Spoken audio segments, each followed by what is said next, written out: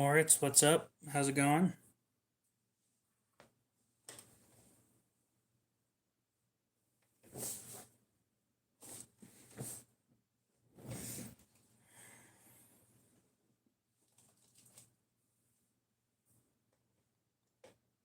What to do, what to do.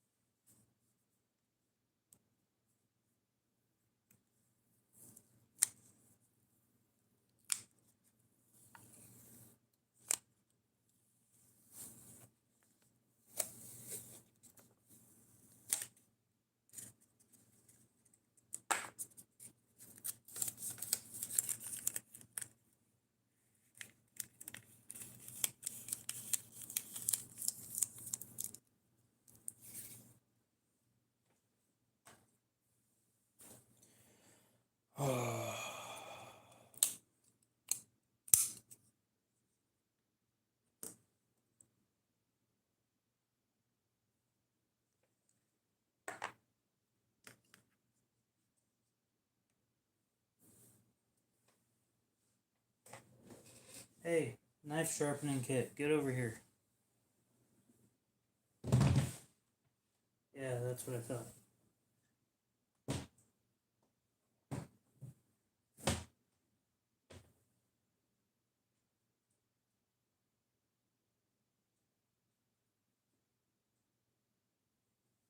Yeah, spray bottle.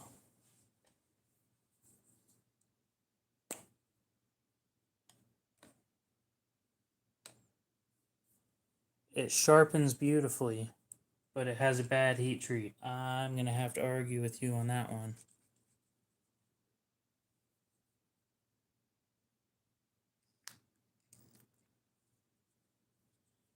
If you ask me, it's one or the other.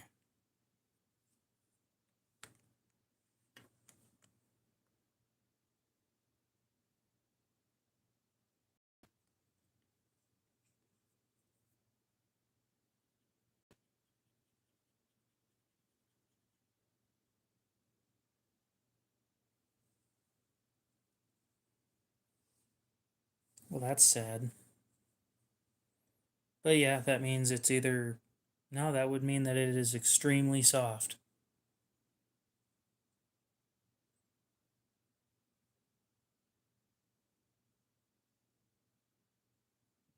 That's disappointing.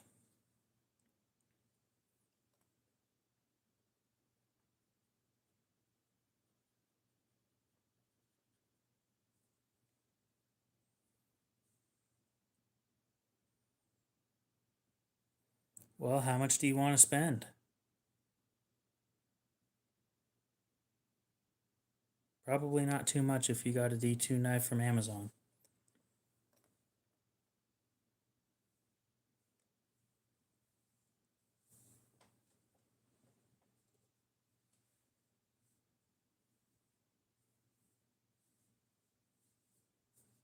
A bill?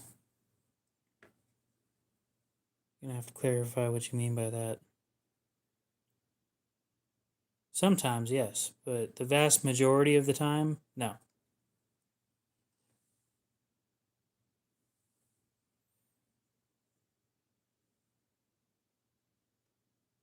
Oh, $100? Where are you from?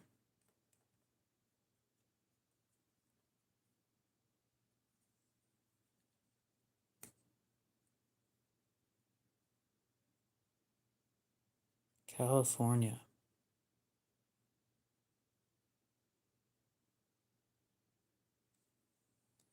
Um,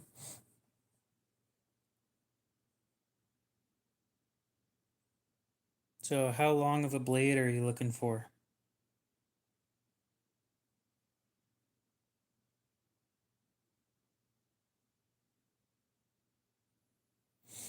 California. That's what the family calls it at this point. Damn, I only have one knife on me today. 3.4 minimum. Ooh.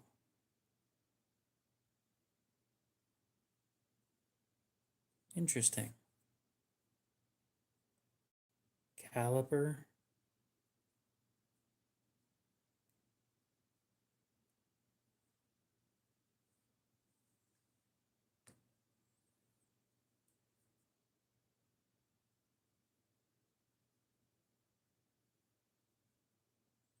Um,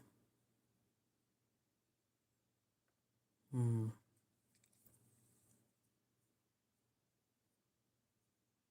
Trying to ask myself if I have anything like that before I send you off to another website. Let's see.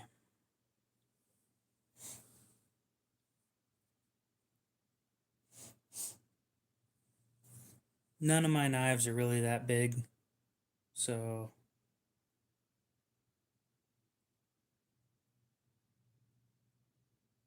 unfortunately, I don't think that I can sell you anything. Let's see here.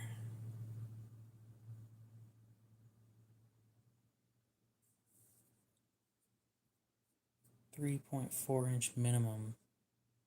That is big.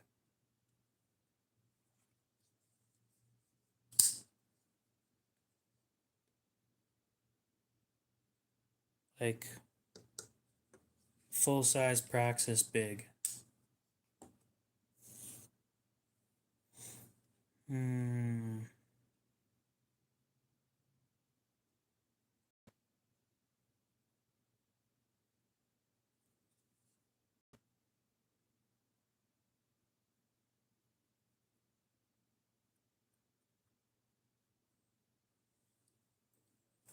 Reverse Tonto.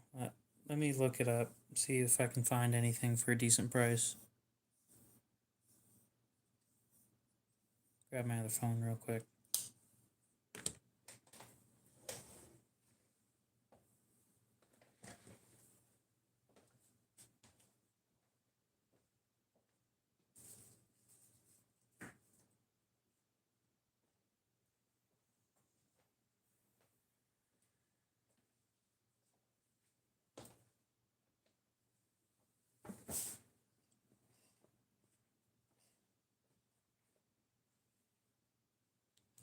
So in tonight's live stream, we will probably hit 2,000 subscribers, which means I gotta get prepped and ready for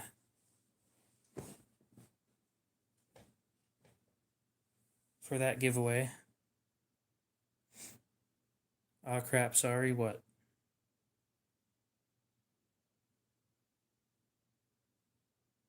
Henry, what's up? Welcome back.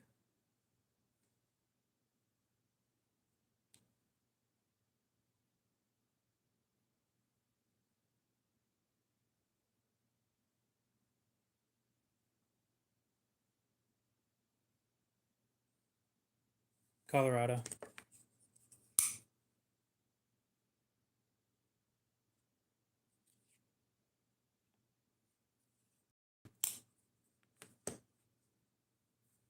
MDC, welcome back.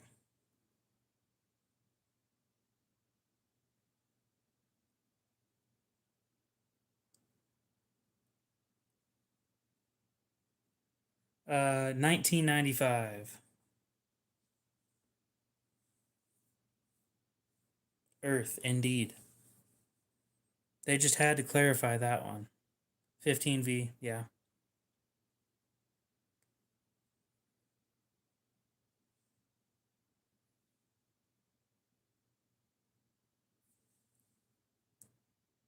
Okay, got the screenshot of my truck's model year, which is awesome. Now I gotta go look for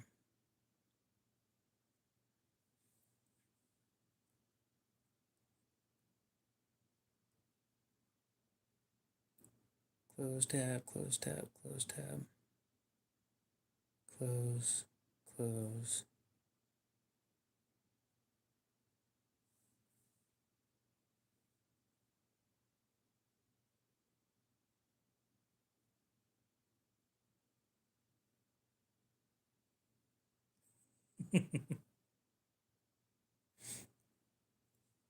You wouldn't be able to pay me enough to make me do that.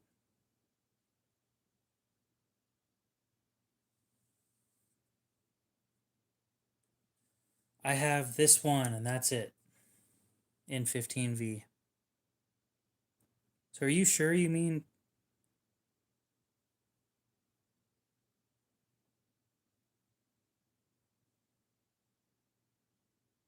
I don't know, probably like $5 grand. Yeah, $20 isn't enough.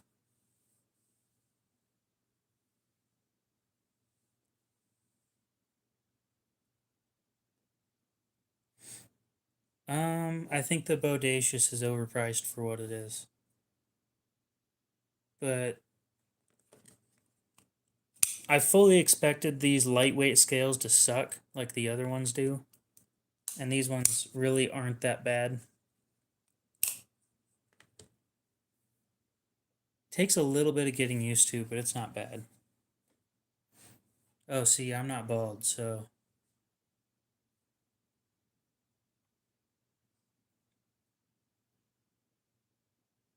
And you're sure you meant minimum 3.4-inch blade?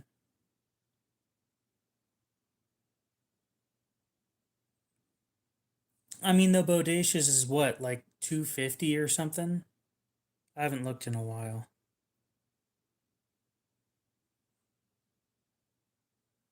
Exactly. Like, it is way overpriced.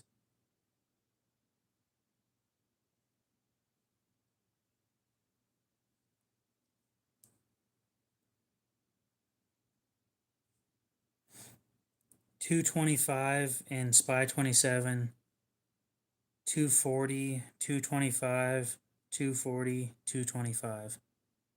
That is disgustingly overpriced.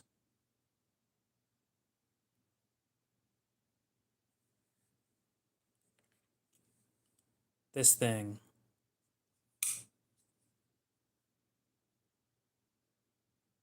I mean,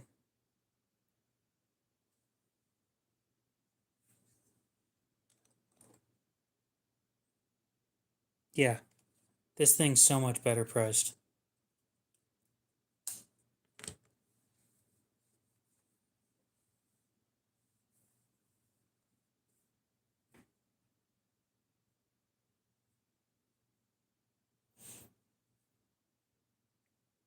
I don't think you can justify that much. Welcome back, Pac-Man.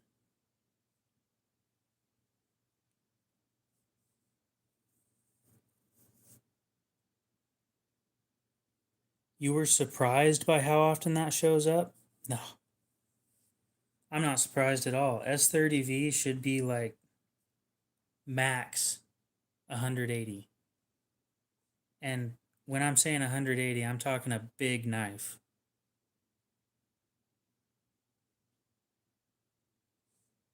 Another one I also completely agree with is the Spyderco Military and Military 2. Those things are way overpriced. $270 for a 4-inch blade of S30V. That is way too much.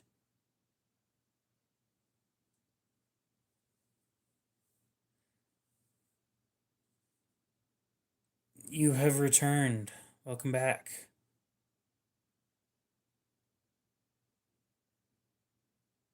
S30V is underrated? No, it's not.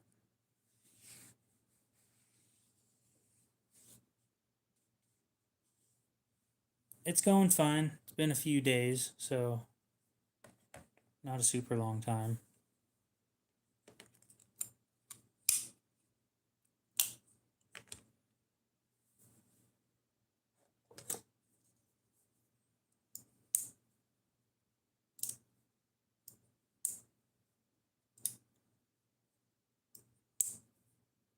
Favorite knife currently, it's still the Para 3 and Maximate.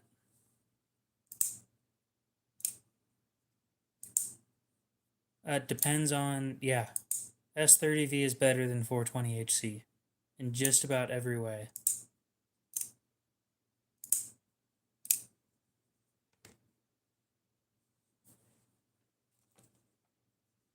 I almost feel bad.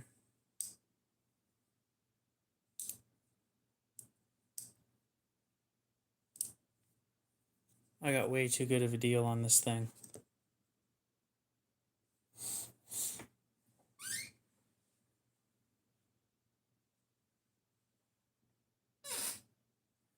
Maximit's fine. It's not it's just more smooth than the base model Para 3.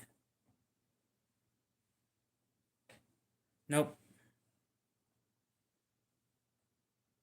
Not gonna happen today. Ooh, fidget knives. It's not on the table right now. It's in a box that's buried under another box. But the... Oh, what's it called? The Gin Knives Mini Rhino. I have figured out 7 ways of opening that thing. It's a button lock with a front flipper, just pure entertainment. It won Fidget Knife of the Year on my channel in 2024. And it was just so fidget friendly. And I don't think I've come across anything that is that fidget friendly since. Yeah, it's like 33 bucks. You get 9 CR. It's a decent knife. I have not.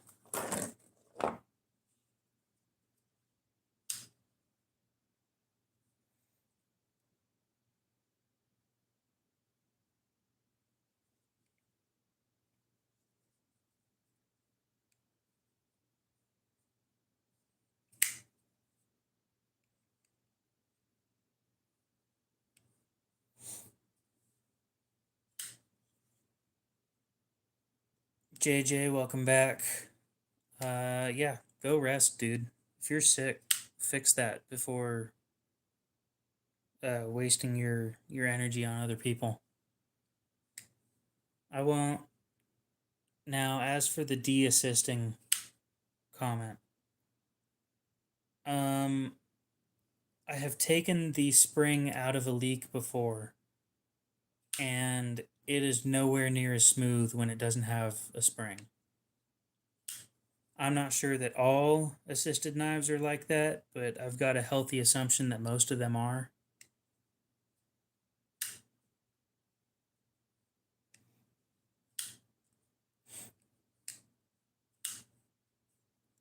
I haven't gotten one of the Campolins yet, or one of the Dragonflies.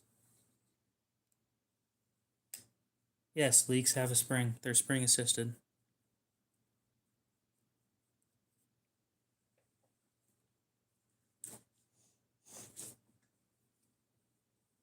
That's why they open the way that they do. It's also why, when you push on the blade to close it, it has some pushback.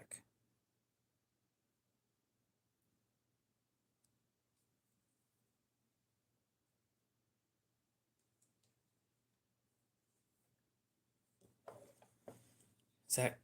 Do you pronounce that Kashif? How's it going?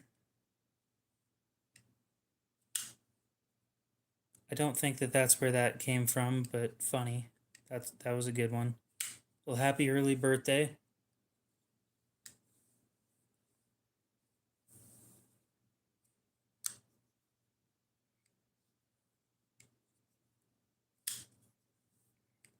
Oh no, they have a detent. They do. They're just not smooth anymore.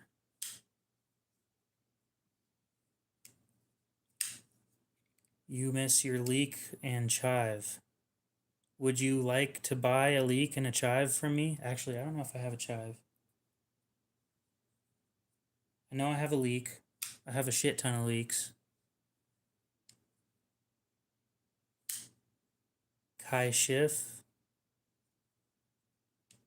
Is that correct?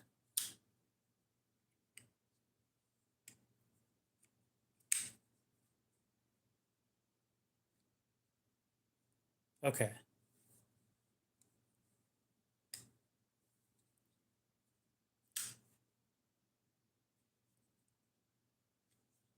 No, I will not do petting again. You can't open it all the way. with the flipper tab if you take the spring out. Yeah, I don't know how that stupid thing works. Like, new people get to number one really, really quickly, and then it takes forever for somebody else to take it.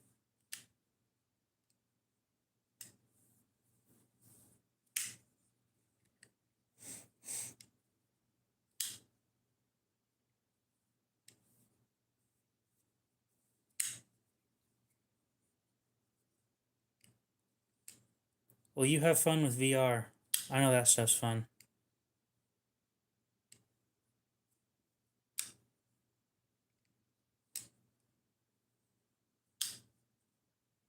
Well, I hold knives for people. Well, here's the rules for buying from me. You have to be in the US, and I only sell through Cash App because Cash App is less of a pain in the ass than everybody else.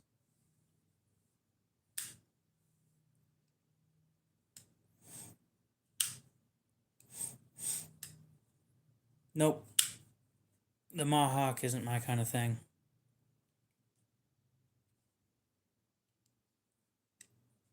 The downside of Cash App that I've heard a lot is they don't have any buyer protection. But multiple people on my channel have bought from me, so I do have a reputation. I recommend going into the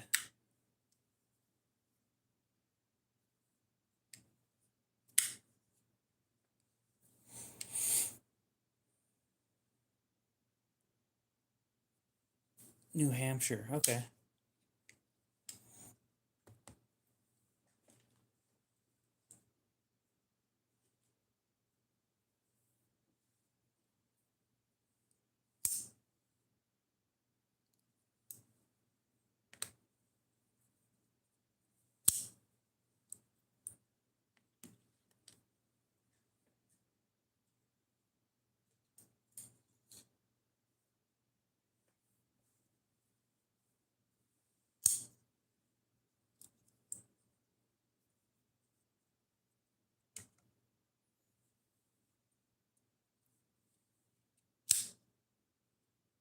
So yeah, if you take the spring out of one of these things, they just don't work anymore. You have to use the thumb stud.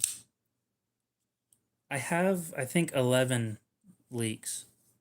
Not all of them are for sale, but like one of them, I'm pretty sure it's fake, so I'm not selling that one. And these four I know are real, so I don't mind selling them.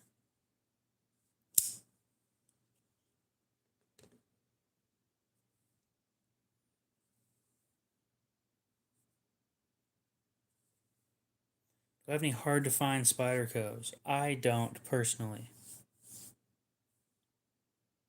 Well, technically speaking, I do. It took me 3 weeks to find it in the chair that I sit in, or not 3 weeks, like 2 weeks. But I don't think that's what you mean by hard to find.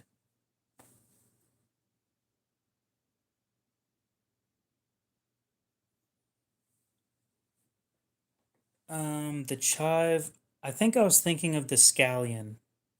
Yes, I recognize you now.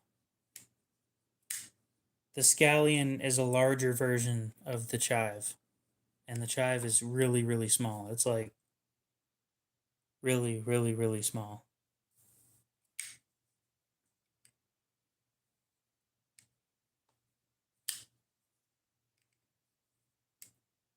A silver leek.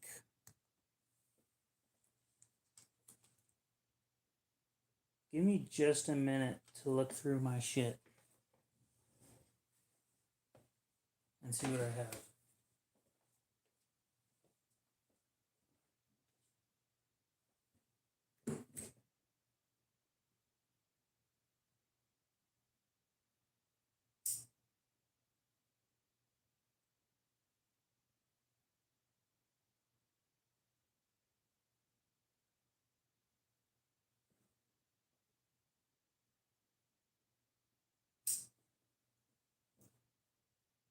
I know I have more leaks than that. because this one's mine. Oh, the table's a disaster.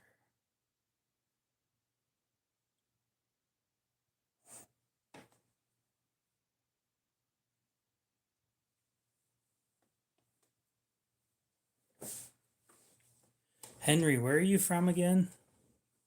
Wondering why you have... Dumbass, it's sitting right here on the table. Oh yeah, this is the one that I fixed the tip on. I'm not selling that one. There's another one that I have that's bead blasted too.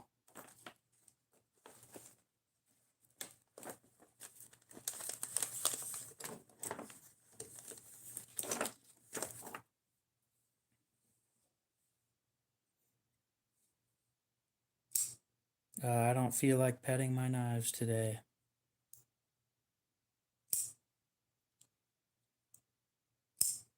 I don't know, I kind of wanted to keep my OG because it's clean.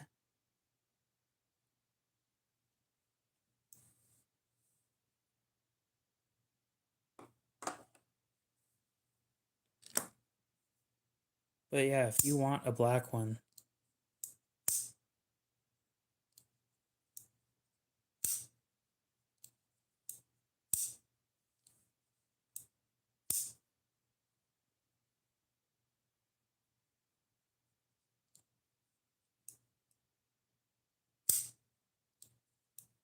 this one,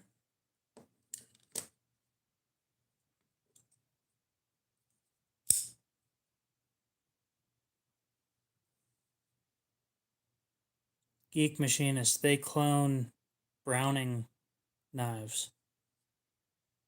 So this one was once upon a time this color. It is almost, next month it will be 18 years old. They don't make them in this colorway anymore with the black blade. Instead, they make them with the bead blasted blade. It's in 13C26, not 14C28N. But I replaced the spring in it, and all of these have either a new spring or a solid spring.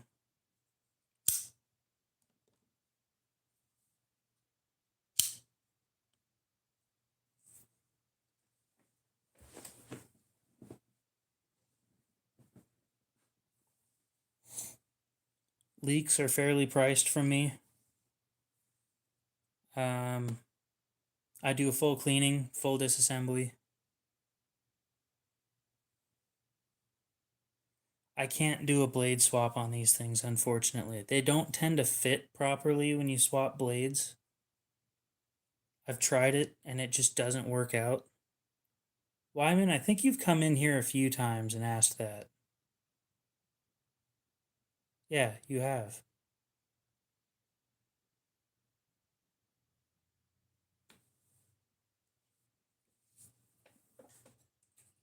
I can't successfully do a backflip.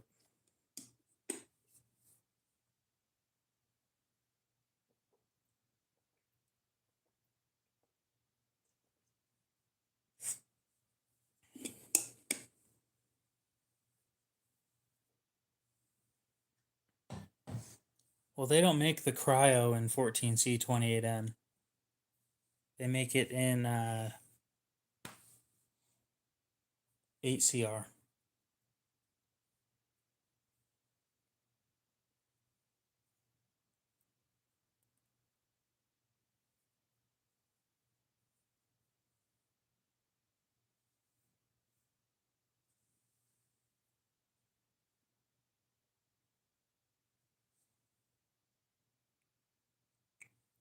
Interesting.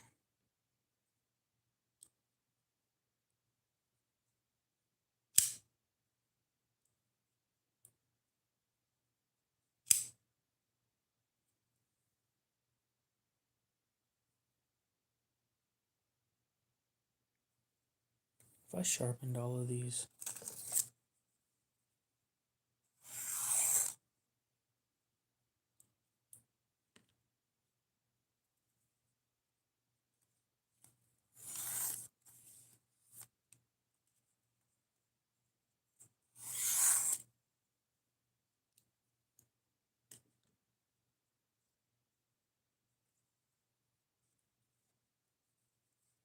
I'm not a fixed blade collector, so I wouldn't know.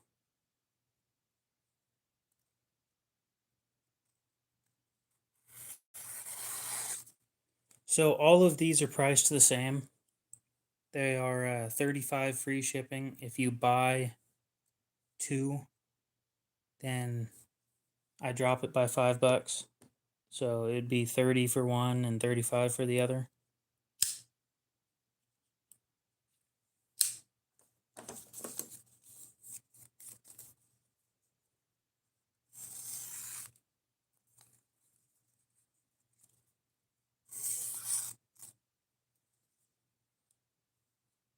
I could probably do better on these.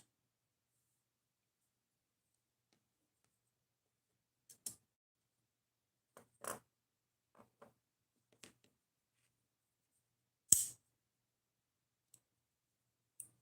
think I have an orange one of these somewhere. I know I have an orange one somewhere. I don't know where it is though.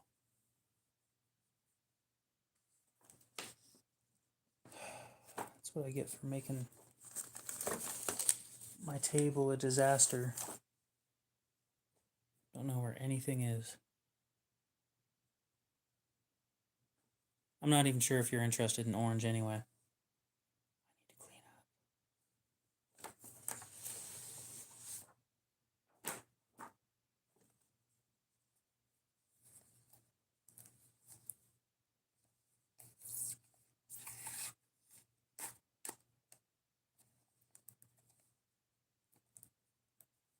Okay. We can get that worked out. And I can get it. If tomorrow's Friday and you pay tonight, I can get it shipped out tomorrow.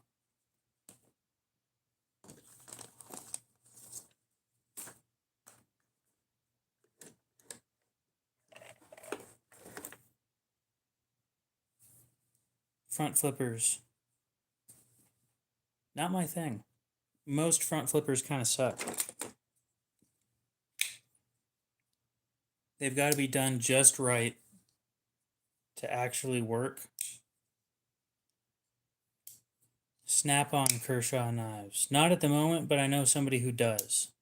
Is there something specific you're looking for?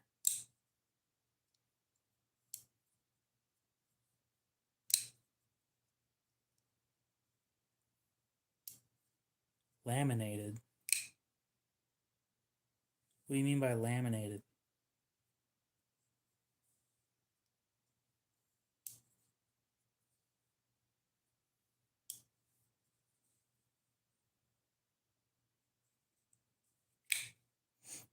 I'm pretty sure one of my buddies has one of the snap-on Leeks.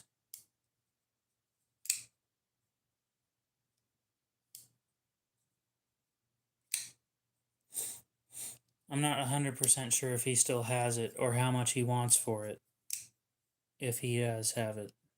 So,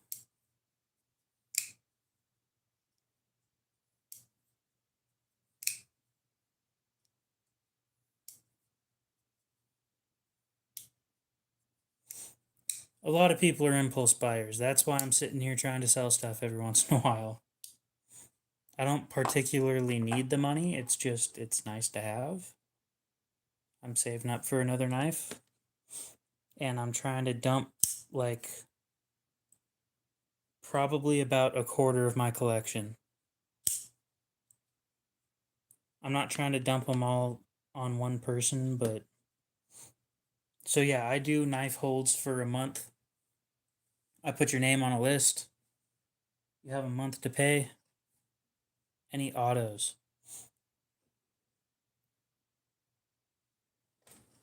I don't know. I thought the Snap-on Leek was kind of stupid too, but for some reason they're going for like 100 something bucks on eBay or more.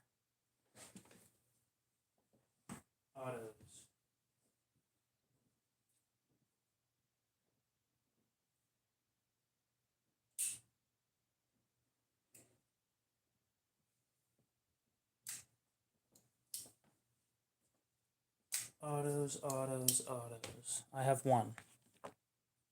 Autos aren't really my thing.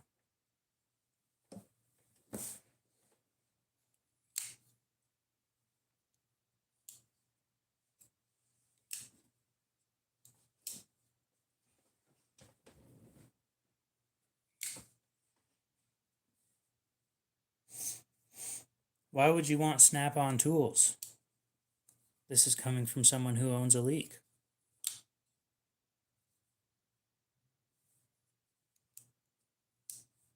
Me, my dad, and one of my buddies call them strap-on because they bring you into the back of the truck and then they fuck you with prices.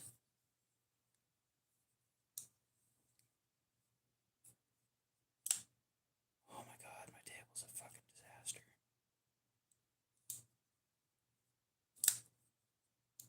So this is a launch one.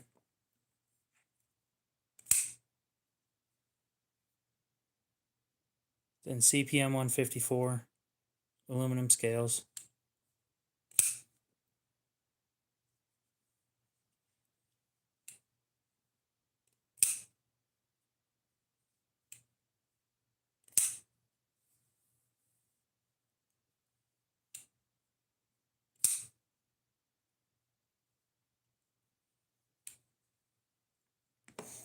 That's like one of the only autos that I have for sale. So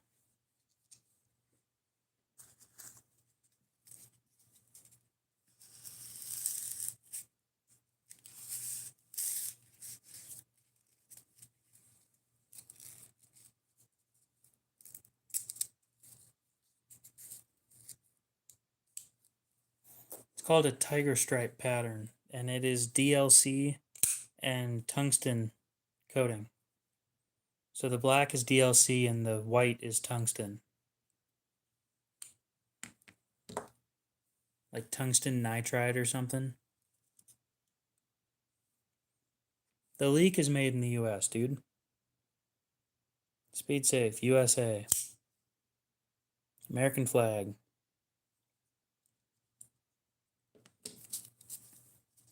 How much is that? The auto?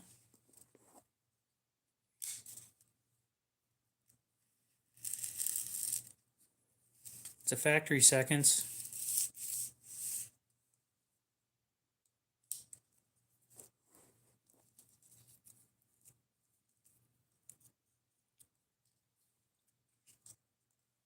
Well, do you want a large M16 or a small one?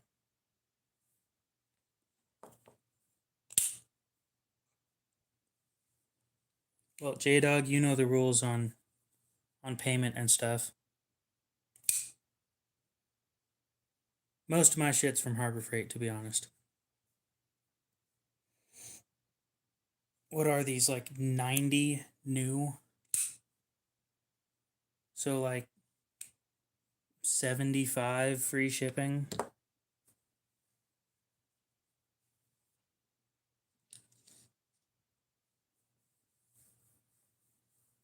Harbor Freight does have some decent coupons sometimes.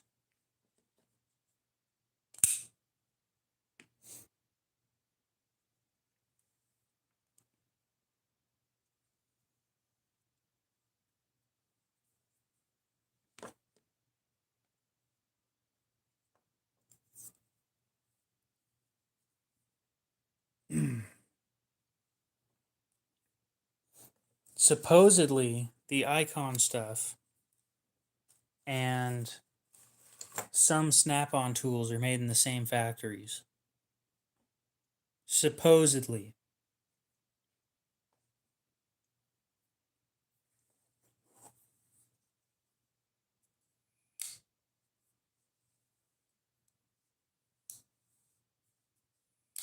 Yes, allegedly.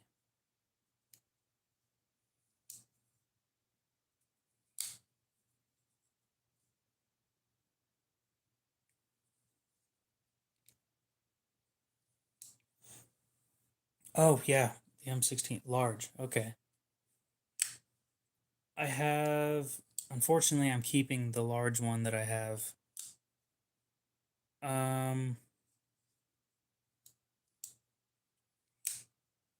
Like an 03 or an 04, because the 03 is kind of my size.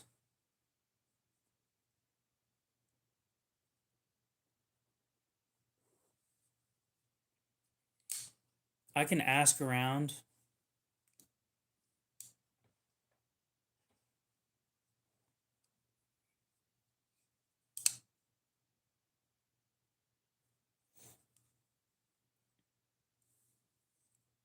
I'll ask one of my buddies if he's got an M16 that he's willing to part ways with.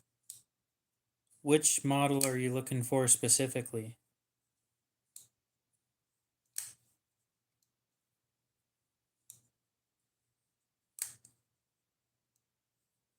I have no clue. I don't usually mess with wood.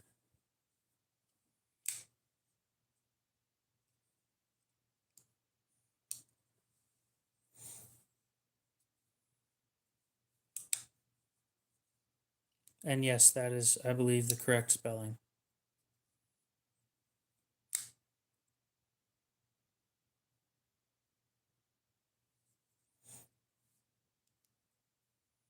See, I have no clue where they're made or how they're made. However,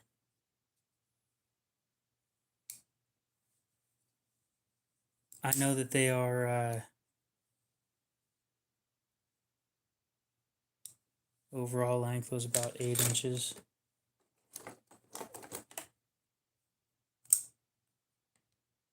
Well, this one's 8 inches. So you're looking for an 03.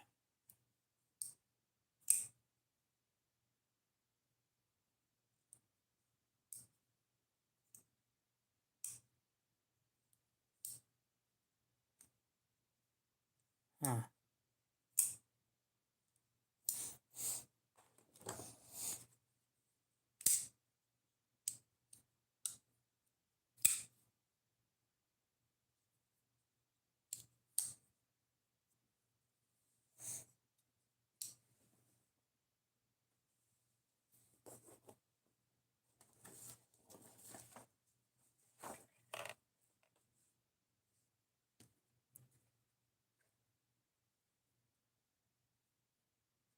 Raccoon blade, don't know what you're talking about.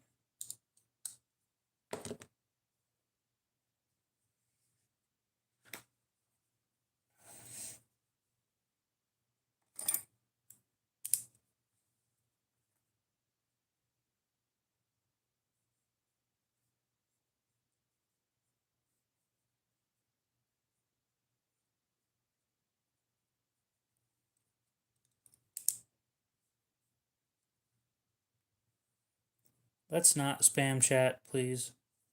I'm trying to answer as many questions as possible. So you like the half serrated stuff? Well, that's hard to find.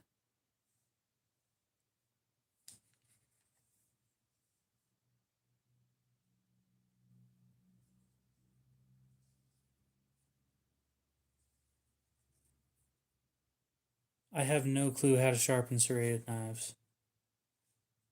Well, I know how, I just don't have the tools to do it.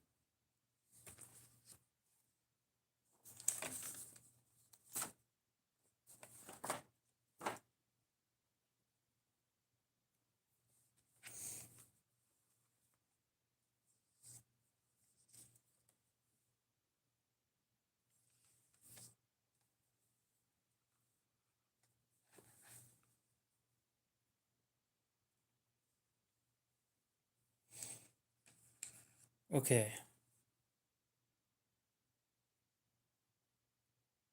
So Boondock wants this. So we'll put that in on the list.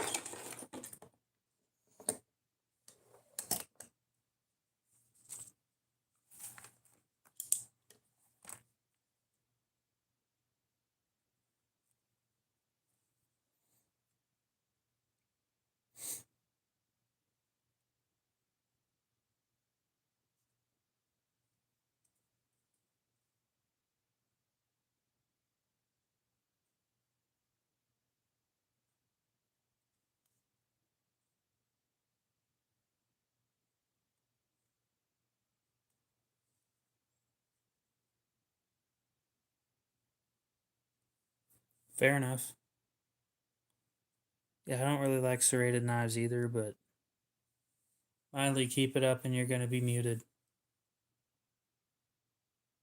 It's NH. Yeah.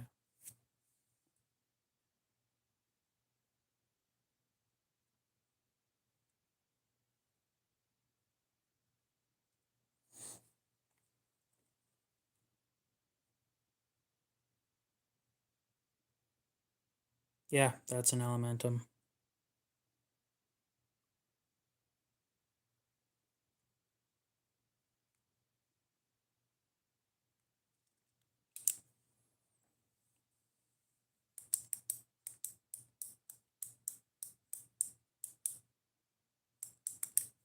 I'm sure the half serrated ones in better steels are better, but that doesn't mean that I like them.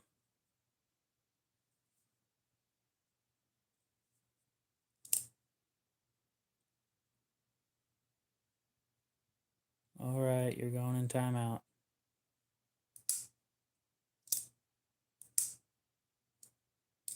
Yeah, I sold my only elementum one.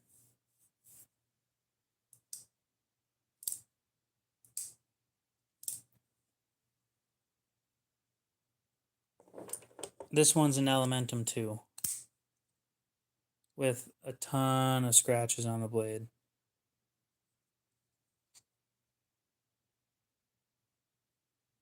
To be completely honest, my knives are knives that anybody would own, so whatever.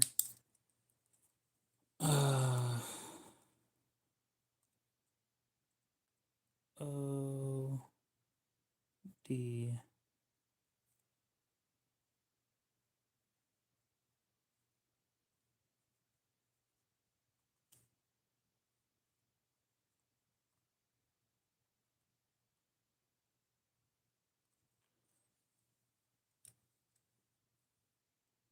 Oh 0918.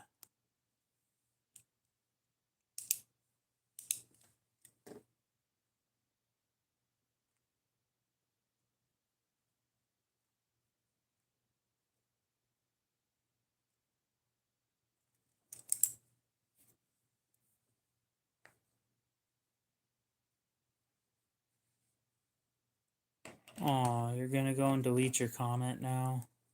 That's boring. If you're gonna say something, you better at least back yourself up there. It's D2.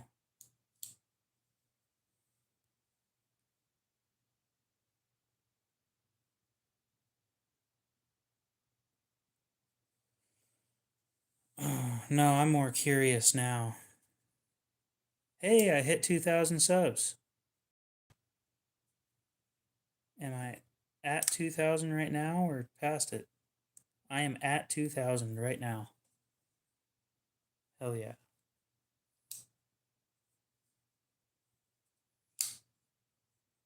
So there we go.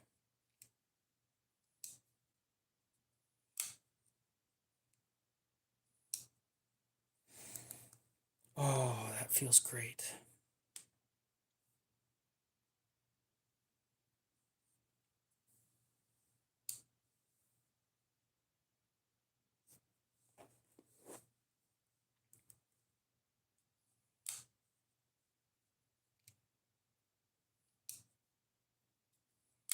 Now I just need to become a partner. Because why not?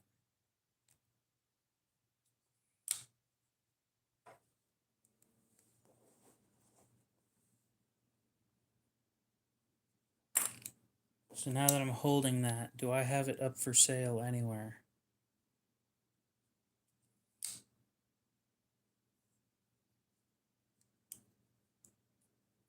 Oh, I can do it right now. I just don't want to. I've already hit all the limits that I need to.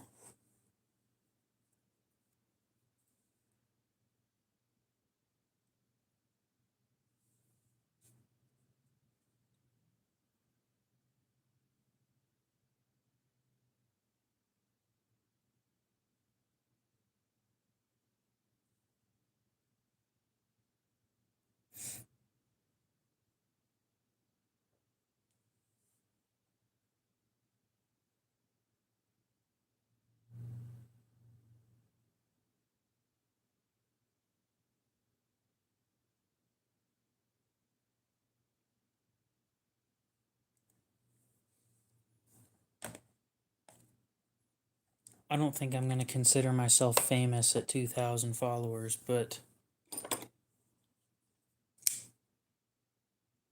Yes, the channel has grown significantly.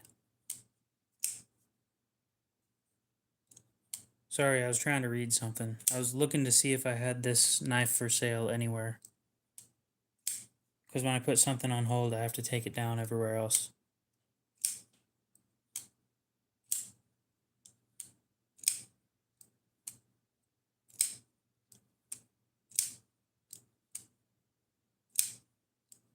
Yeah, it is. The Griptilian is still made. It's like 160 right now.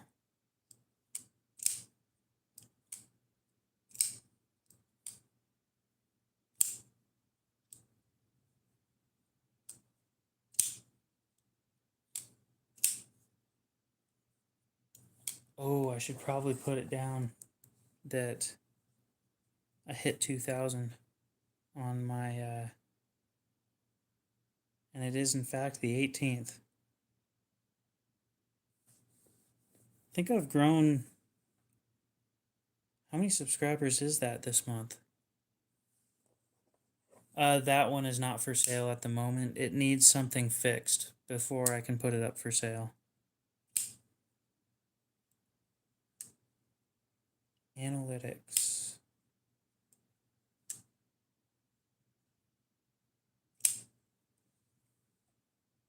That's in the last 28 days.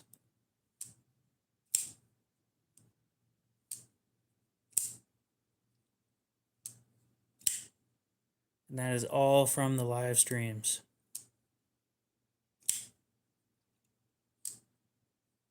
I'm pretty happy with that.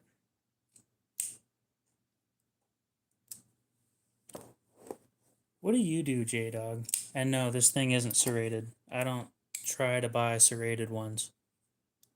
Unless I get an absolutely insane deal.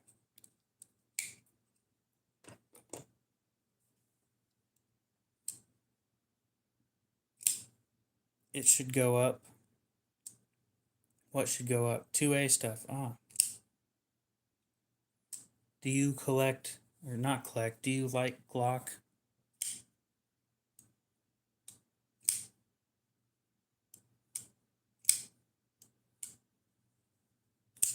Reset my phone? Why would I do that?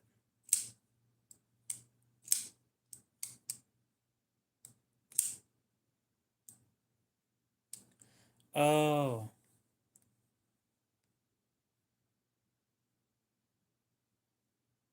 You meant. Okay. 2002, the year I was born.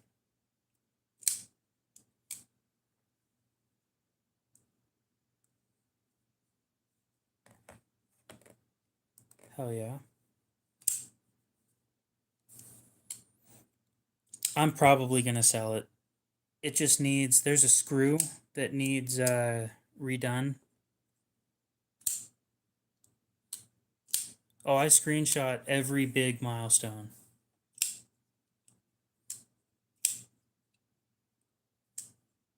Like every 100 I screenshot. It has gotten to the point though that it's become difficult to screenshot them all. I miss a lot of them now. But yeah, now I got to set up the 2K giveaway. 2K giveaway has a... What are we doing on the 2K giveaway? I know for a fact Civivi's being thrown in there.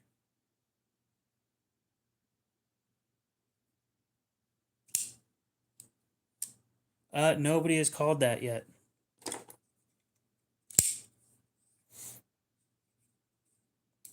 And I was thinking around 130.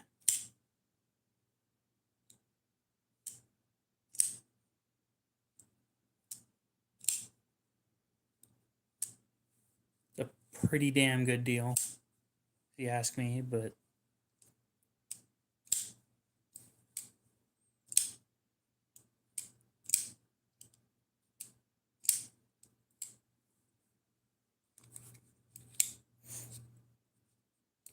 so the screw that needs fixed I think it's the head, yeah, or something like that. So you'll notice when I squeeze the scales together, that screw moves. So it's not fully seated properly. That needs replaced. So I will be sending it in along with my Adamas to have them fix them. And I might be selling the Adamas as well, but I don't know yet.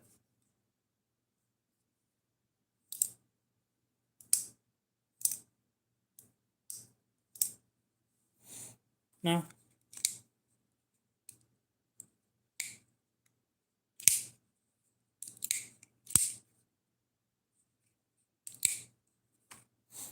It's a perfectly fine knife. It's working just fine.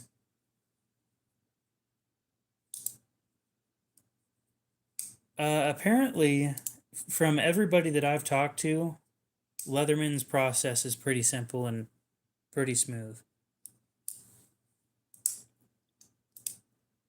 See, I wouldn't mind keeping the Adamas, but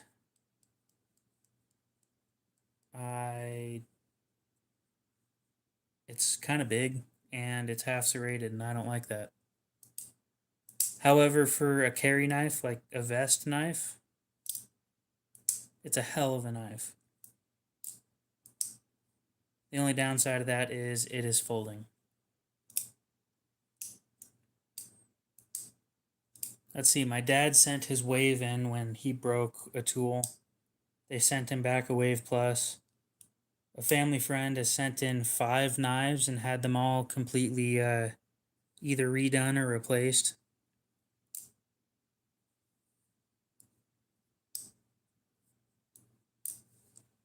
The Adamas.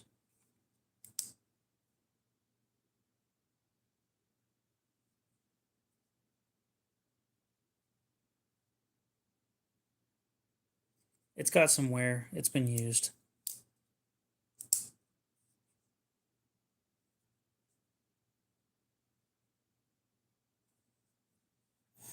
Yep, big ass knife, big ass blade, and it is thick as fuck.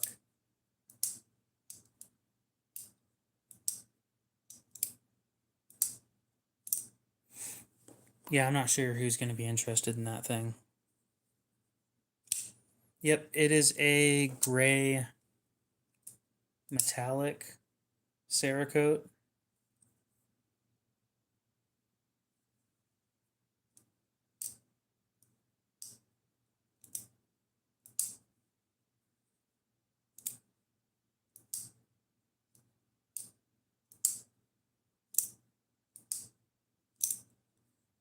Well, that's why I don't loan my shit out. Unless I can replace it. So, send it in. You can see what they'll do. I'm pretty sure. Do they not sell that version anymore? Cody, what's up?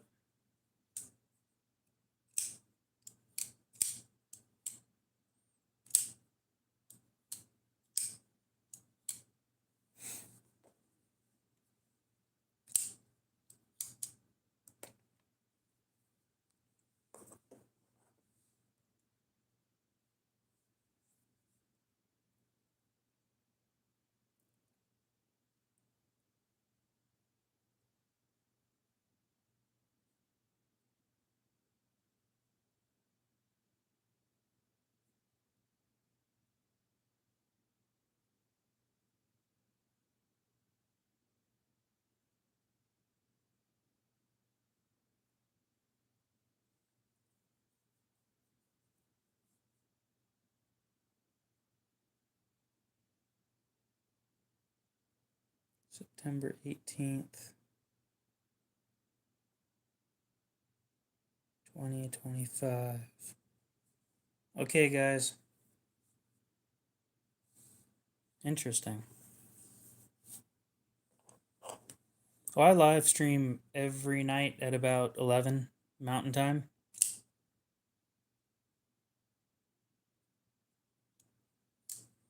So, by the looks of it, guys, I have run out of characters, which means I'm going to need to delete some of these dates.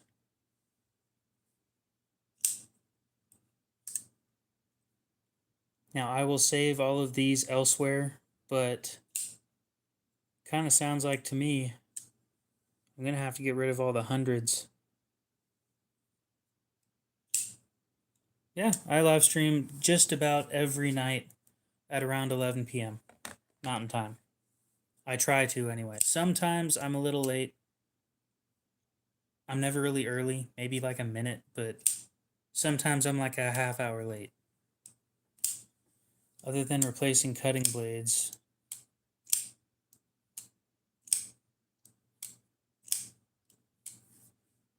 Yeah, they'll probably just replace the tools on it, and I think that there's an option that you can do on their warranty page saying that it's sentimental. Buck does that, and Buck will do everything they can to keep that knife as close to original as possible. I don't know if Leatherman does that, but I'm pretty sure they do.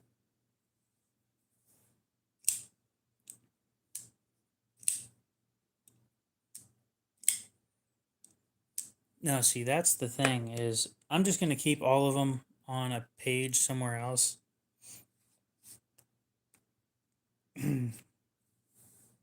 But you guys can see how long it took to grow to the first 1,000. And then right here, like the last 500 just happened in a month. The last 500 was almost in a month, which is insane.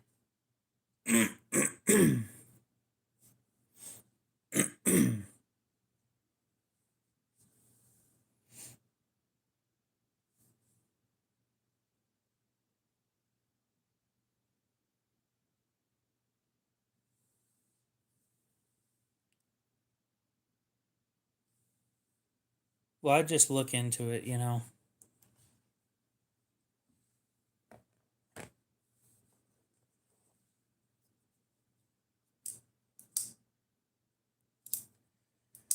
Yep, now I just got to set up the 2K giveaway and get that stuff shipped out, and then yeah, that should be a good time. The Swiss tech back there. Oh, the Grundit or something.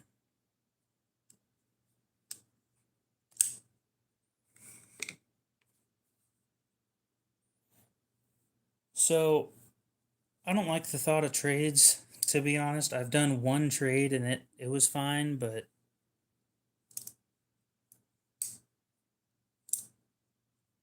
it kind of depends on what you have to offer.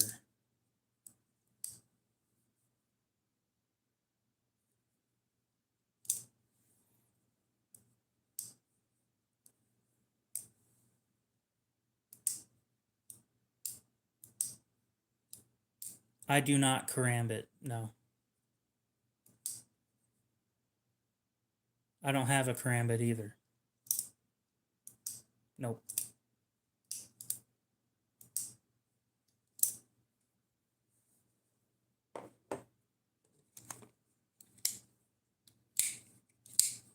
Look, if you guys pick on me for shit, I'm picking on you guys back.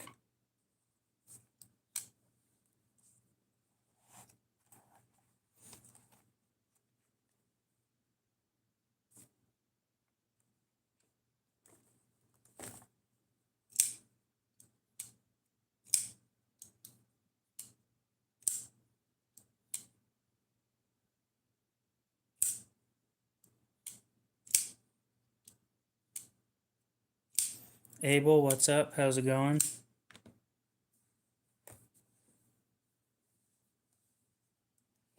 Well, at least you got some decent scales. Well, I'm in the USA too. How much are these things?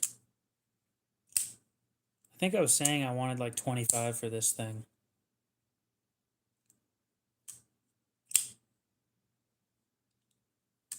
I'm not always trying to sell stuff, I promise.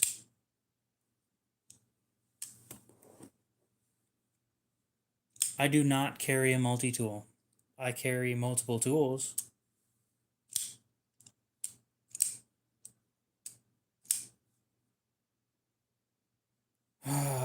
Canadian laws.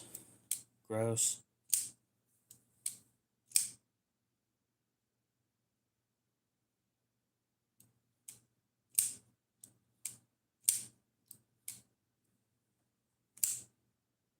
Swiss Tech knife. Made in China.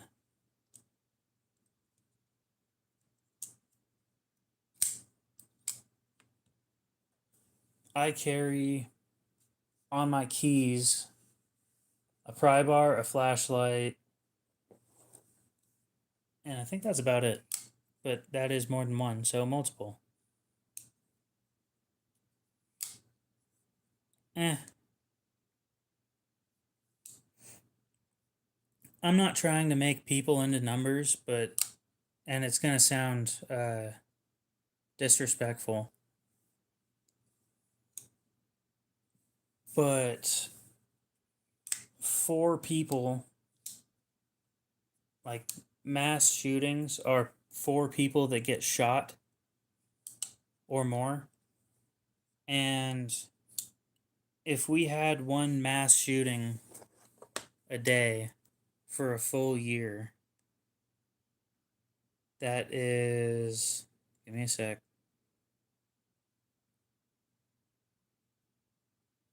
Four times 365. That's 1,460 people who were shot, not killed, just shot. Okay? Out of 330 million.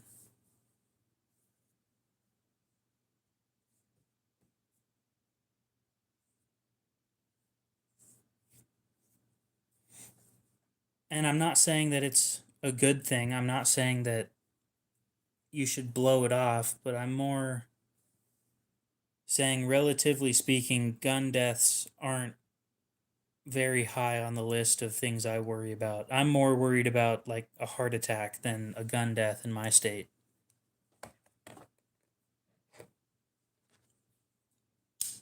You want a real knife fight. Well, I don't recommend or condone fighting with knives. However, the best self-defense knife, in my opinion, would be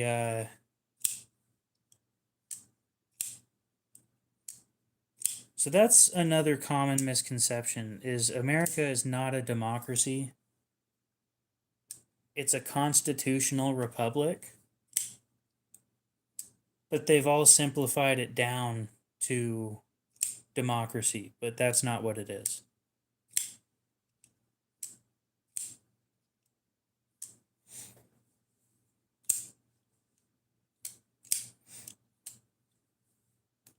Oh, trust me, I agree that firearms being used for the wrong purposes is disgusting. Oh, yeah, back to the self-defense knife. A Spyderco civilian or a Cold Steel Black Talon 2. I don't remember what this thing's called. It's like Swiss Tech GER something. Let me look it up.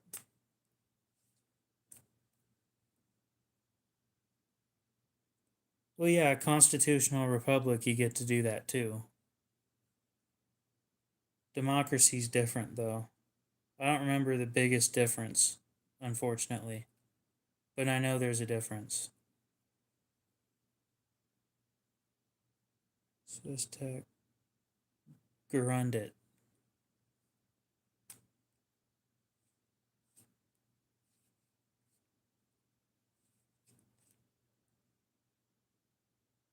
I love how they say assisted flipper, but this thing isn't assisted at all.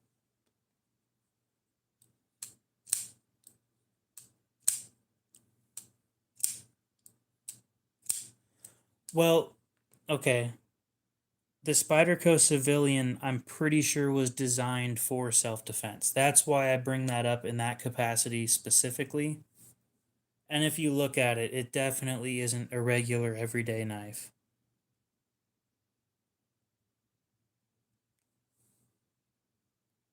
Like, that thing's not for everyday use.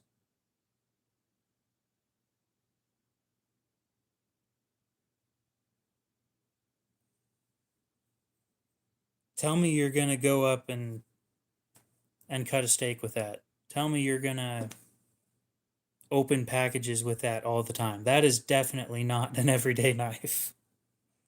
It's like a 4-inch blade too. The blade's that long, and it's like that. Oh, I don't agree with banning guns. That gives too much control to people that I don't trust.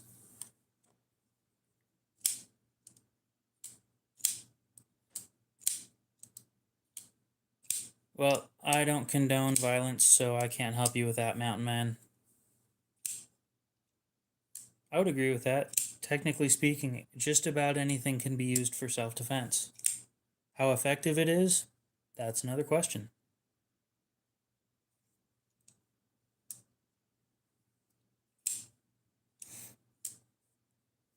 No. The United States is extremely volatile right now.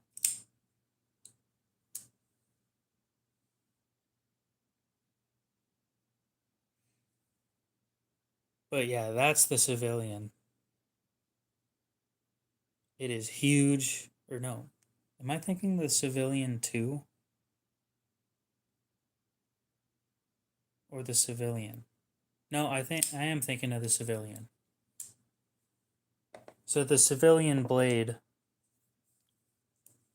is bigger than this. Well, it's fully serrated, so you really shouldn't need to worry about that. All-time favorite knife, Para 2 or Para 3 in Maximate.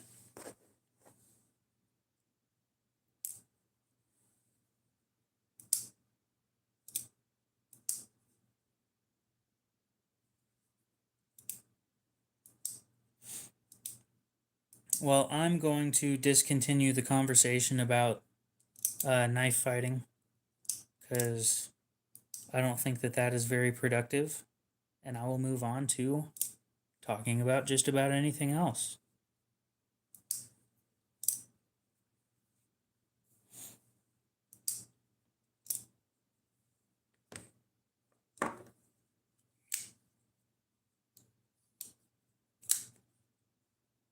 A favorite fixed blade.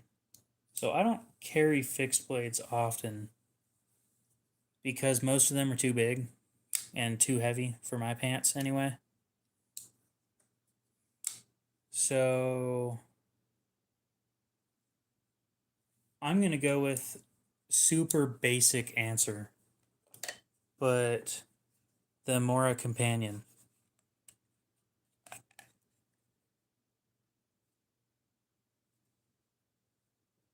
Decent steel, decent price, comfortable, and it's not too heavy and it sticks on my pants when I don't wear a belt. So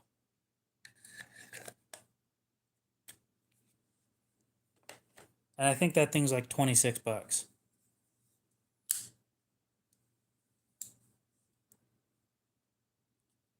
My least favorite knife that I still carry. I don't carry my least favorite knives.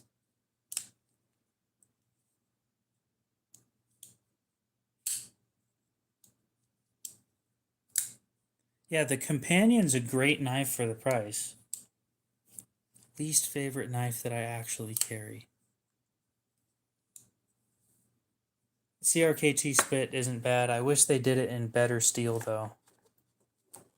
Okay, I'll give you my least favorite knife that I still carry. Demco Shark Cub.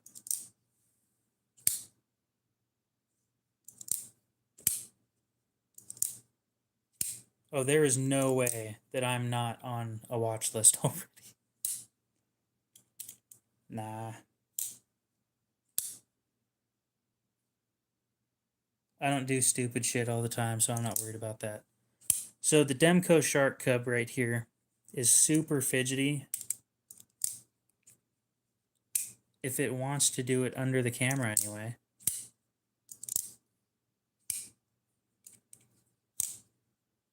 The downside is it's in OS 10A and the edge retention of this thing is just dog shit.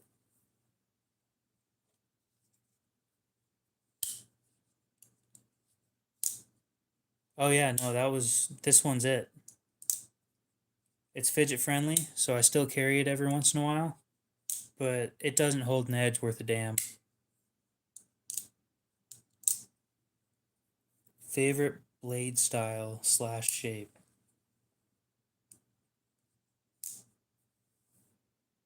Do I have one on the table?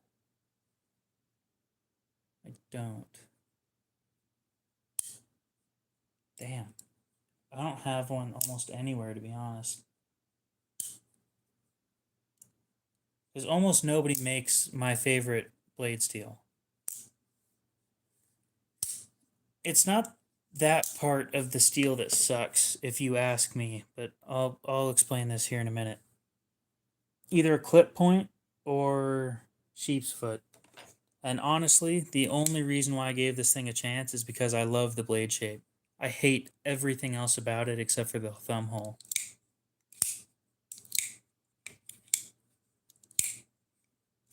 Favorite steel? I'll answer that one in a sec too. So OS 10, I've heard is okay.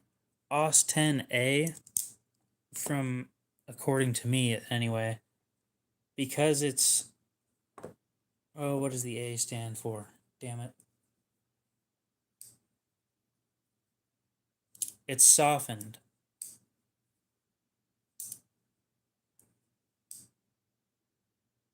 OS 10A.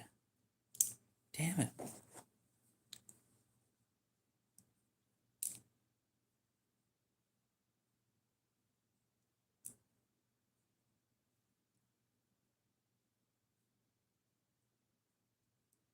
Annealed. So it's softened, and it just doesn't hold an edge worth a damn. I'm sure it's tough, though.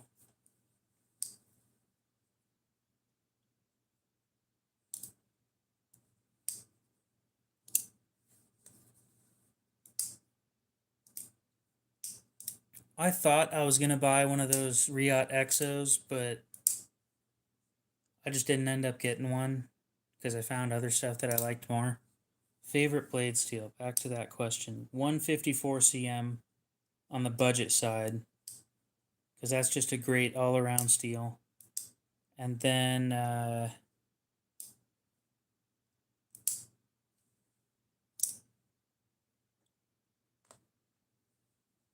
probably S45.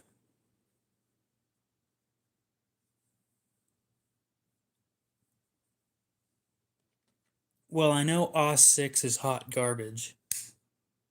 OS 10A sucks. So maybe just go with like OS 10. I don't know. I honestly wouldn't mess with any of the AUS steels either.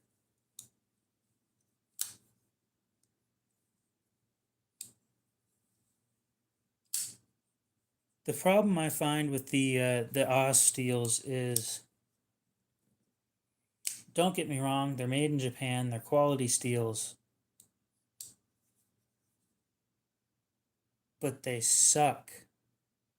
Like, nobody heat treats them right. I've never gotten a knife in any of the AUS steels that are heat treated properly. I'd say 420HC is better only because, again, my heat treat issue with every one of them that I've had. How much is a budget knife to you? Ooh. Under 100. 14C is not bad. They need to stop acting like it's a super steel, though. It's not. It's kind of just eh. Decent stainless. Decent toughness, I think. And decent edge retention. It's nothing special. It really isn't.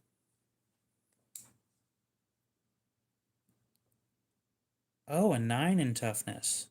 Then why the fuck does the Leek tip break so often?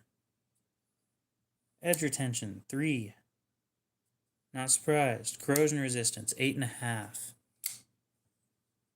So yeah, corrosion resistance is decent. Toughness being at a 9, I find that really hard to believe. Because on all accounts,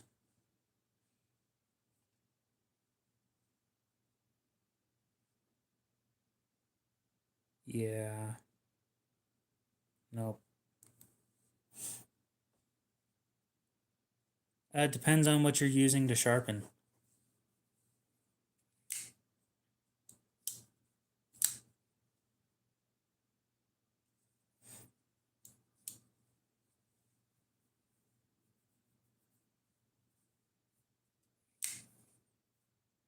How many steels have you tried to get that kind of edge with? I think that's the question that you should start asking.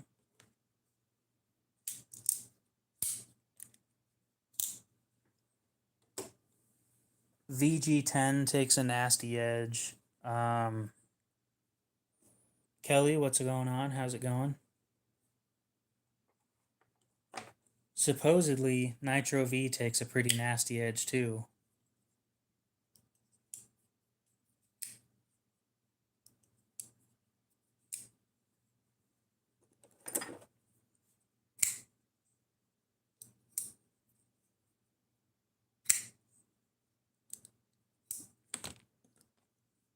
That's a Civivi Elementum 2.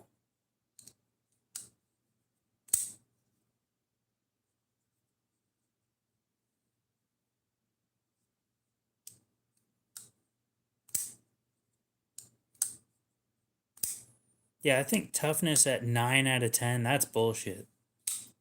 There is no way you're going to convince me that that's a 9 out of 10.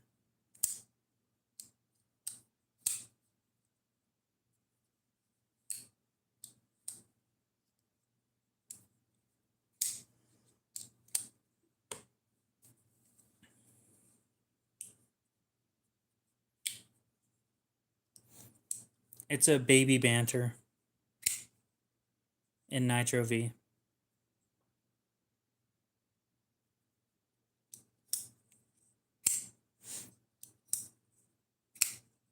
I sell these for 40 when I can get my hands on them.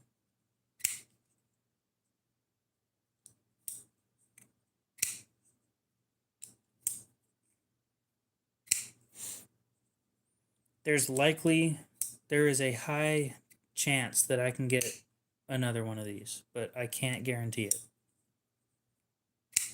I haven't messed with Spy 27 yet.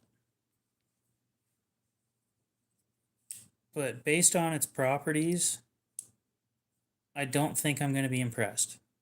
For the price, right?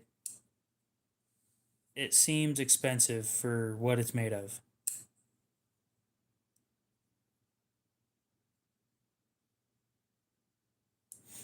Maximate is probably the easiest to put a nasty edge on when you have the right tools. And it eats. Oh my god, it eats.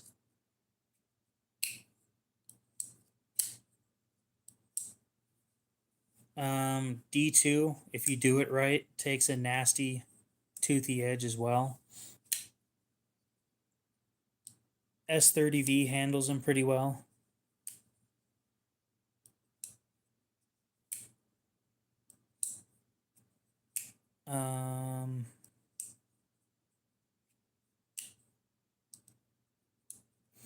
Oh yeah, D2 takes a really toothy edge. Depends on the 440. 440A, hot garbage. 440C apparently is pretty decent. I've just never gotten my hands on some that was heat treated properly. No, when I say eats, I mean an extremely toothy edge that just rips through shit constantly.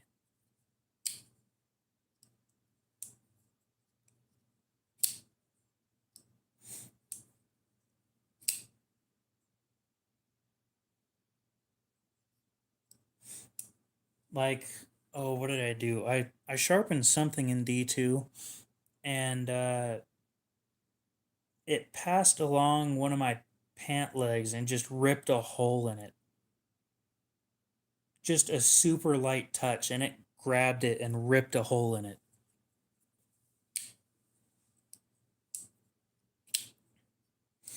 Um, I don't know. Depends on the steel. High vanadium steels don't like ceramic. So, high vanadium being, I think, 5% and up. So, 15V would chew through a ceramic stone. Maximate would do the same thing. Rex 121, things like that. I think Z-Max would also do that. Yep, Z-Max, 15V, S125, M398, 10V, S90V, S110V. Stuff like that would just chew through ceramic.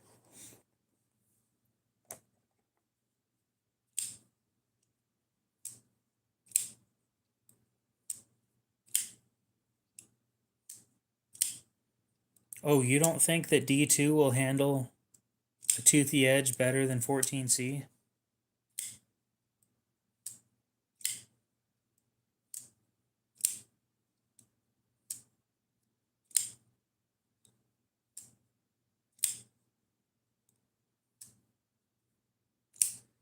Yeah, so the reason they don't like high grit edges, I've heard of glassing, but I've never experienced that personally with S35.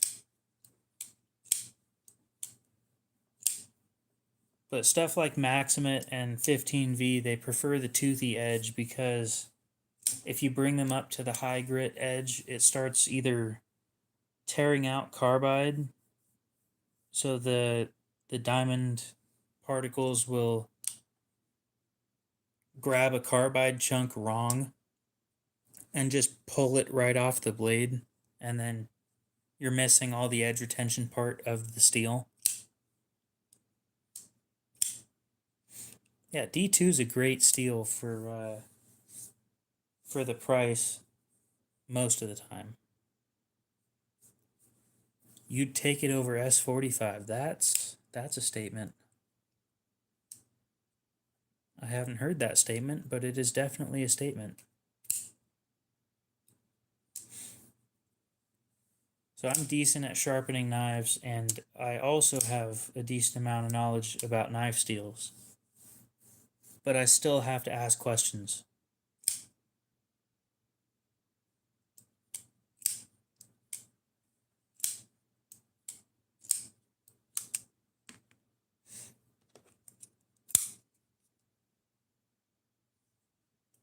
I'm not a pro.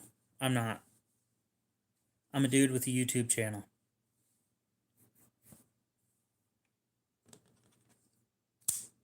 Take the things, I'm not going to say it that way. I was going to say take everything I say with a grain of salt, but I tend to try and correct myself often. The Nitro V I've got on this thing is at 3K, I think.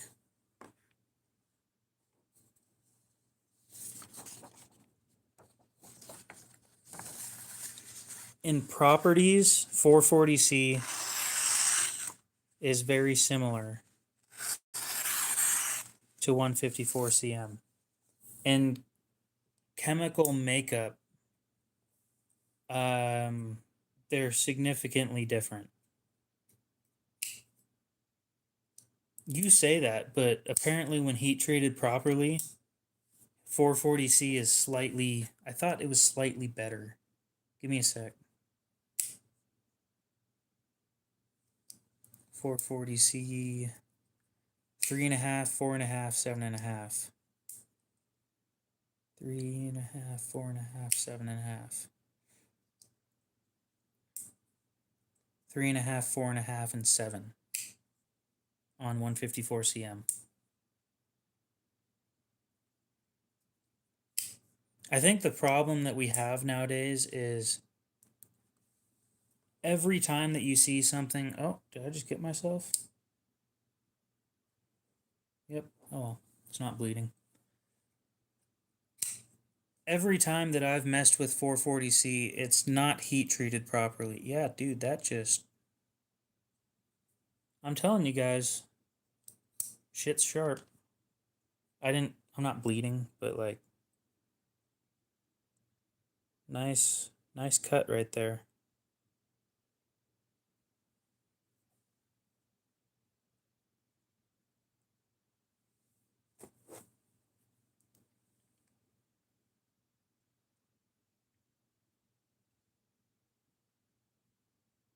Yeah, they say that according to um Laren Thomas's website, they have the same edge retention or similar. N690 is overpriced. It is so overpriced. But I'm going to reorder that. N690, then 440C, then 154 cm.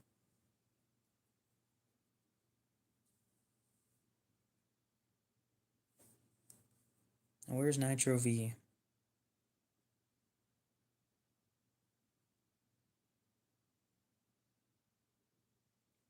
Yeah, so 14C has better edge retention than Nitro V. But Nitro V is slightly more stainless. Like, whoop-de-doo, I guess.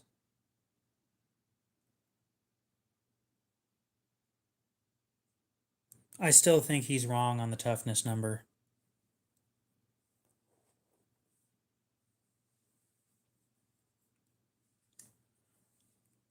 I think, I'm not sure, but I kind of think Cedric and Ada was, Peter from Cedric and Ada was watching my live stream the other day.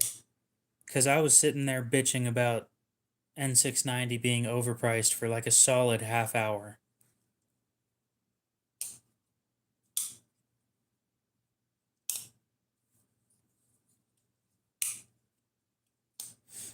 I can't confirm the fact that he might have been in here, but okay, sounds like a plan. We'll see you later. I think he was in here only because that video came out quite shortly after I made that stream.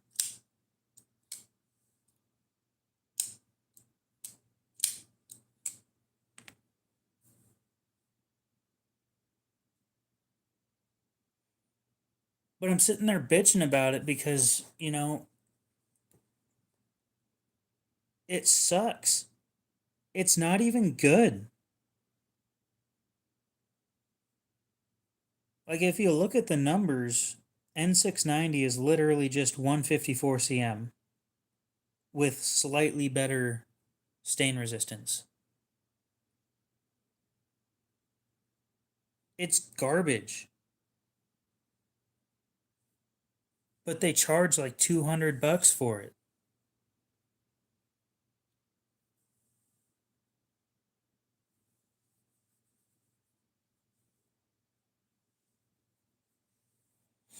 So supposedly LC200N has a 3. Oh yeah, LC200. Oh, you gotta be shitting me. That's sad. LC200N, when heat treated properly, apparently has better edge retention than Nitro V. But it's a 10 in stainlessness.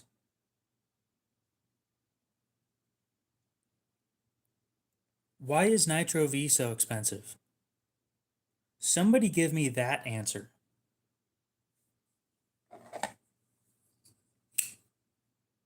I want a solid answer on that one because it's not special. It's literally. Give me a sec.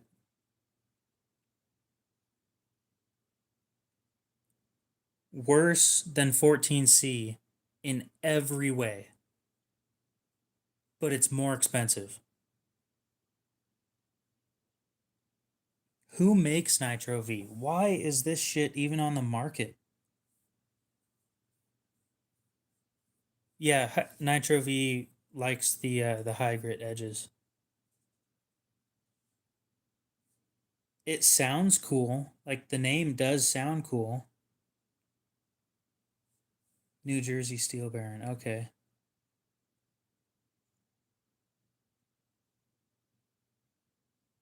A modification of AEBL.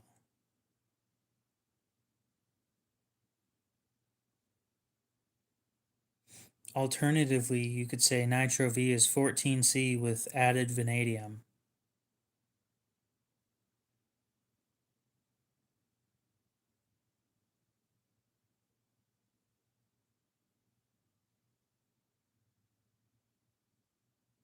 Not even.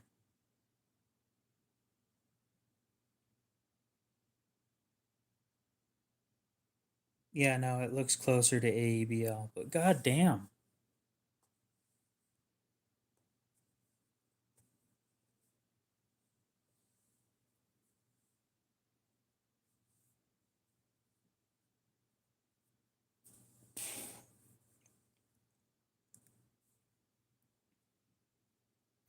Oh, I'm talking about like custom makers and stuff. Custom makers, they drop like $500 prices on Nitro V. It's way too high.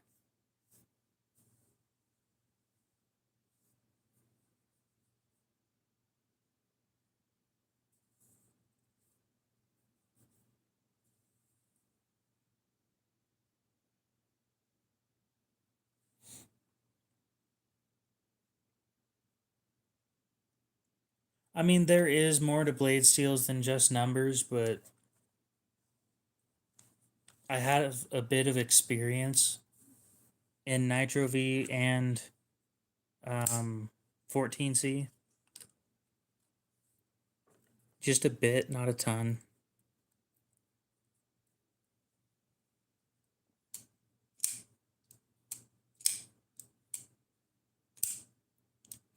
Yeah, you should look around at custom prices for Nitro V. It is so high.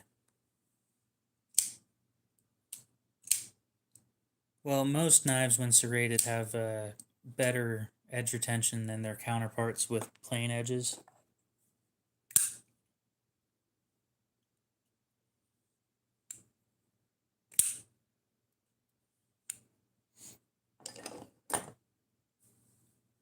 I haven't played around with M390 a whole lot. Any automatic knives, just the one that's on the table at the moment. Butterfly knives, not my thing. No, no, I'm talking about custom makers in the US. I hate to throw one of my buddies under the bus, but god damn, his shit's expensive. He makes really nice stuff.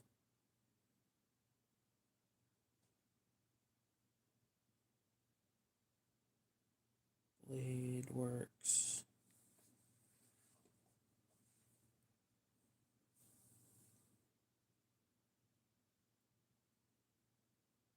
Knives.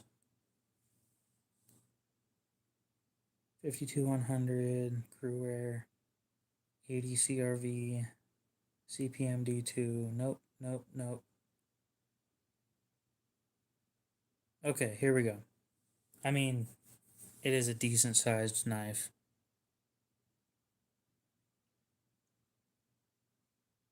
5.5 inch. Okay. What's it heat treated to? Or do we know? No clue. So this one right here is in Nitro V. Ironwood. Comes with the sheath. 450.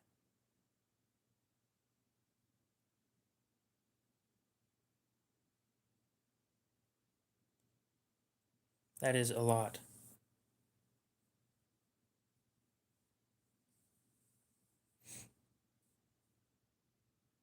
Now, I really do hate to throw him under the bus because he makes some really nice knives.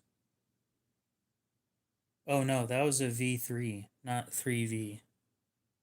Oh, yeah, no. 3V is pretty solid. This is...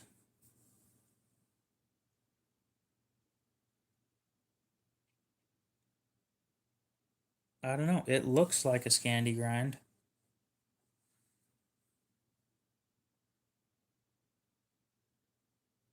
I'm going to say yes, but maybe not. I can ask him, but he's asleep right now. I know that for a fact. I've seen 1095 for like 200 something.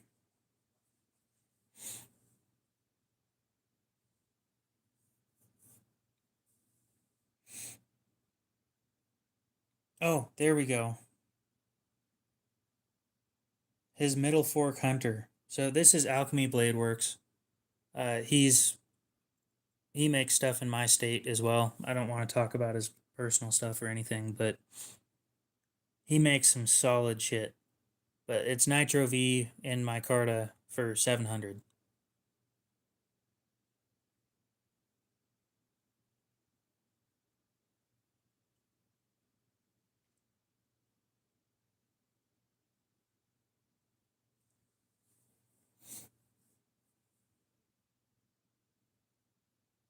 I got one of those in hand at the knife show.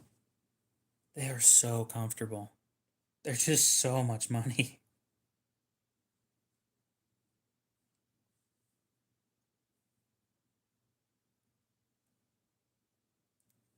I would. I'm about to.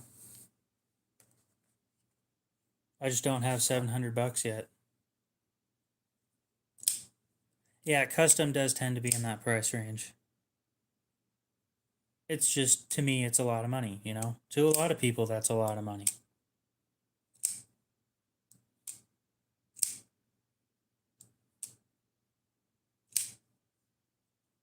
Ziggy, welcome back.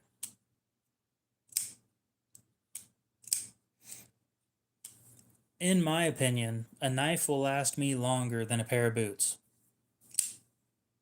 Hell, the shoes that I'm wearing, or not that I'm wearing, but that I wear, I don't know if you guys saw those in the live stream. They look like shit. But, God. I had them for 6 months, and they already had holes in them. Now, don't get me wrong, I only spent like 50 bucks on them, but 50 bucks for a pair of shoes is a decent amount of money. These people dropping like 400. Oh, this shit right here, if I treat it well, easily 60 years. But I've got so many that, you know, they're just gonna last forever because I barely carry them. Which is why I'm selling off some of the stuff that I have.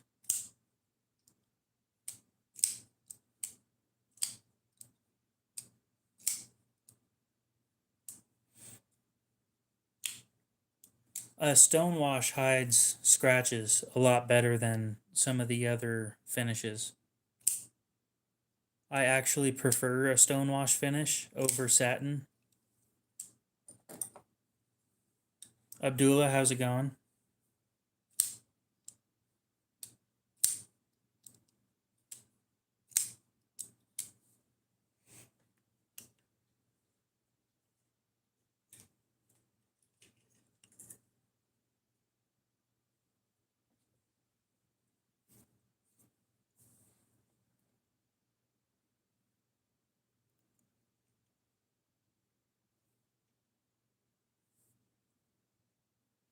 Yeah, Chris is South African.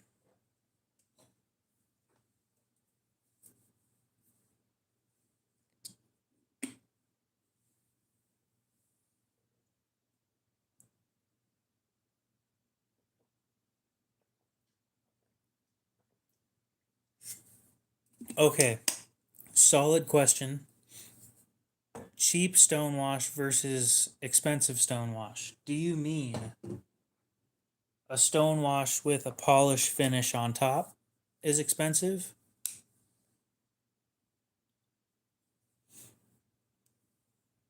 South Africa has some of the best knife makers in the world, honestly. I don't think I sharpened anything today. On stream, anyway.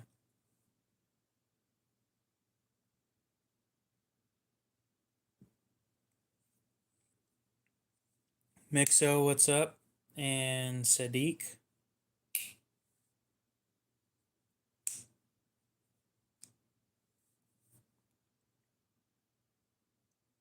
Trying to figure out what question you're asking.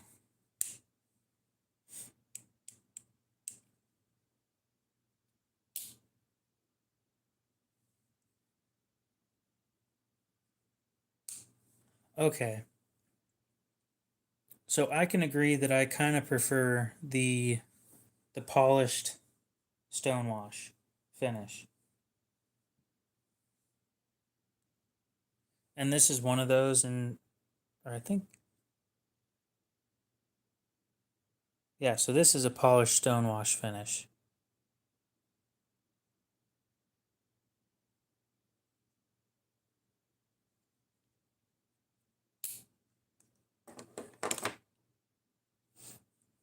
Um, yeah, the rough texture stuff, I don't have any of that.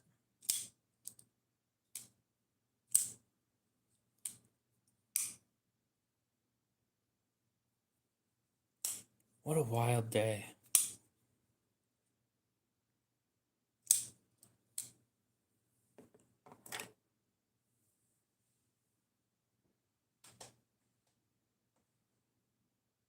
No, that was a stonewash mirror or stonewash polish. This one's a stonewash polish too.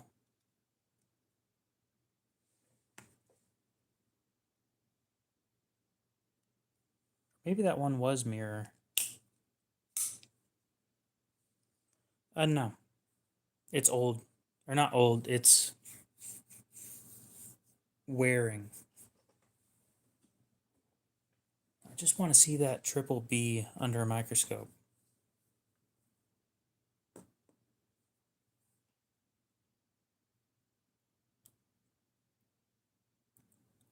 Appreciate it.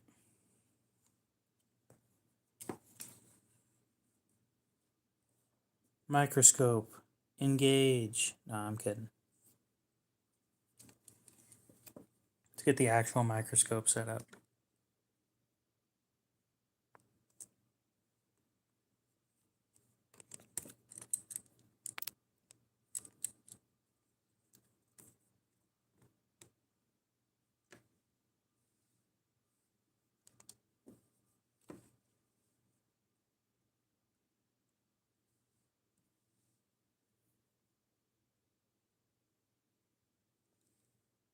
Yeah, where they zoom in and then say enhance.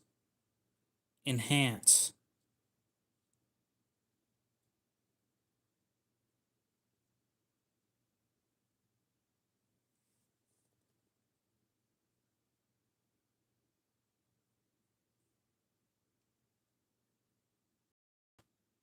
So this is the bear.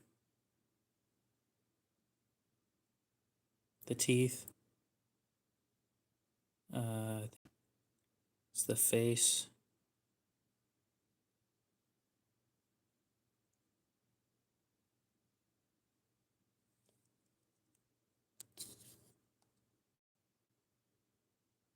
The bear.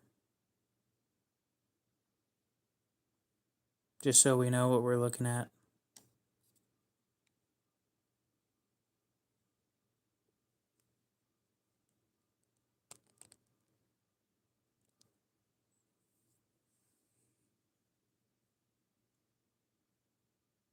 Now just remember that everything that you see on the microscope is reversed.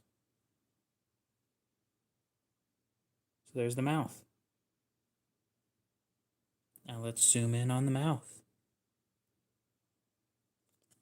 Oh shit. There we go. Zoom in. Enhance. There's a tooth right there. Enhance. Ah, yes. The tooth. So yeah, these are all done with lasers.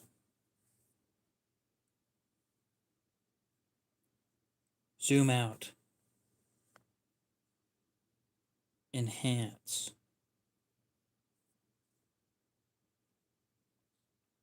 It's an interesting kind of satin looking thing.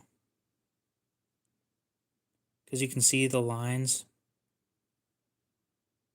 all the way down the whole blade.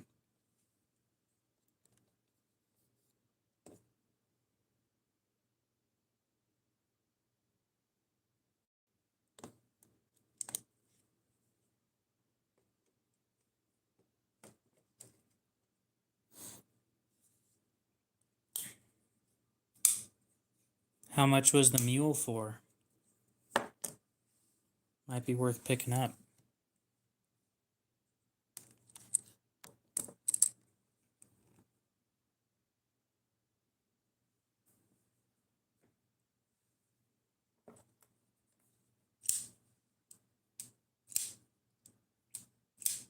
Those mules are always so damn expensive on the secondary. No. Crucible hadn't been doing very well for quite a few years, apparently.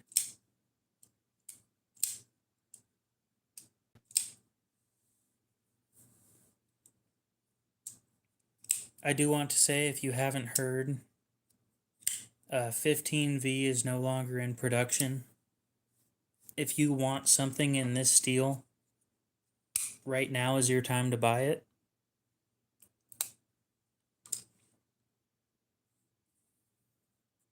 And we don't know if they will be making it again.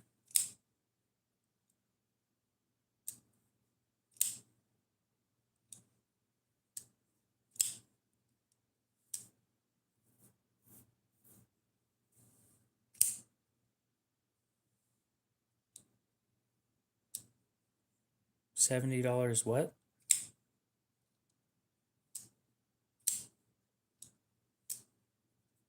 I'm trying to remind you guys before, like, you don't have a chance to buy it anymore. Or before somebody decides they're going to stick it up on Blade Binge for like $400.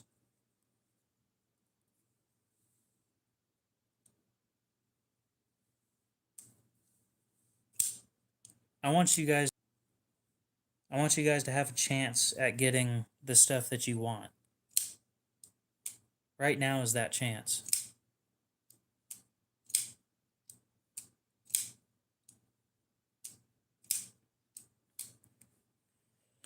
I'll get it before they disappear.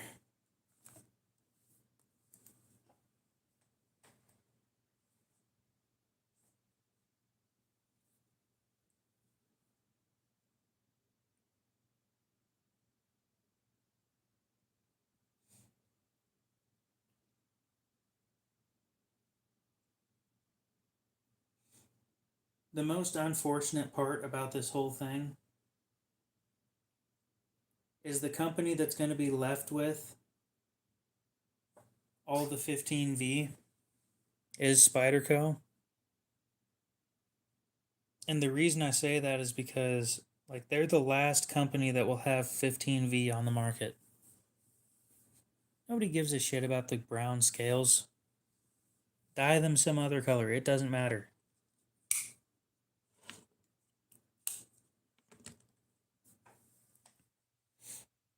Buy a set of aftermarket scales. Just, you may not have an opportunity to buy this stuff for very long.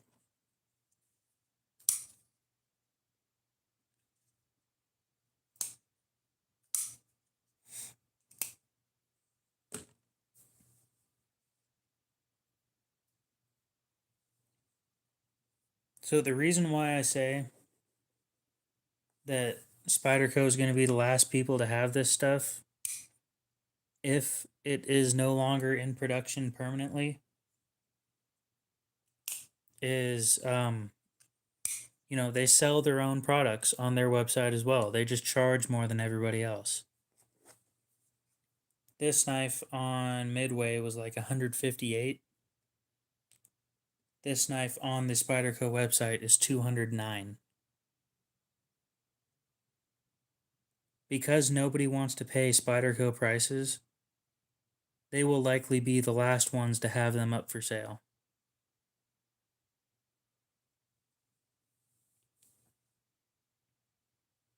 And once they're the last ones to have them up for sale, that's it. That was your last chance.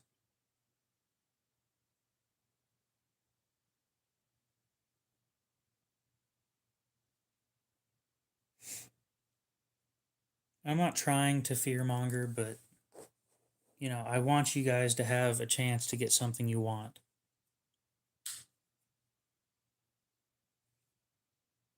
I'm repeating myself, but you get what I'm talking about.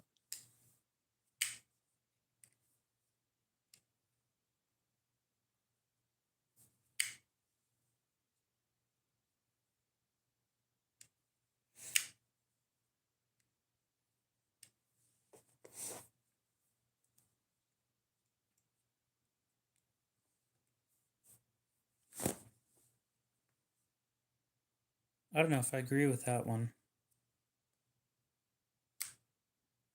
but I've never messed with S90V, so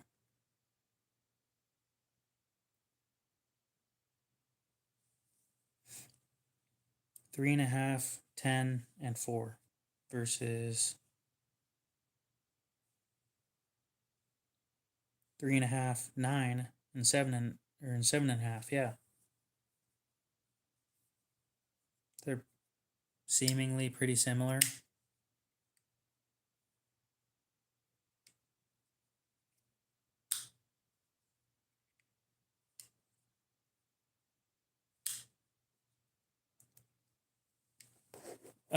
One of these days I'll be getting a ceramic ball bearing for the ball bearing lock.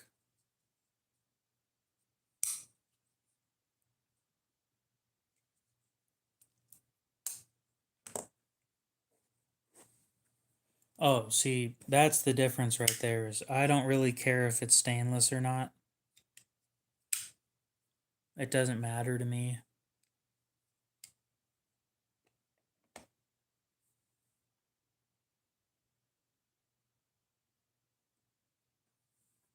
One of those steels that I really want to mess with is M398. And I think I'm going to end up buying a Rhodey XL because it's M398 for under $100, like $86.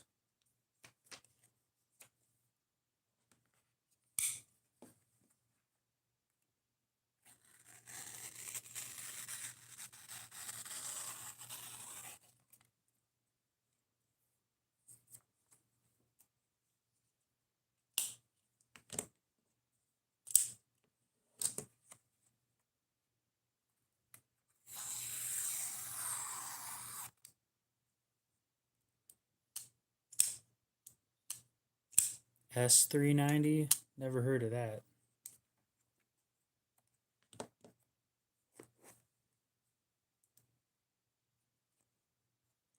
Crucible, I think, already sold all the names. They were sold to a French company. S390, I've never heard of that.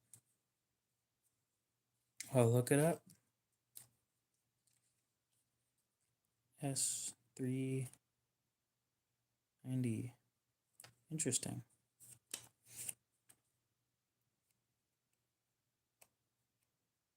High tungsten, decent vanadium. Wow.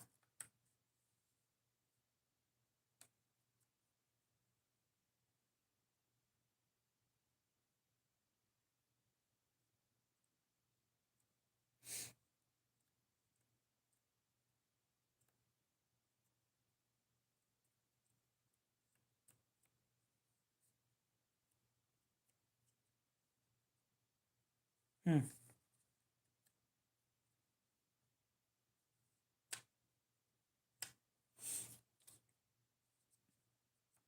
Yeah, I've never messed with that. Apparently, it's the same as Rex T15.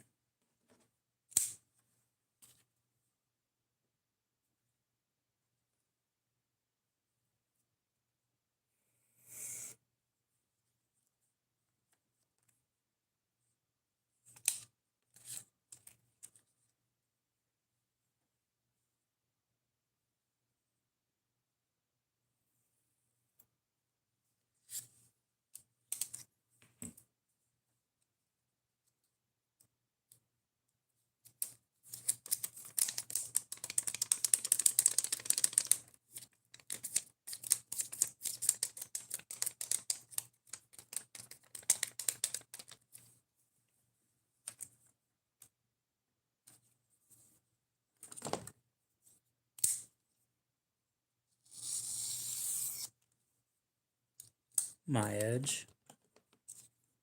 Spyderco factory edge.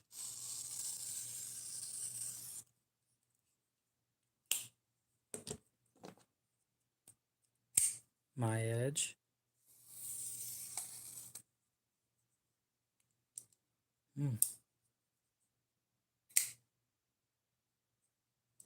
Starting to wonder.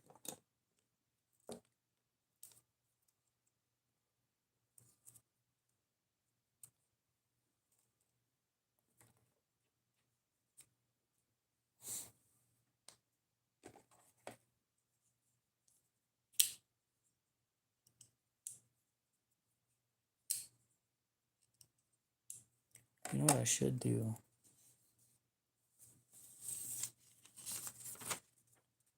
We got really, really thin paper here.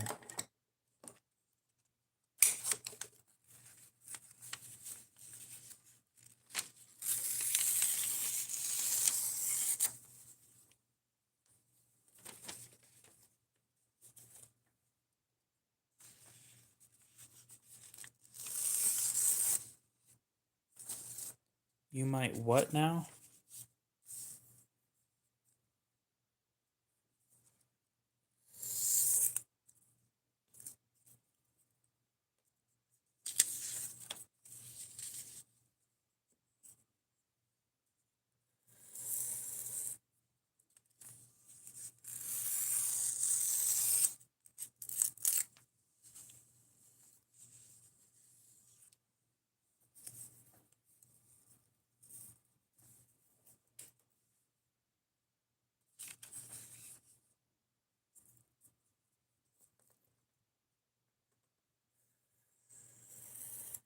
I have no clue what that is.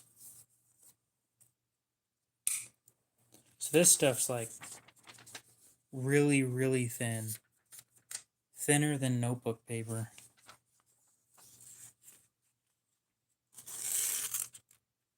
Oh.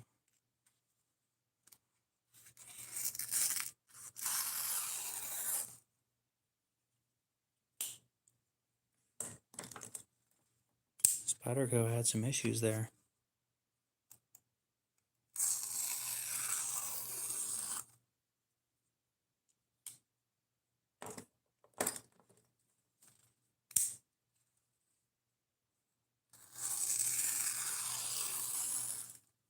Never messed with Nylox.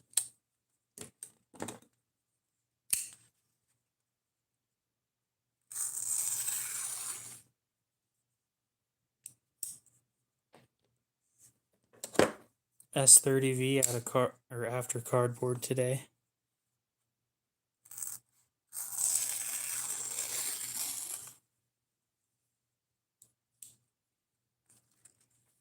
Interesting.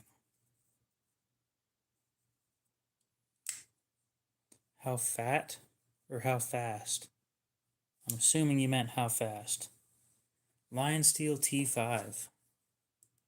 How fast? Probably like 5 minutes or less.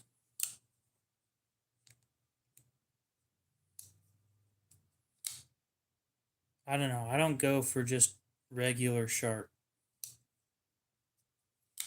So I take my time. But I charge $5 a knife, so I could make, depending on if I sharpen the knife before, I could make up to $60 an hour.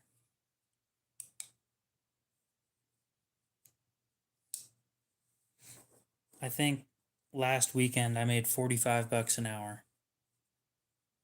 1 hour, and I sharpened 9 knives. It was a good day.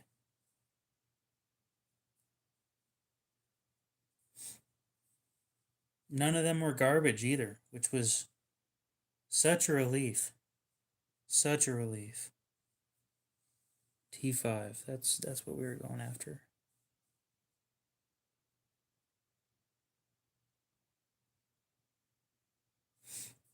So fixed blade then. Interesting. It looks comfortable.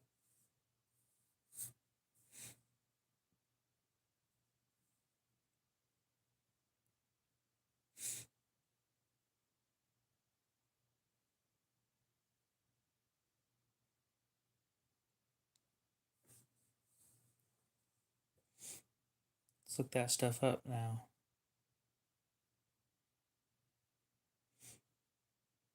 Oh, that's pretty simple.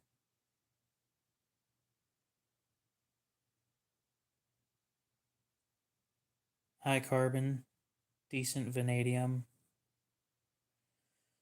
a bit of moly and a bit of niobium, and just barely under stainless. Just barely.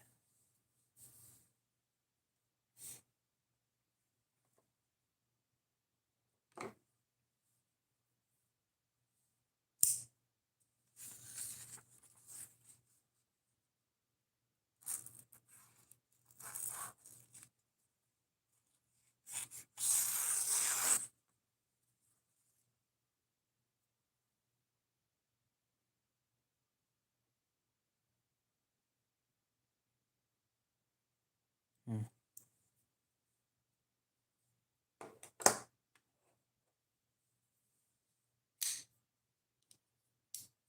Good point.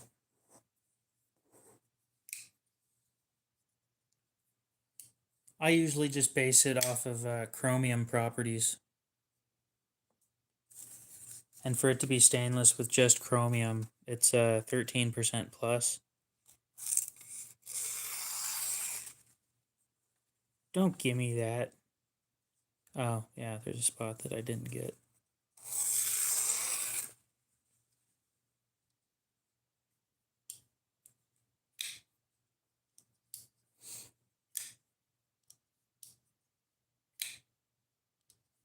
That isn't a diamond or a resin bonded diamond stone. That's a vitrified diamond stone. I'm sure there's a difference. I'm not 100% sure what it is, though. Well, I know there's a difference. I just don't know what it is. One, I'm assuming, has the diamonds set in resin, and the other one is sintered. I know that one for a fact.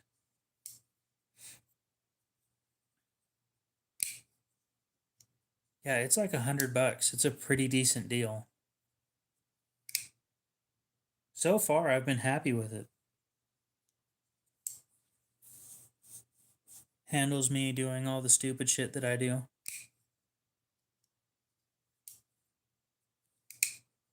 Interesting.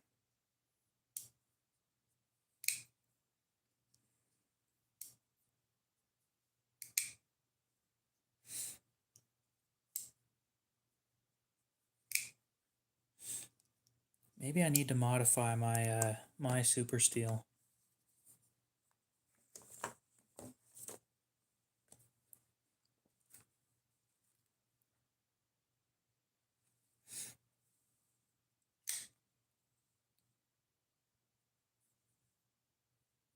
I put nickel, but I didn't put any niobium in it. Mm.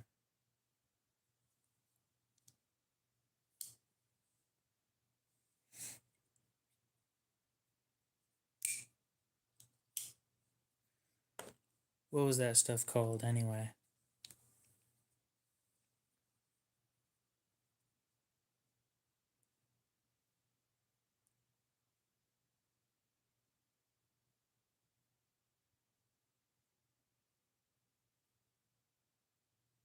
T1.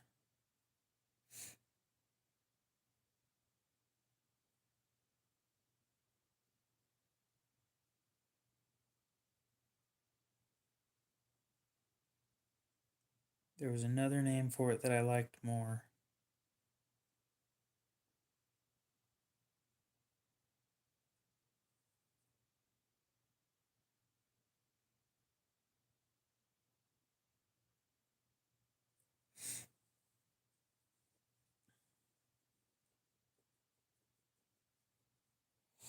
Don't recommend it, but I can't stop you from doing it, so good luck.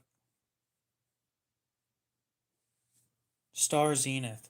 So Zenith Plus was my name idea. So if we're going to edit that,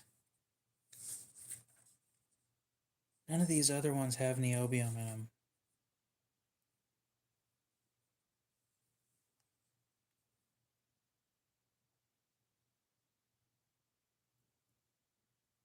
Is Carpenter the one that makes CTS steels? I think so. XHP. Yeah, Carpenter. Okay. So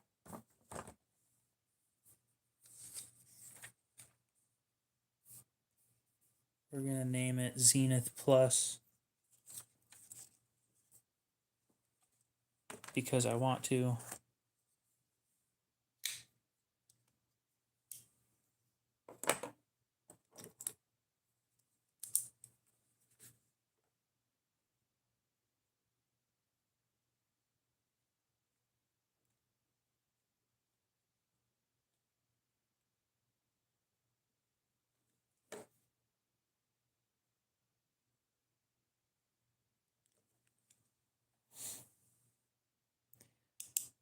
I heard about ProCut. I think it was Pop's ProCut or something.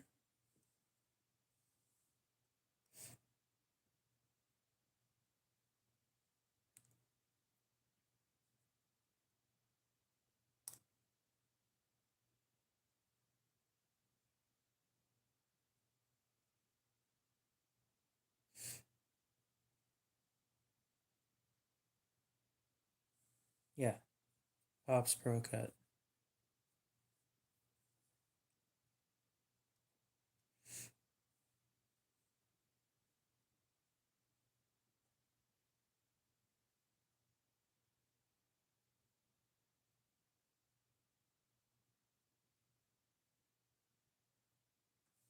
Okay, I don't care about all the.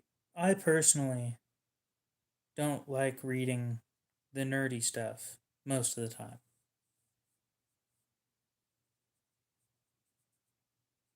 I don't think I've seen it used.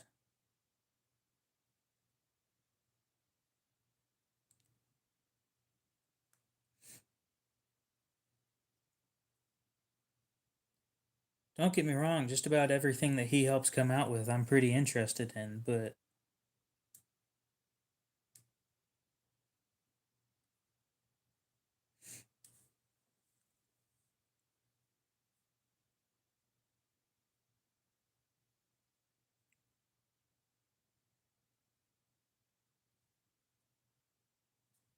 yeah, he hasn't added it to the chart yet.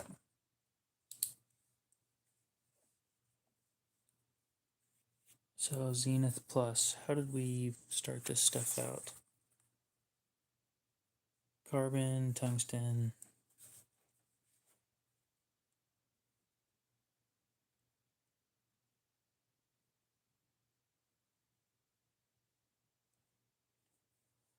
Vanadium, probably. Vanadium, chromium, molybdenum. The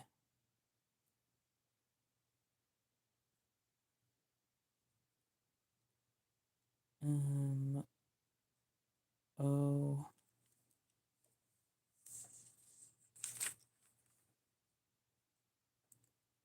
cobalt, manganese, nickel.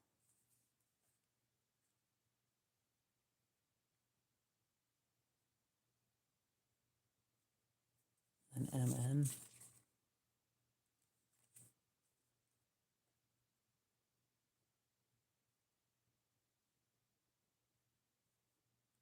And I heard it's supposed to be good for stuff like traditionals. So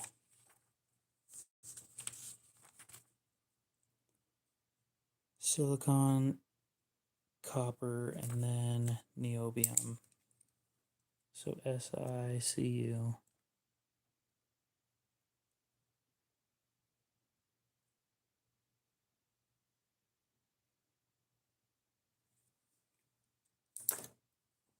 And then NB.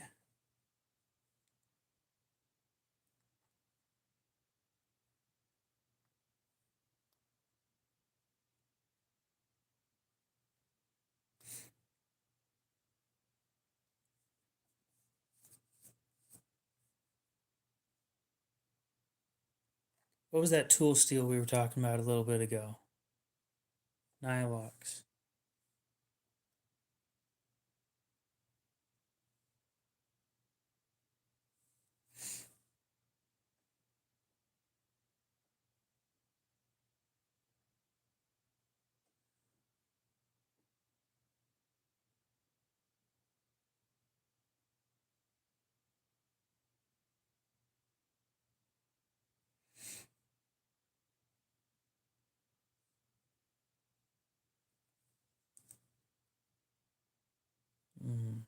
Do I want to add niobium to this?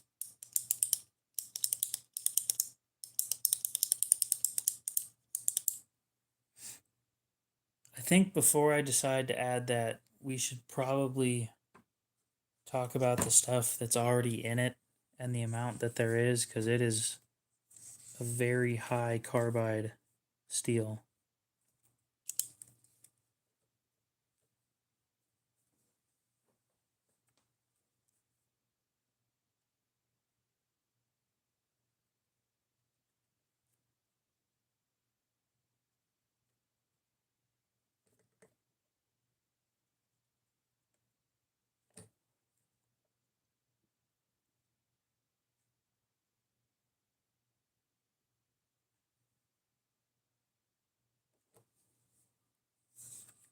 Oh, this is gonna. Yep.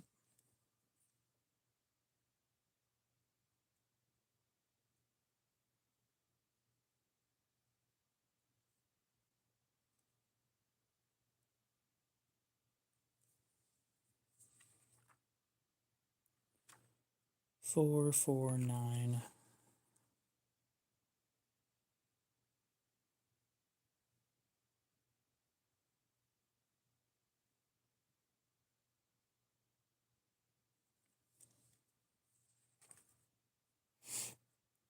0.2, 0.3, 0.3, 0.2.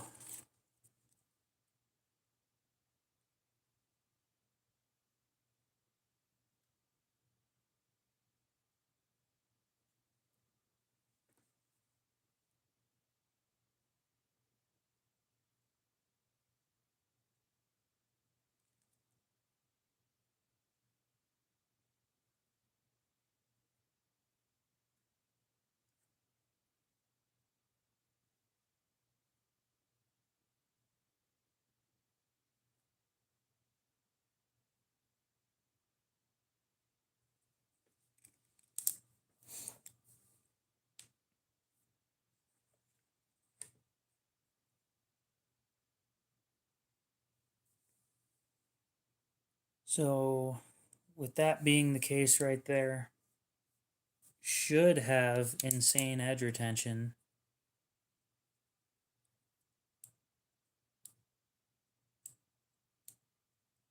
Which steel?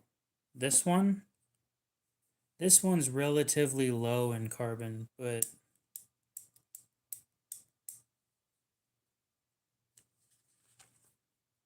yeah, compared to Rex 121, it's got like half the carbon. And you've never heard of it because this doesn't exist. It's something I've been coming up with for like the past month or so. Maximum, I think, is 2.4, 2.15, and then Rex 121 is 3.4.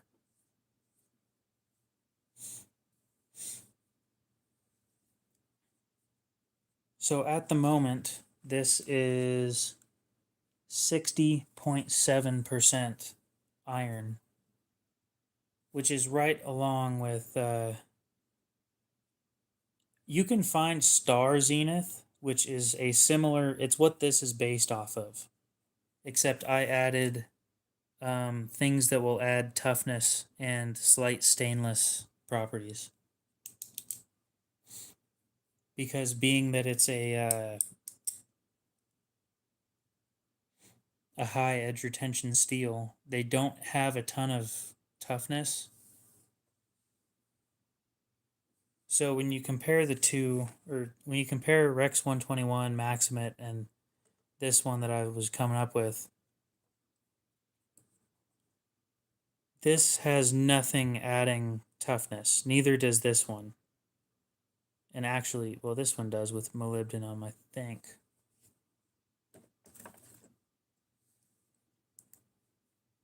But I wanted it somewhere between these two.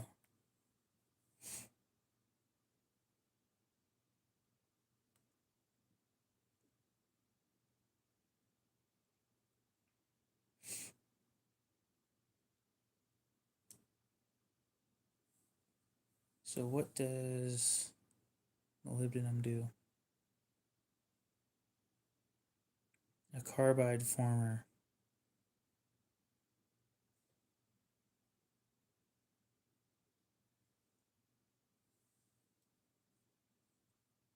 I don't think that they would, though.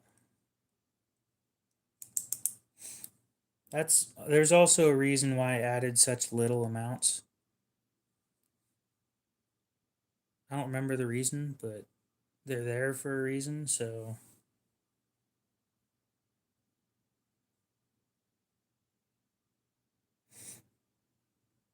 Oh, here's one with manganese. What does that do?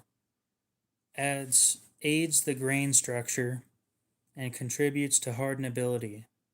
Also strength and wear resistance. Improves steel deoxidizes, degasifies during the steel's manufacturing, and is present in most cutlery steels. In larger quantities, increases hardness and brittleness. So that removes impurities and helps with grain structure. Nickel.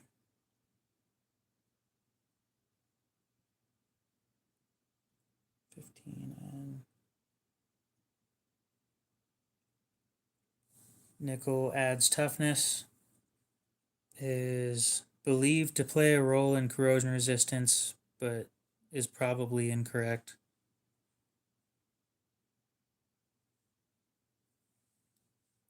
So where some steels they put like 2%, I put 0.3, hoping for extra toughness. Tungsten is W, and then vanadium is V. I think vanadium's harder. I did notice that too. The higher the vanadium content, the better the edge retention by the looks of it. To a point, but I've also noticed that on these high-end edge retention steels, these two numbers add up to roughly 19. So I made it so that these two add up to 19 and a half.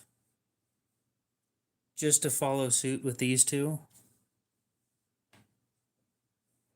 Now, just out of curiosity, 15V. Just about 15% vanadium and 0.4% tungsten.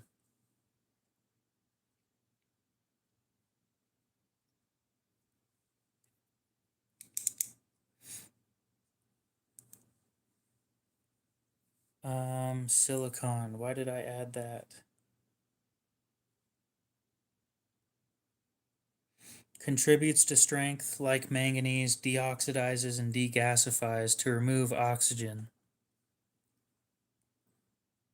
So should help prevent, by the sounds of it, I kind of added these three to help with purification of the alloy, and then copper is for toughness. I can't think of a steel that has copper in it right now, but Krungus. I swear I get some of the best people in here. These names are great. Venatus. God damn, Venatus 60.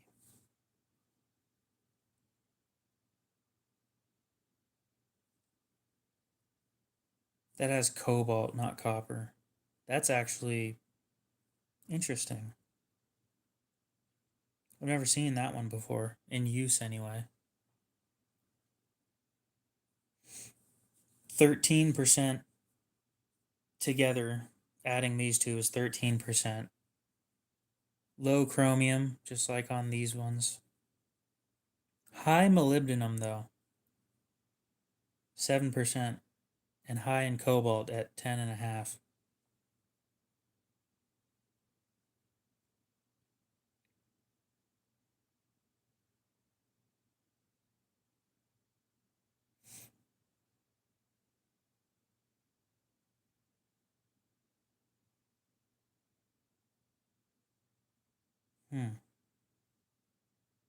HAP 72.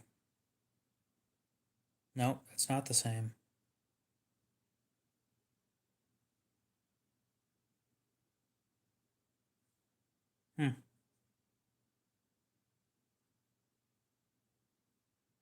But HAP 72 has more molybdenum, double the tungsten. Or no, 1.5 times the tungsten, and a little bit less cobalt.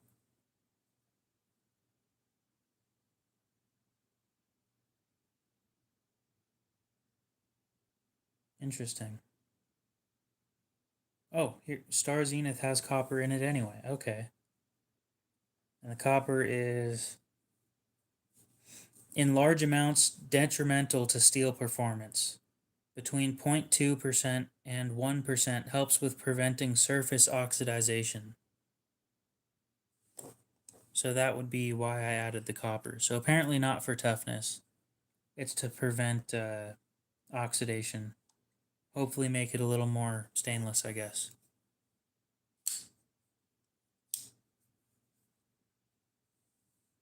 Now what else do I want to add to it?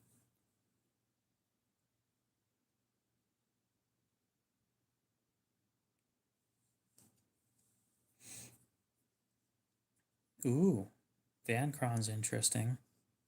A lot of nitrogen.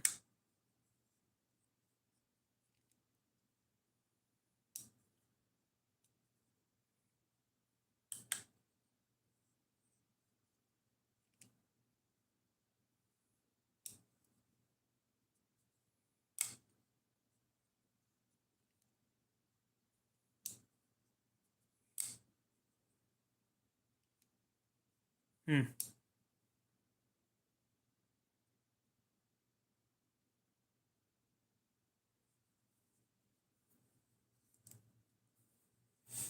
Yeah, apparently HAP 72 is used in Japanese chef knives as well. It's just not as common.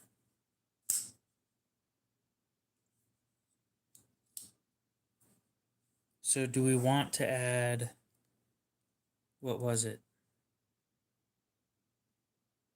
Niobium?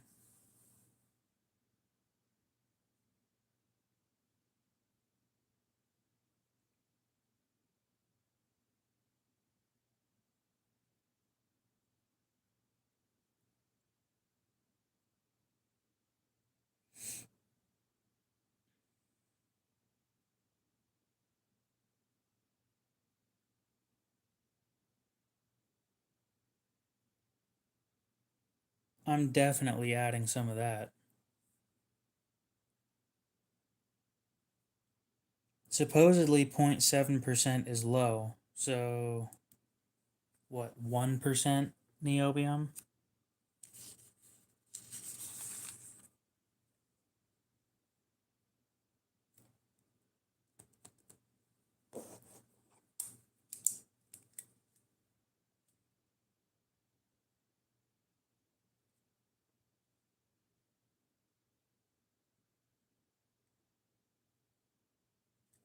I think it's a B.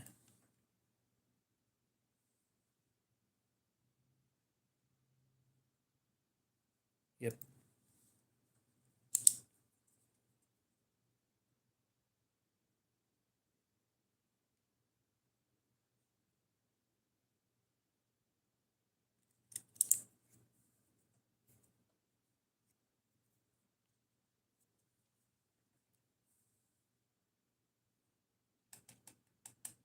Now, is there anything else that we need to add?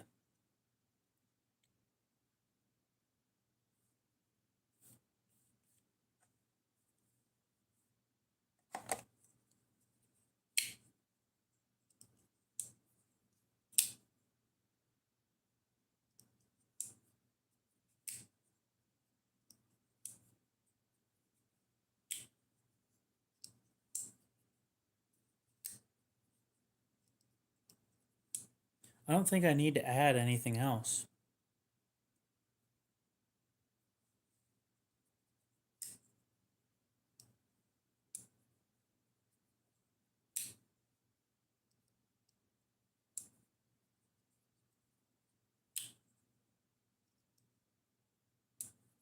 Oh, I've got a better name for it too.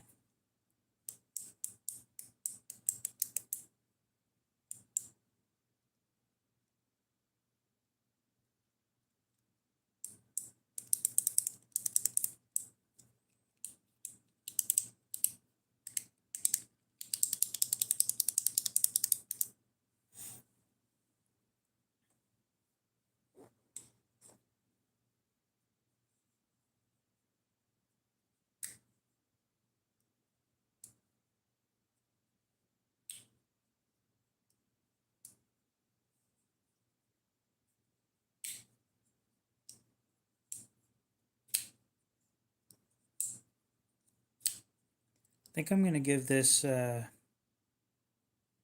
8,000 grit polish.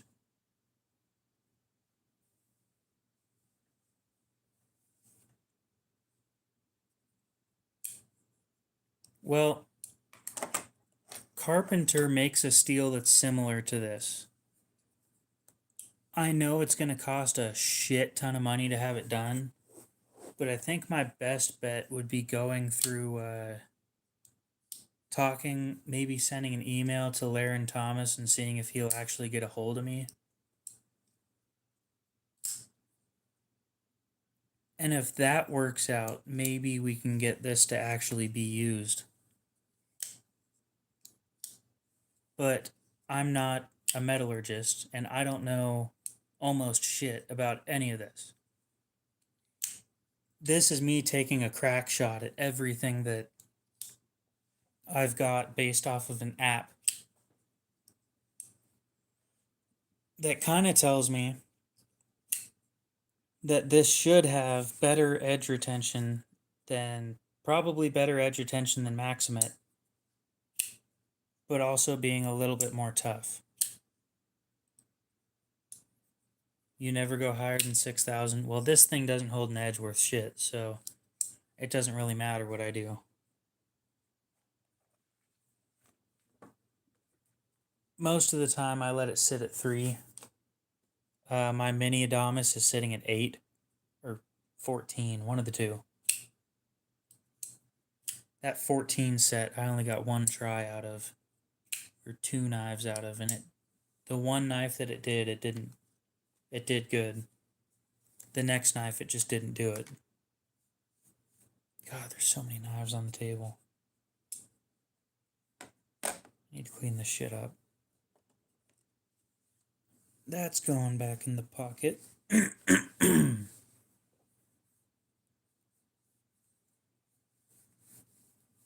It's not an angle issue. It's the factory edge. So angle isn't a problem. Plus I have another one. And I highly doubt this one's going to have the same issue.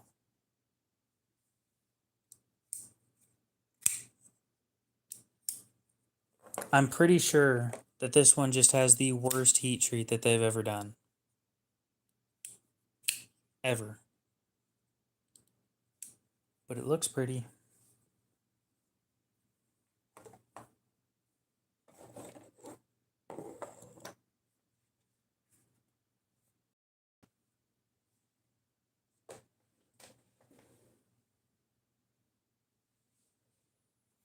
I think my kitchen knives are at 500. Or no, they're at 1,000.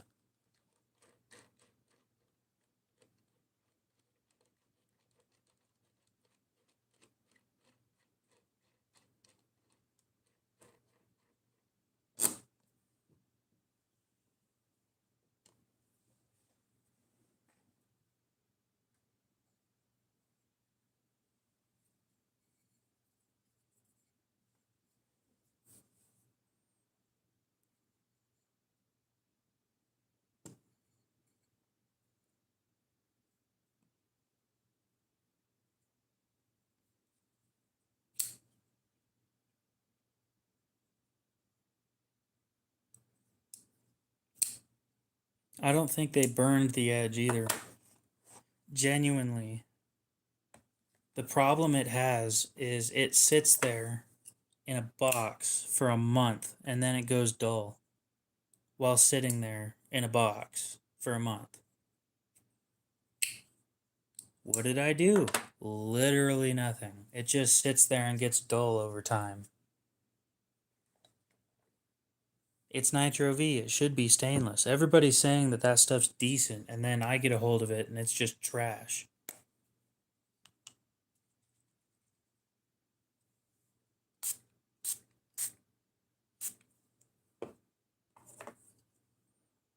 Oh, that stuff smells good.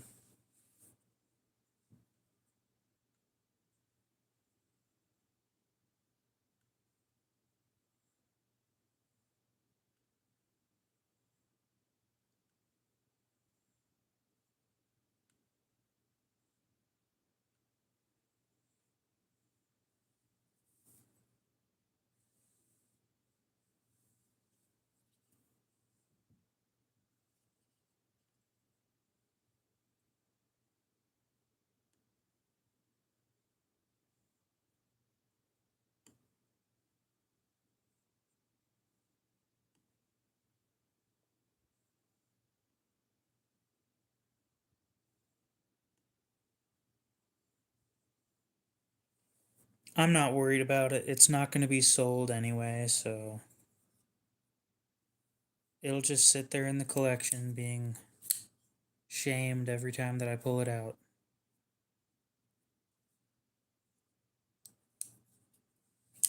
I might hit up Civivi and say, hey, is there something we can do about this? But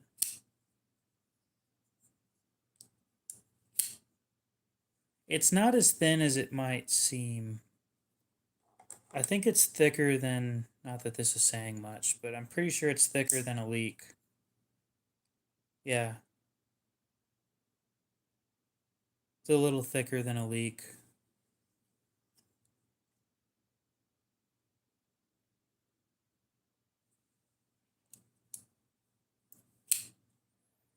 Geometry, I'm pretty sure it's a flat grind, but I can't tell with the stone wash.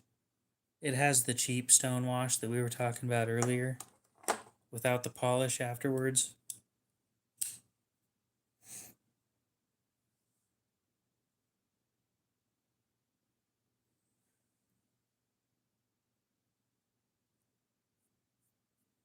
So I can't tell if it's a flat or a hollow. Pretty sure that's a hollow. But it's a huge wheel. It's not small by any means.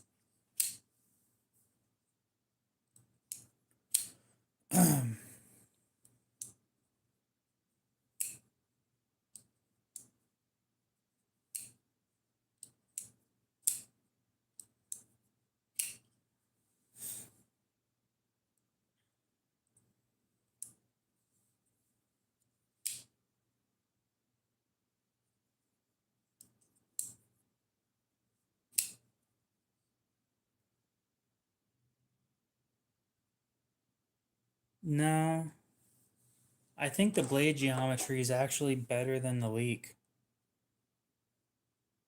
other than the tip.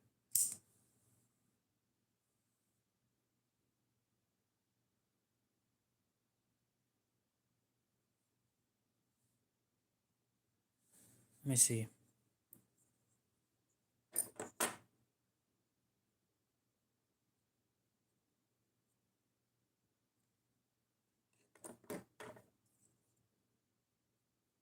Yeah, this is thinner behind the edge than the Leek is.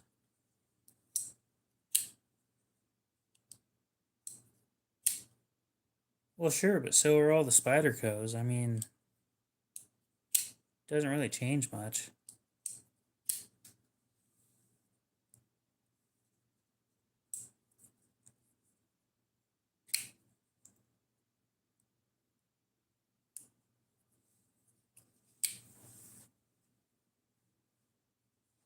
It's just a Spyderco without the hole. It really is.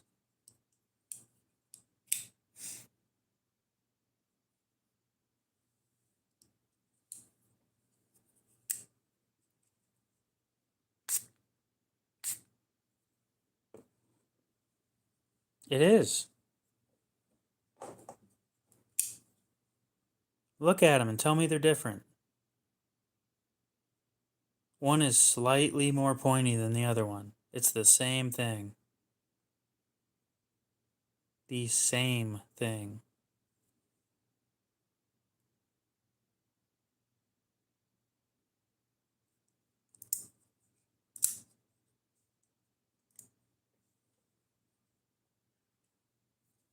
Actually, I kind of just noticed it too, so I can't give you too much shit for not noticing that. It is literally just a little native, but not.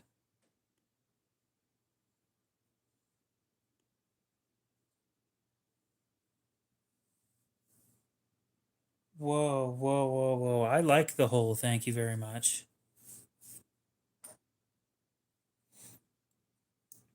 Well, I mean, it was designed, this one was designed by somebody who's been in the knife community forever.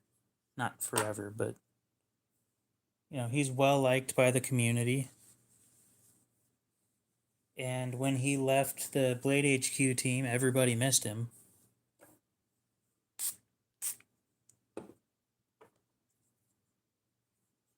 It's no surprise that these things get as much publicity as they do.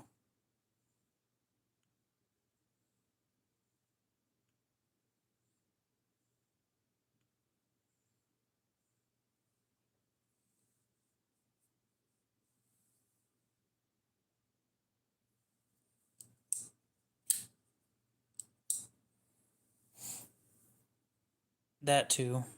I never really got into that because I think the bits are too expensive. I just prefer the cheap shit that comes with a lifetime warranty, so. Pardon me for being uncultured, but I like saving money.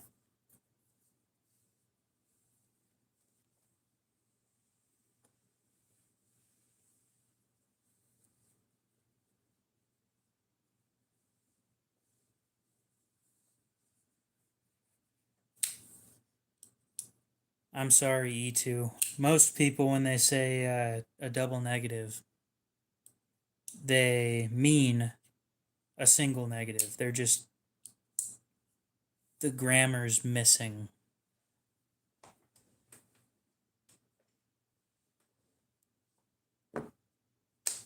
It's not common that other people or that people understand what a double negative is and how it affects a sentence. So at this point, I kind of just assume that nobody knows what a double negative is.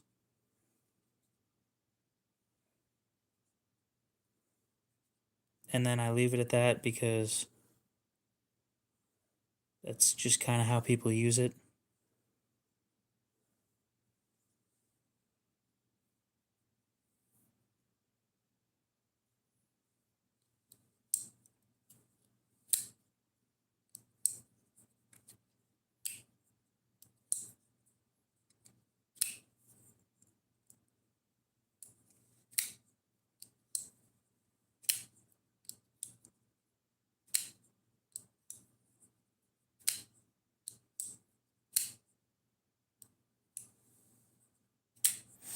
Mafio Bill, what's up? How's it going?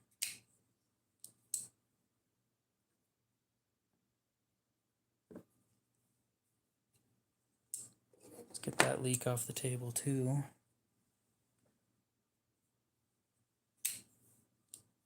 I'm doing fine. It's almost 2 a.m. We're still going, so surprised we got as many people in here as we do. I fully expect that after the notebook comes out, everybody leaves, and typically it doesn't. Nobody shows back up, so.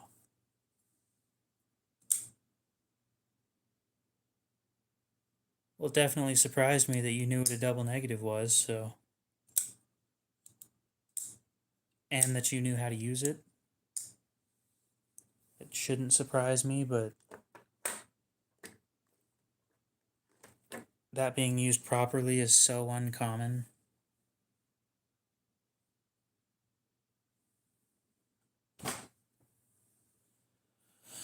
Let's see here.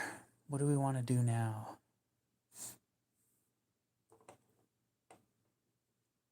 Nothing needs a touch up, nothing needs sharpened.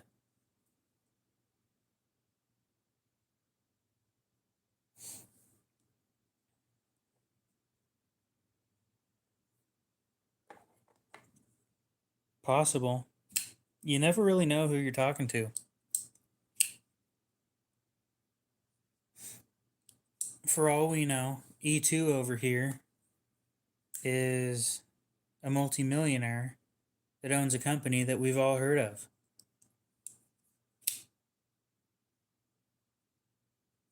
For all we know, E2 dropped out of college. Nobody knows. I don't know anything about just about anybody in here.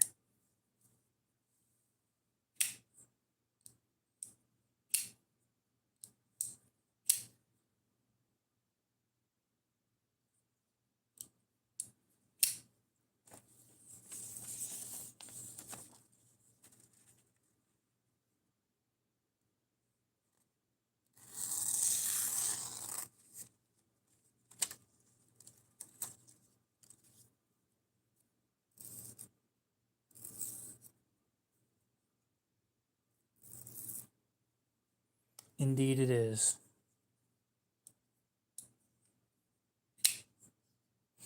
The paper just looks like paper to me.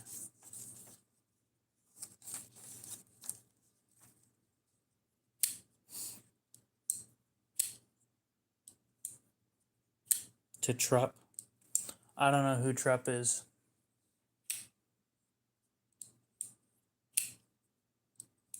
I mean, feel free to do what you want.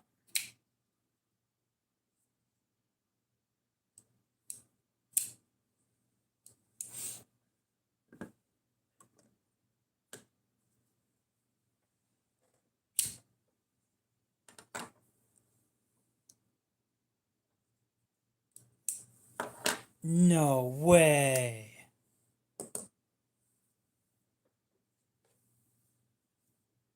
You mean one of these? No way. These things are awesome, dude. It cuts cardboard so well. I test cardboard on, I test sharpness on regular paper, printer paper. One of us, one of us, one of us.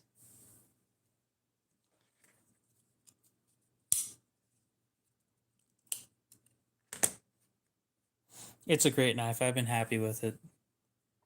So yeah, I've gotten so used to printer paper that based on how it reacts with the printer paper is how happy I am with it.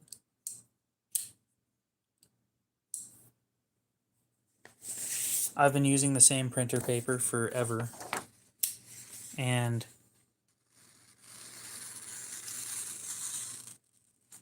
based on the amount of resistance I get is how happy I am with the edge. How many people have I stabbed so far? One, and that was myself. How many occasions? I think twice, but I can't verify that. Yeah, I got myself pretty good with that the other day, right? There. I don't think that's going to leave a scar, but you never really know. The wire pocket clip ain't bad. I wish when people sold aftermarket scales for these, they'd sell them with the pocket clip on both sides. Do they make titanium scales? Because everywhere I've looked, they're just aluminum and they're like $100. And I don't want aluminum. It's going to be weird, but I kind of want milled titanium. I just know it's going to cost more than the knife.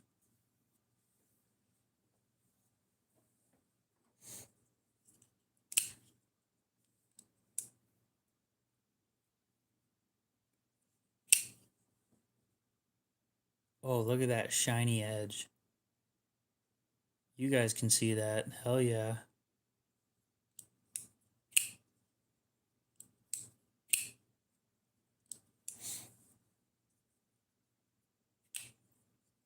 Well, we keep the house a solid 72.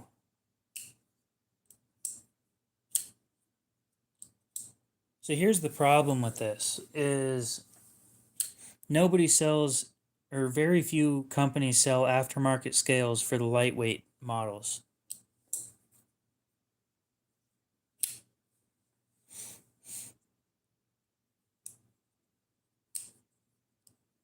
Oh, screw that. I'm not doing that. Why would I want liners? It's linerless to begin with. It doesn't need them. This thing's smooth without them.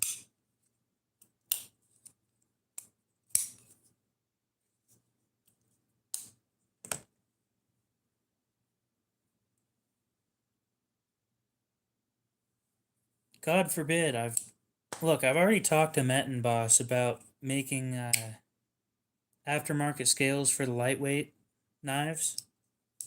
They never got back to me, but I did talk to them about it.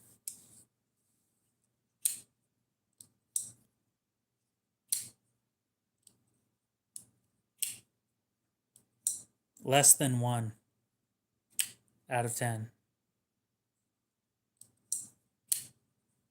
And hello from America.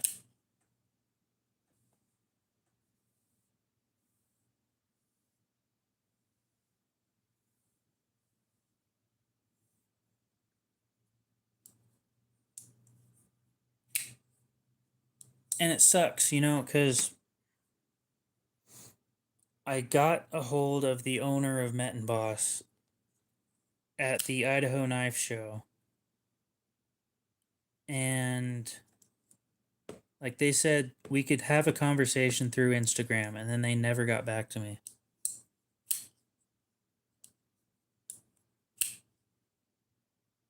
I think Nitro V is pretty low in carbides. I'm not worried about it. If I was worried about it, I'd go 500 grit, which is what I typically finish on.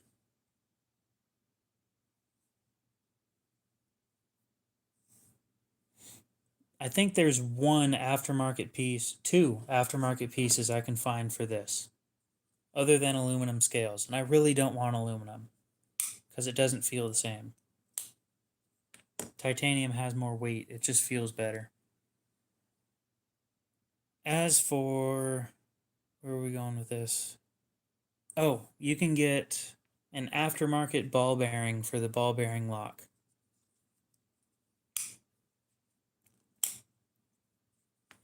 And I want to check and make sure that it actually works with this model before I recommend it. Of course the aluminum slander continues. I don't like aluminum. It feels cheap. Look, I'll try them out, but when I was a kid, we're going to start off with a whole story, okay? When I was a child, every time I touched aluminum, it left black marks on my hands. I'm sure it's not like that anymore, but I don't like my hands being dirty. So That's probably where that comes from. Okay, so Spyderco Manix 2 and XL.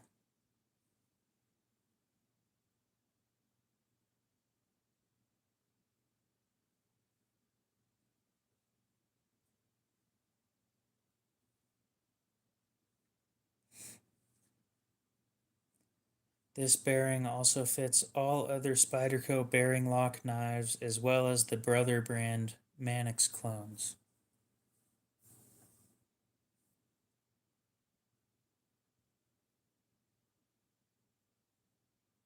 Aluminum PTSD.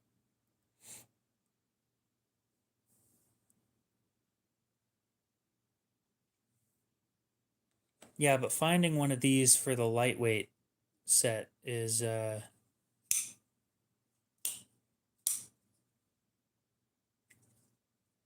Aiden, you are brutal.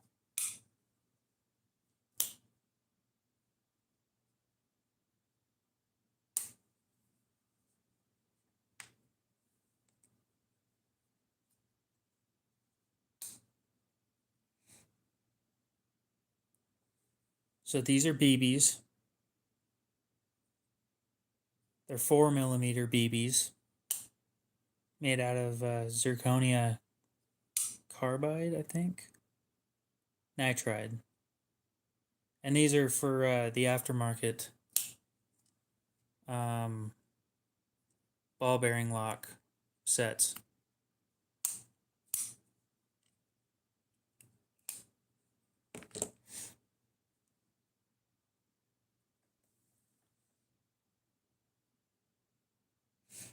So Aiden, did you want that PM2?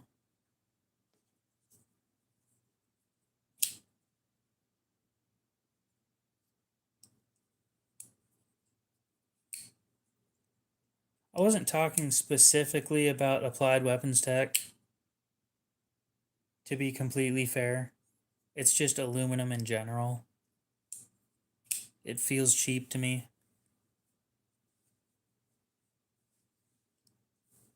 Sounds like a plan. Are you sure? I'm upping the price for everybody else, so.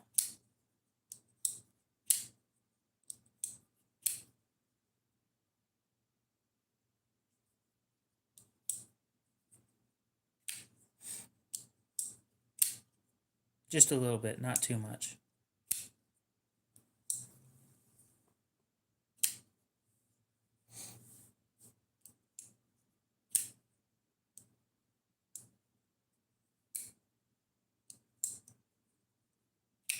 Yeah, I don't like getting my hands dirty. You know what soap I love though? Is the soap with like the grit in it. Cause it gets everything. It works so well, but I don't know what it's called. It's like got sand in it.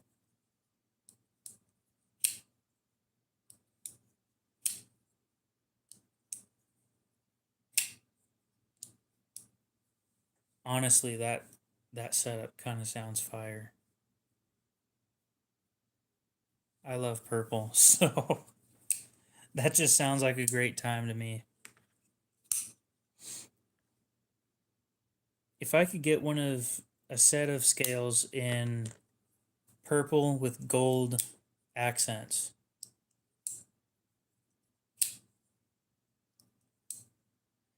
I wouldn't go with a titanium spring. There's no point. Steel handles stress better than titanium.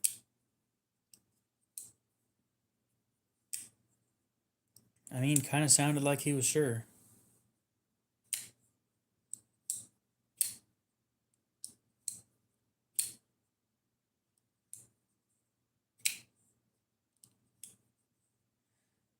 Yeah, and you wonder why I don't like titanium. Or not titanium, aluminum.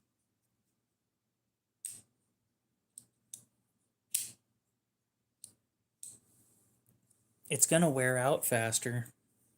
But if you think you want it, who's gonna notice that?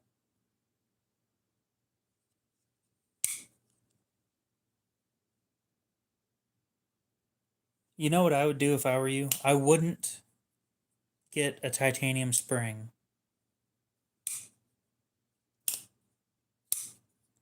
I would get the ram bar in titanium. The little bar that the spring runs on. If you could find that in titanium and this backspacer piece,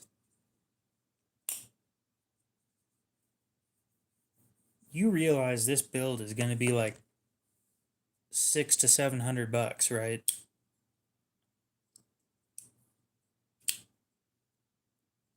Five, six, or seven, one of the three.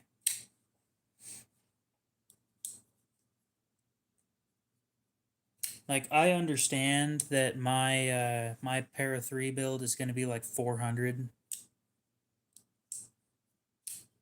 So how much is it then if you already got it priced out?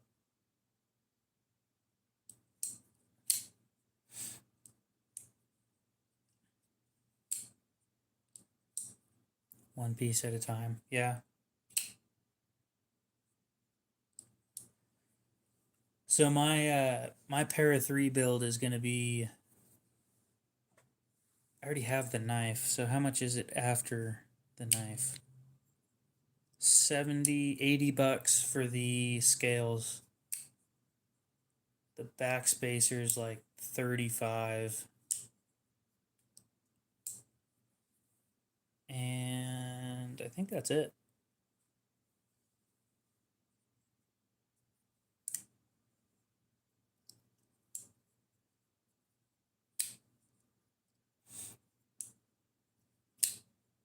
I'd keep it the way it is, but the Bodacious is just way too overpriced.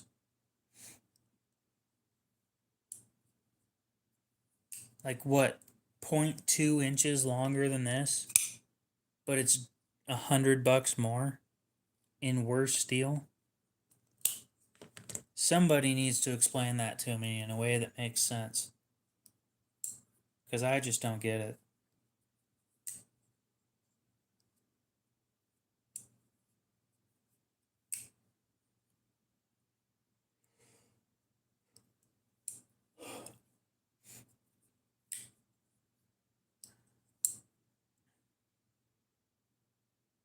Then just buy a shaman. Like, they're not that different.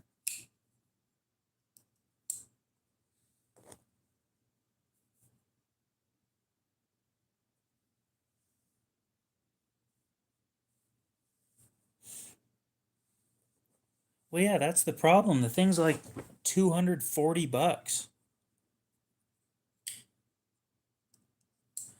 Oh, so they're not contoured. Okay. I could see why you'd want to swap that out, to be honest.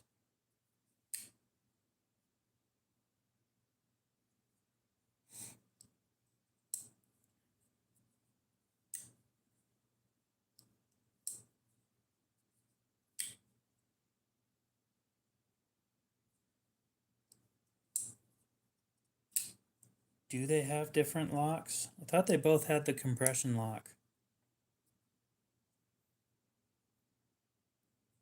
I was pretty sure on that, but now that you bring it up, I don't know.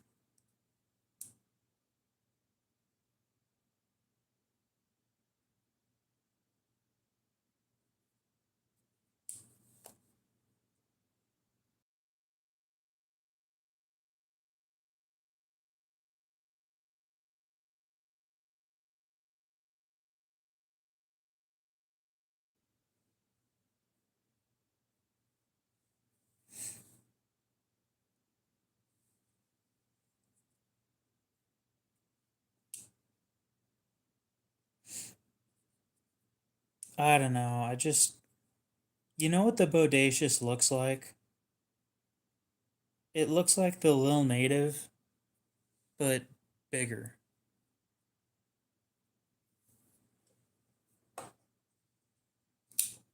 And without the finger choil.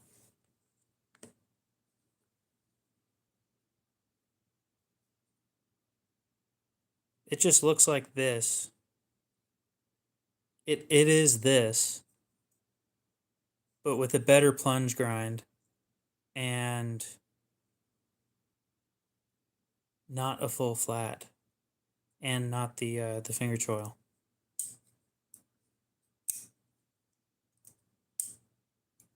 Industrial plastic strap. I don't know, kind of up to you. I don't know how I'd use that. Like,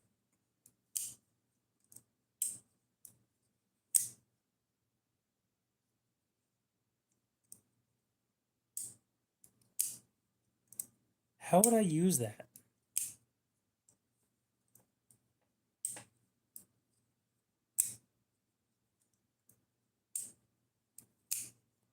Well, yeah, I use them for cut tests, but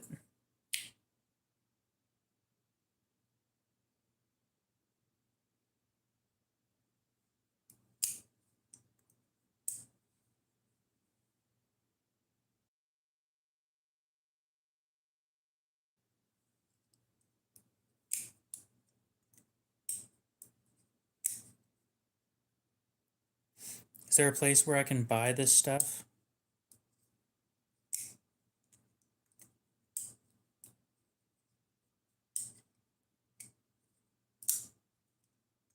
Interesting.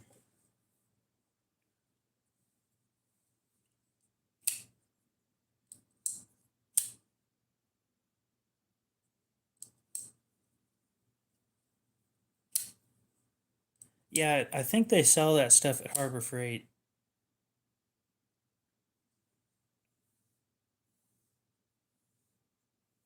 The twisted sisal rope stuff.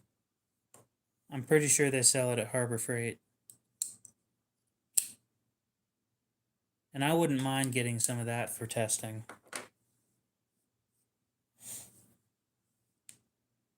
I'm heavily debating on getting rid of this thing. The problem is I don't know who to get rid of it to because the edge retention sucks. I didn't know it was rated at all.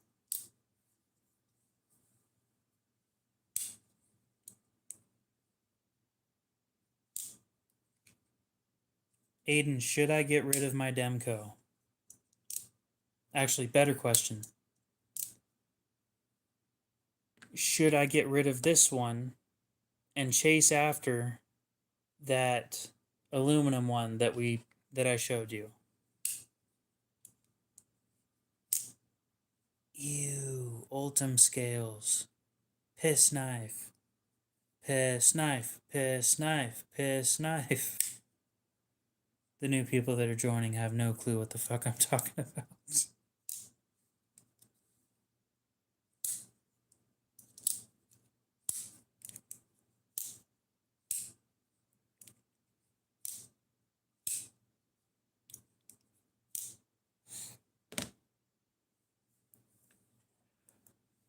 Just so people know what I'm talking about when I say piss knife. 380. That is way too much coming from me.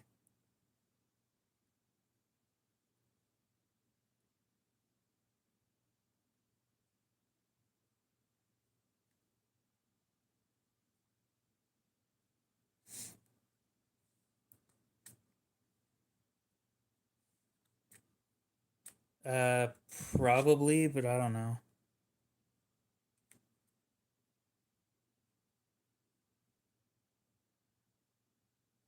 Whoa, whoa, whoa, whoa, whoa, wait.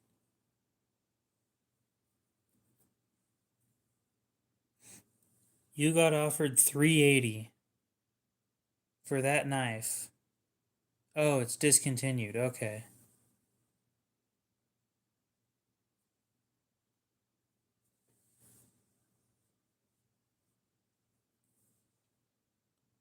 Piss knife.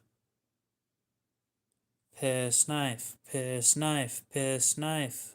It literally just looks like dehydrated piss.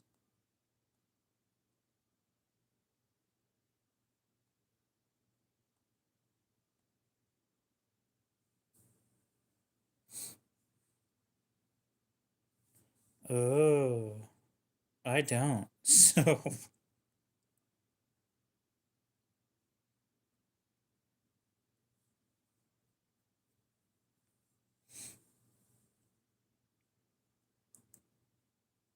But now we all know what I'm talking about when I say piss knife over and over again.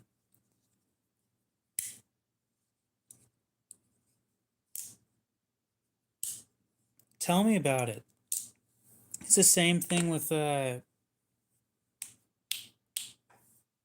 cold steel. I think almost every cold steel I've ever bought, I regretted buying because the steel was dog shit.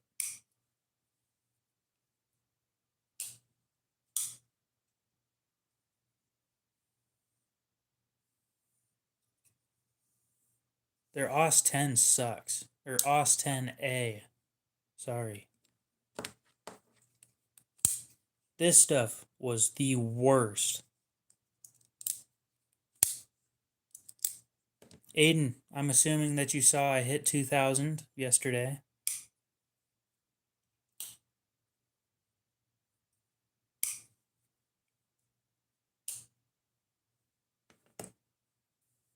Which means the giveaway is coming up here pretty soon. The giveaway is for U.S. people or U.S. residents only, unfortunately, but I can't afford to ship outside of the U.S., so.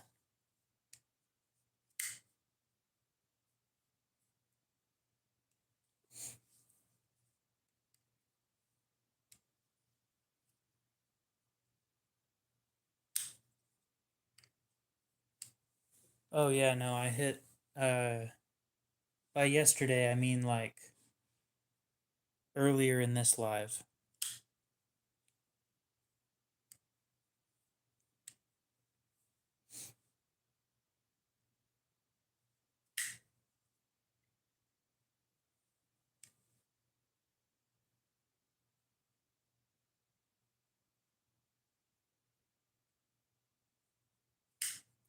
I wonder what we're at now.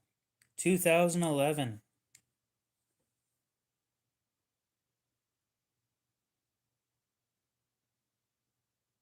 Dang. It's a lot.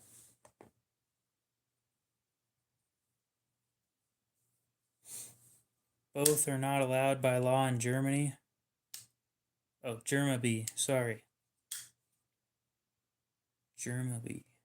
Where is Germany?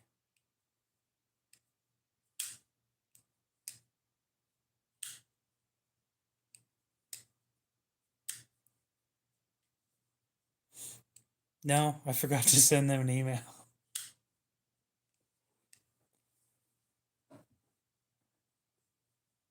I might just keep it on. Oh, sorry, Germany. Yeah, that makes more sense.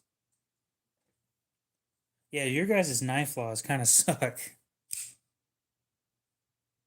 I might just keep it, honestly, because I have no guarantee that they'll send the broken blade back.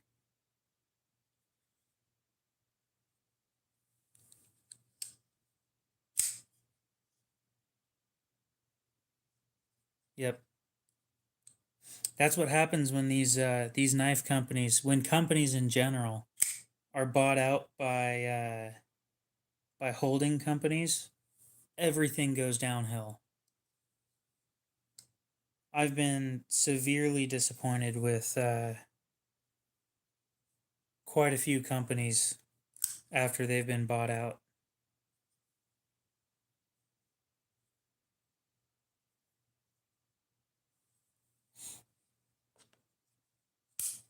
Now, I'm not sure if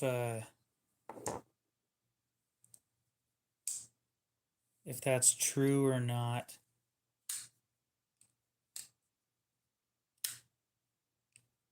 Yeah, no, it's sad.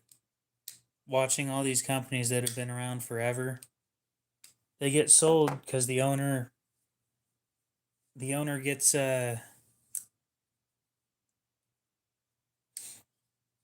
yeah, Benchmade is disappointing, mainly because of the pricing. I don't know a whole lot about their heat treats, so I can't talk on that. But I can talk on pricing based on materials.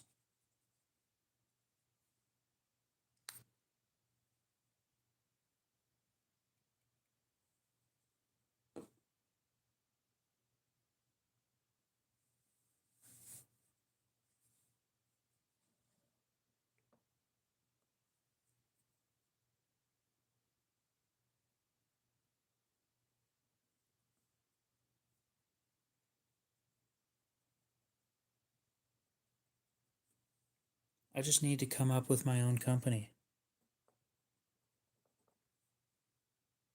Have the OEM be Chris Reeve, you know?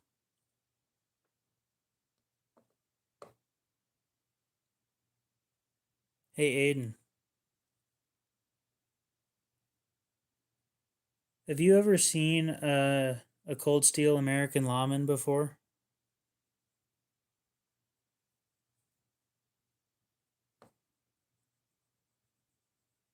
It's been a while since I've seen one. Why do you ask?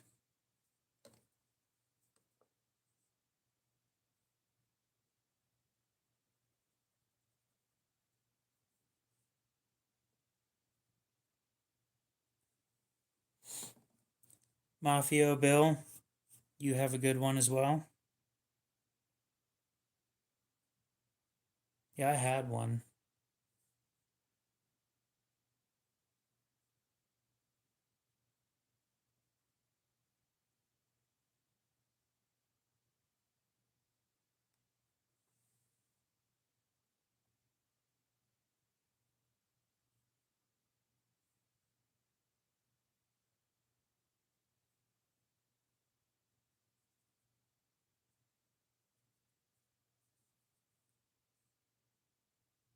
Yeah, dude, that Chris Reeve that I've got in my box has the lowest HRC I think I've worked on in a while. It's like slightly above gummy.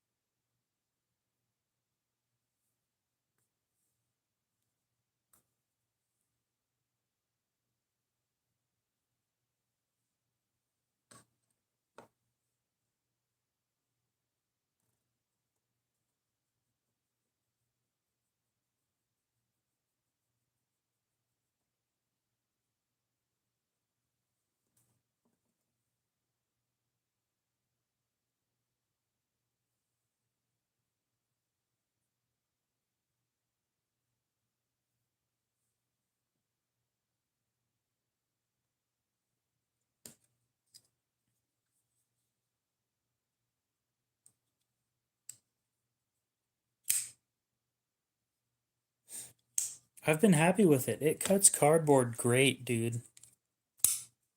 It cuts cardboard way better than the Para 3 and the Para 2 or PM2. God,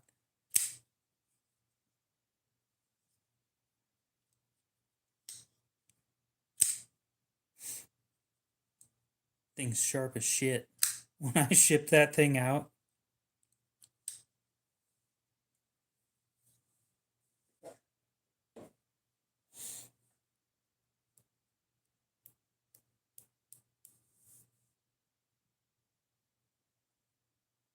the myth, the legend.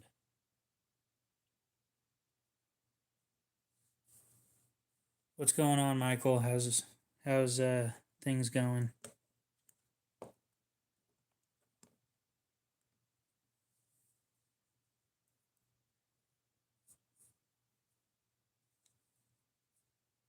Nice.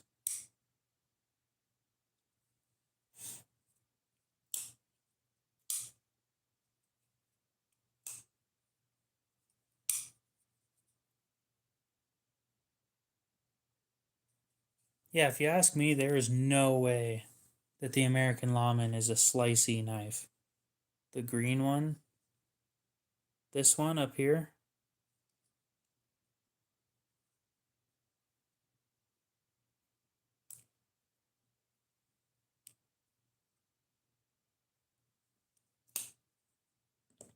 yeah, that thing's thick, dude. Like, do I have something that's that thick on the table? I think it's almost as thick as the Mini Adamas. This isn't green, if this is what you're talking about. It's gray. It just looks green on camera. I think it's almost this thick.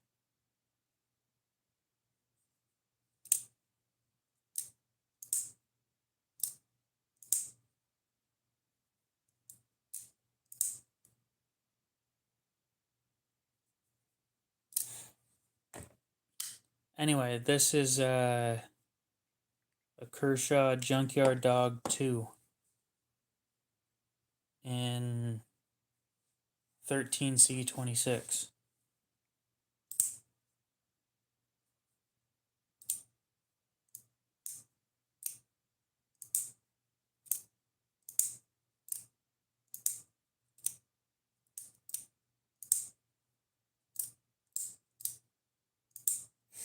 Yeah, I don't know if the new ones use paint, but the one that I don't, I have no clue how the hell you're supposed to sharpen these ones. The Kershaw serrations, because they're round in the opposite direction. And you know what's funny? When you ship this into Kershaw, they say that they won't sharpen them either. So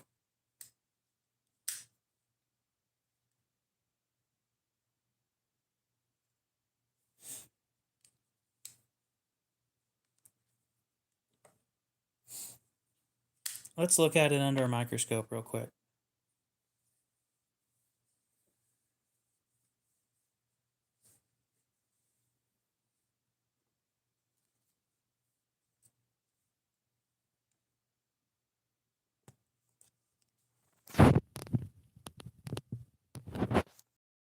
Oval diamond rods.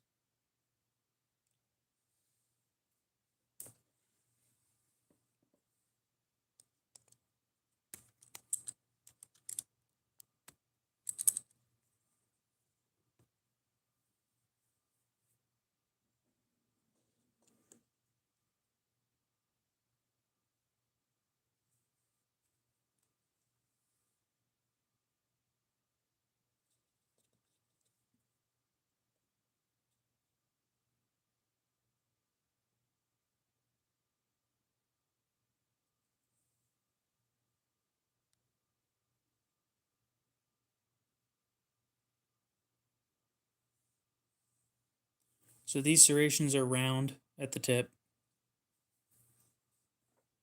and they are reverse of just about every other set of serrations on the market.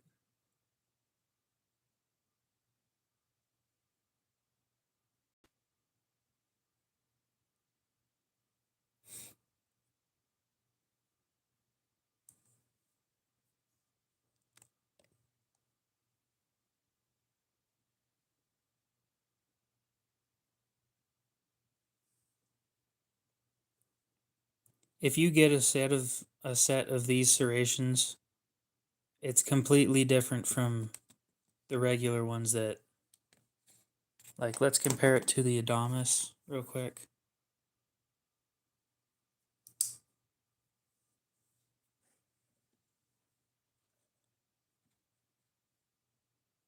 Way, way different. And sure, you can give out any information that you want as long as it's based in truth. I don't mind you guys talking to each other.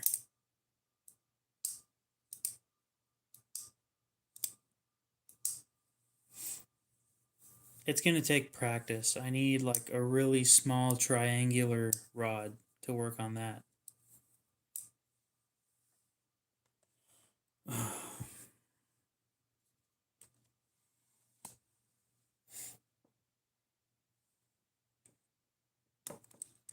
Nope, I have no clue. Other than rope, I don't know what serrations are useful for.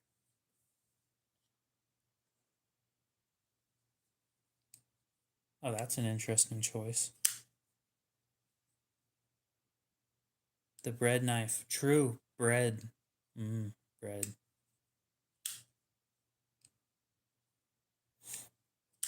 I like the spider edge, where they go fully serrated, but It's either fully serrated or non-serrated. Those are my options. I hate half serrated knives.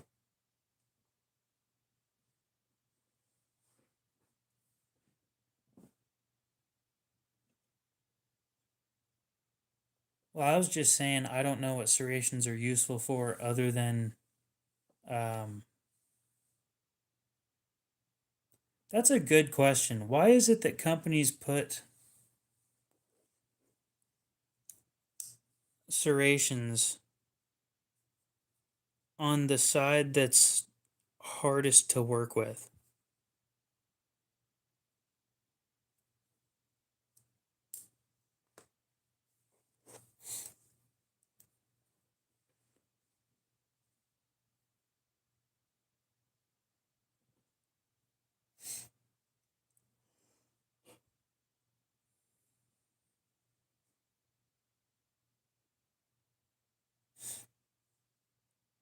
See, I don't have that issue because I want all my cuts to be clean. And with the food thing, all my knives have, or most of my knives have a toothy edge anyway. So they've got the micro serrations. They don't need this shit. And how am I going to get food right here with a flipper tab that's that big?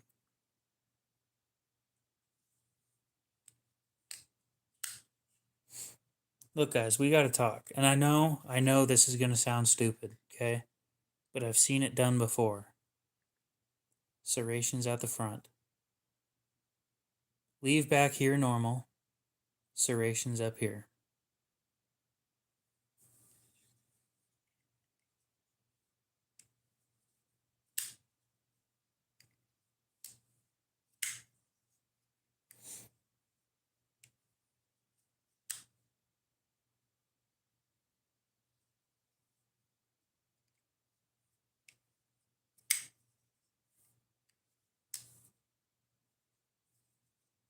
I think I carried this for 2 hours.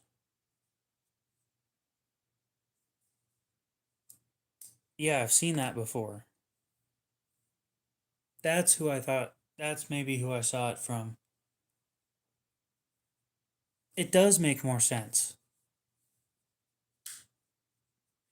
Because let's be real, when you're doing the stupid shit, it's going to be back here.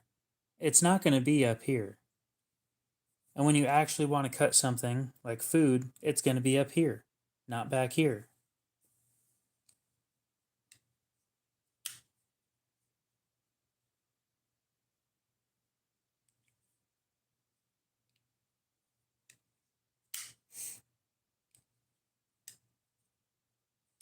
And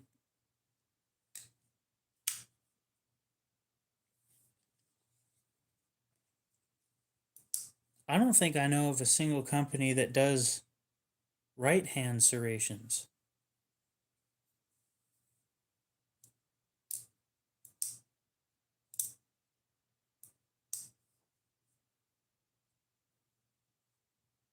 I think every knife that I've held that was serrated was on the left side of the blade.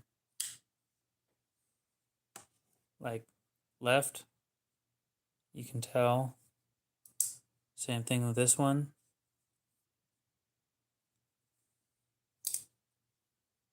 Are they? Well, I can test that. Interesting. It's almost like they should be this way. Because, it makes sense. But no. You got a good question. Go ahead, throw it out there. We're answering questions tonight. No, I'll probably get it done. Either that or I'll send it in and say, hey, is there any chance you can give me a regular blade? Even though this thing's been discontinued for years.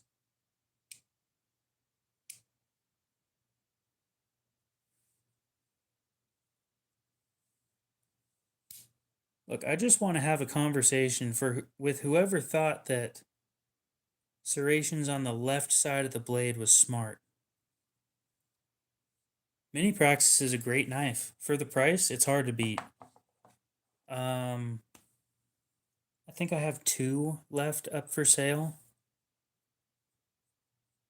But yeah, I gave my dad one for Father's Day last year, and it's treated him great. He actually uses it more than the Leatherman.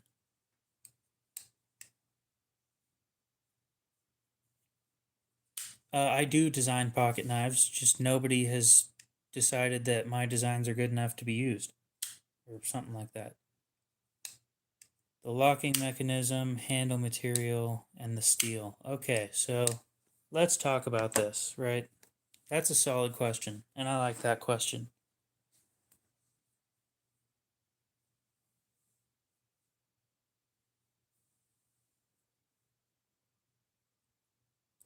God, but visuals don't matter. I really don't care about the visuals when it comes to use. And I can agree that you're probably right on that. But oh my god, that would piss me off so much. So let's scroll back and look at some of the designs that I came up with. It's been a while. So, oh god, that is a long time ago. Back when I was still picking lockbacks.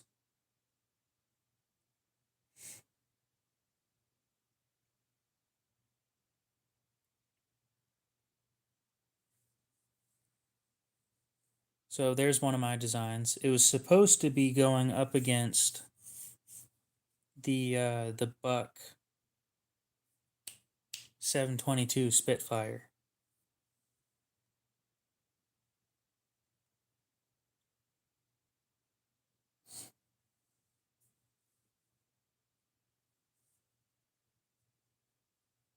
But I haven't talked to a company that decided that this was good enough for them.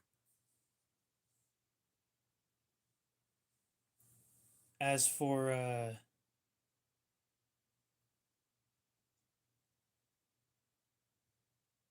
something else about this knife that you won't see in many other knives because it's really hard not to do this, the tang sticks out. It is really hard not to do that in a design. So on this one, if you look closely, it does stick out. And I haven't found a way to fix that that looks good. I mean, I could probably do it, but Mora makes some solid stuff for the price. Is there any other designs that I came up with? Yeah, a slip joint version that's an integral. I don't think I've ever seen an integral slip joint.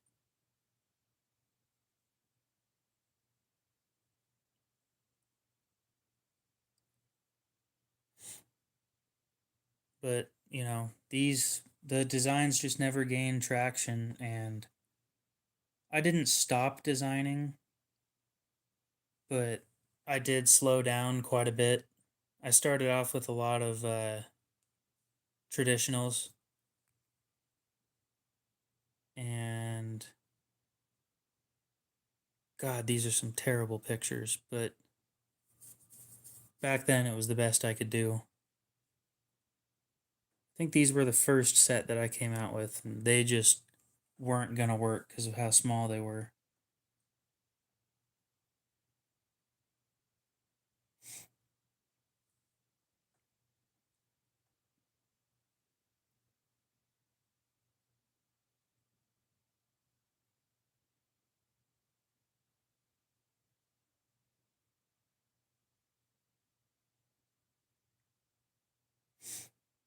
But yeah, I'd love to talk to a company about getting this released. I need. Here's the problem, okay? I've got a special version of this that I can't talk about because I don't have patents on it. And I really want to patent it but I don't have the money to have somebody write a patent for me.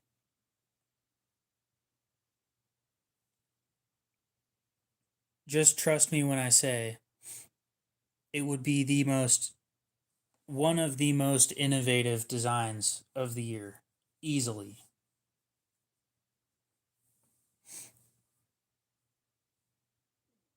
What am I thinking for handle scales? It would have been titanium. A titanium lockback.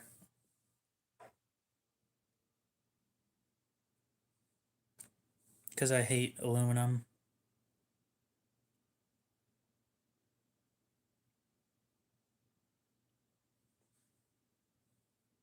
Possibly stainless for those people that like it, but I think a base model in stainless and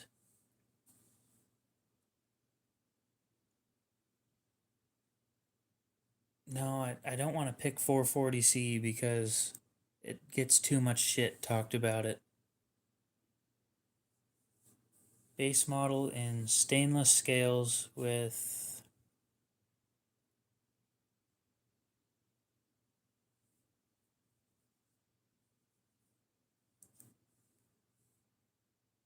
I believe it was a flat grind, yeah.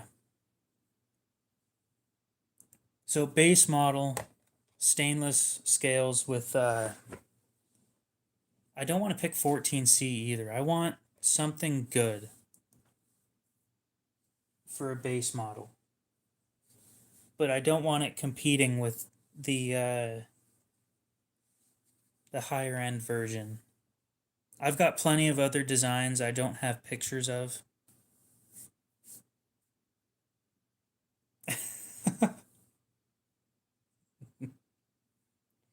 No, I don't want D2. I want something better.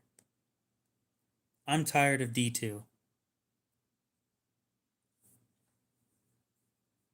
VG10, it's on the list, but I was thinking XHP. I don't know. Let's look around at what steels are available.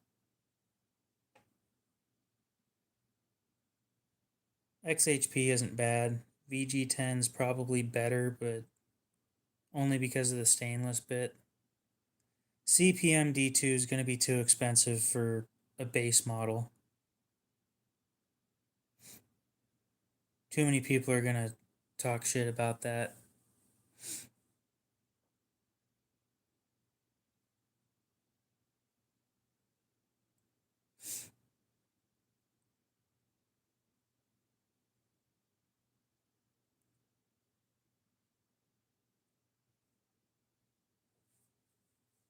Mm.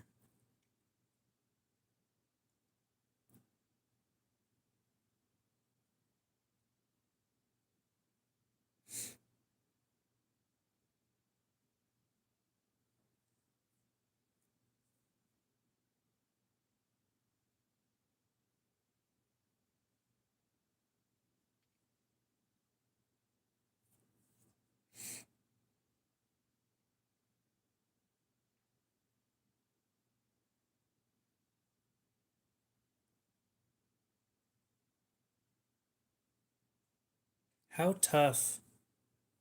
I was thinking 154, but then it kind of competes with higher end stuff.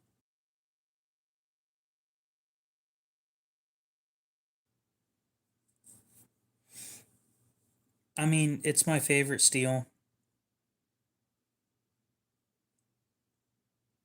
I need to look into toughness real quick.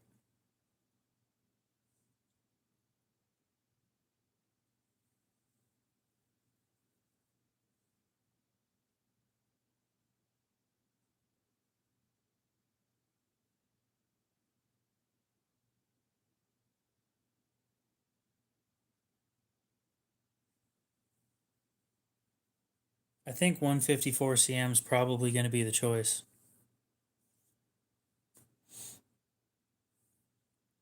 See, that's another thing that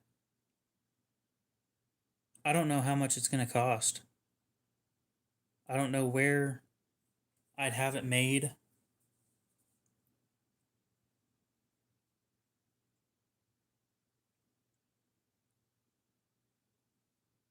The problem right now is competing with buck. I thought 440C, but everybody talks shit about it. And that's what I was looking up toughness for. Stainless steels.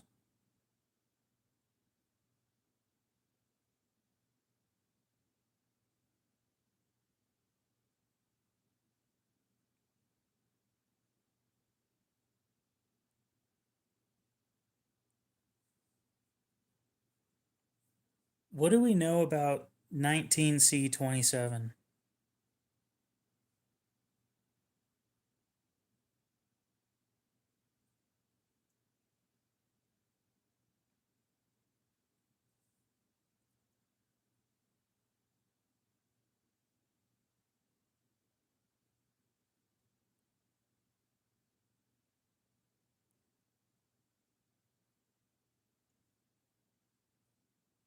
I don't know anything about 19C27, but it's on a toughness list in stainless and it looks pretty decent for stainless properties at 58.5.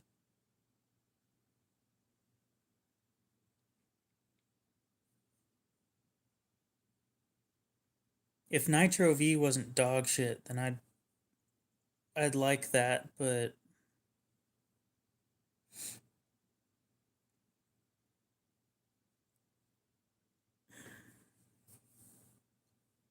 and I want something stainless.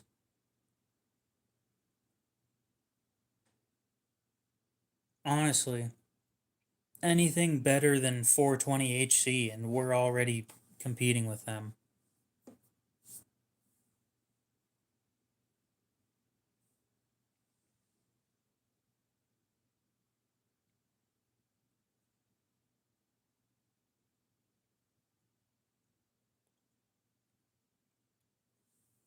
Could we do 14C at 60 HRC plus or minus 1? Stainless scales and phosphor bronze washers.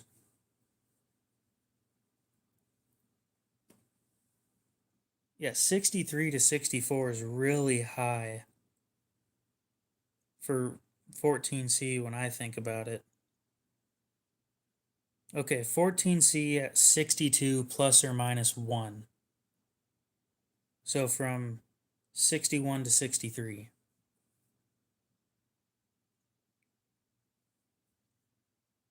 What do we think on that?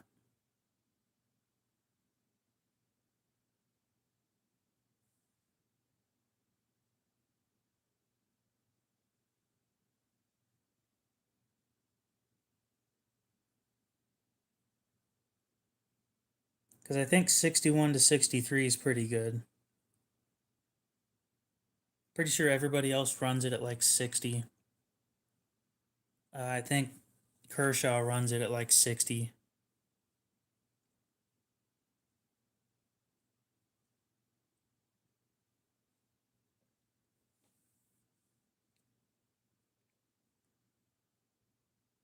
$58 to $60, I'm pretty sure, on Kershaw. Which may be why it has toughness issues with them.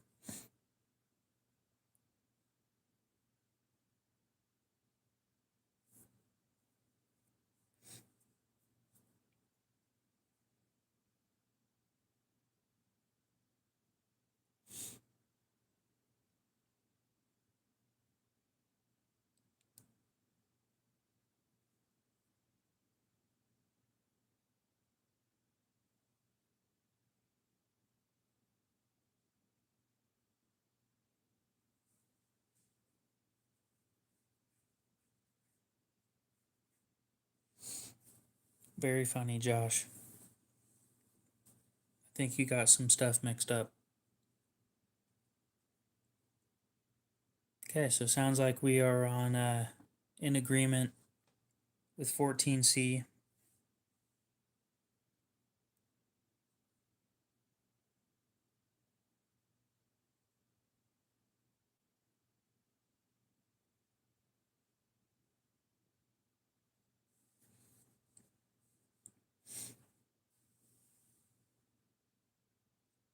No, 14C isn't better than S30V. And then I think on the upper end of things in titanium, a stonewash titanium.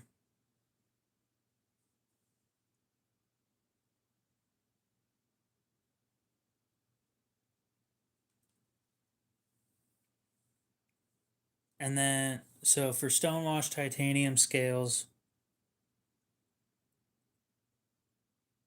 we're looking at, what do we think, guys? A big step up from 14C.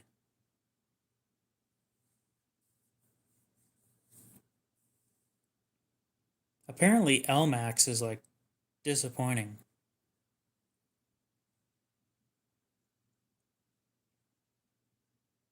I don't want MagnaCut for anybody that's thinking that. And my reasoning behind that is it's too common now. M390.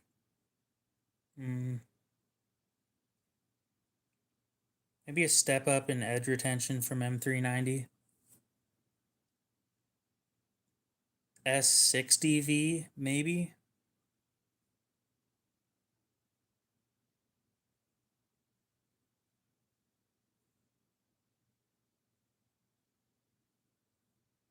That's not common at all. Not anymore, anyway.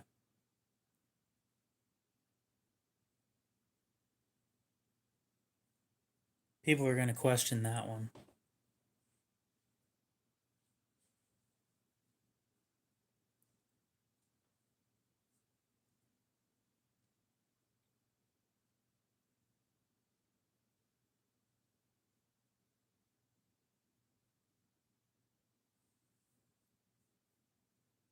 Decent toughness. Pretty good edge retention.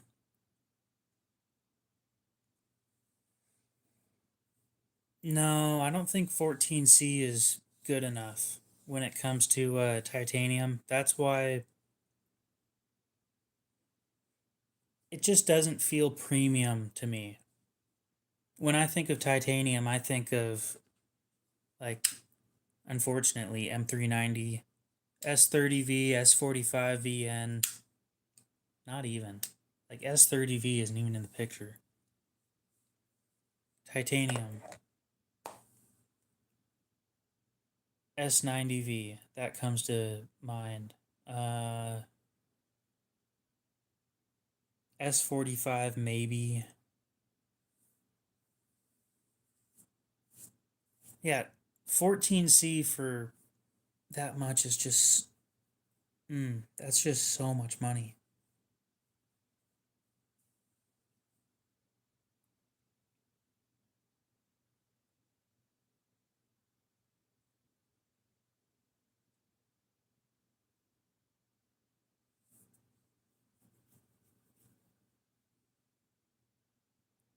I think S60V is probably the way to go on the second tier.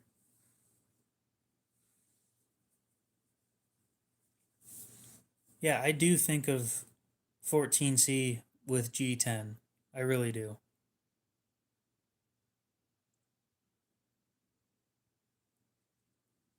Sure, but I was thinking different titanium finishes, not different types of titanium. I mean, we could definitely go with cheaper titanium for the for kind of a mid-range version of it, and then a higher end with milled titanium or something. But if we're gonna go higher end, I want something probably S90V on that.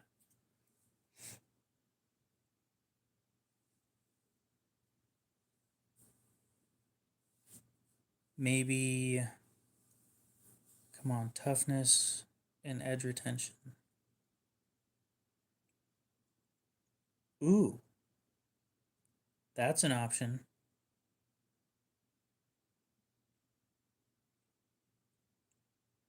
What do you guys think of Z Max?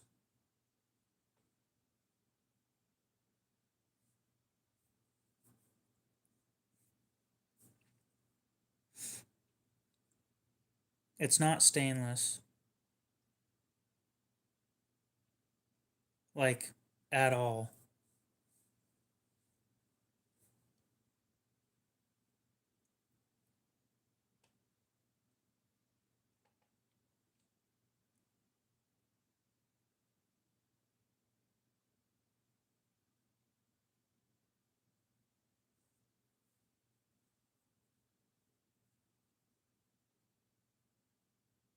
You know, thinking about this, if I'm going to be able to try and afford a patent attorney,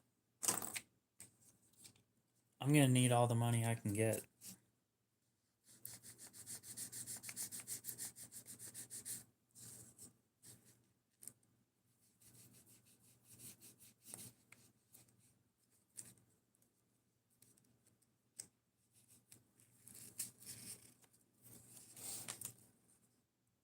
From the few people that I've talked to about it, they said it's going to be like $14,000 to get it all done for me.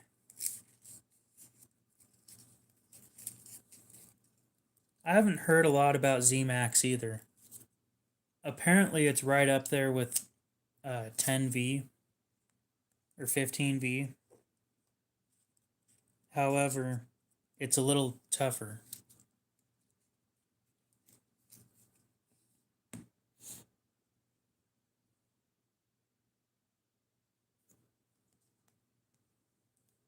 Yeah, y'all didn't know it was that expensive, did ya?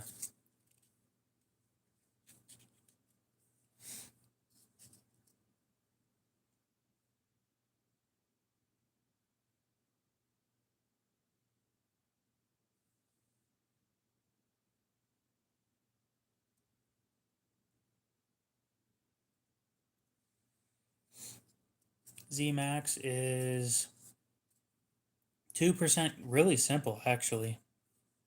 2% carbon, 10% tungsten, 5% vanadium, 4% chromium, 5% molybdenum, and 9% cobalt.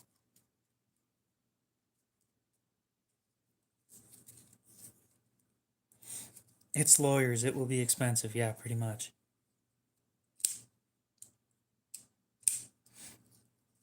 If I could get a partnership with a company and the company could pay for the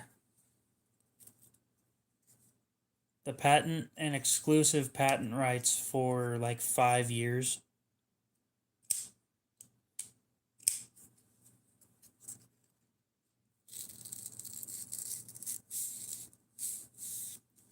What do you guys think about that? I don't know if that's worth it or not. Y'all don't even know what the patent is. I can't tell you either.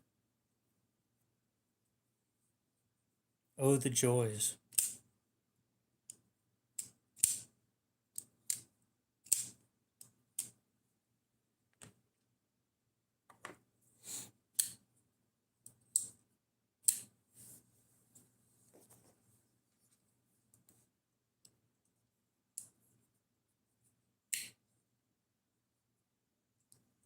So ZMAX is comparable to T15 and Rex 76.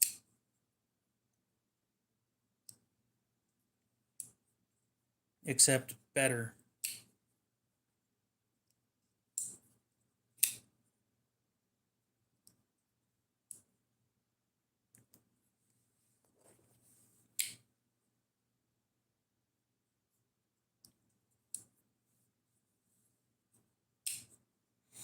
What company would you want to see that from?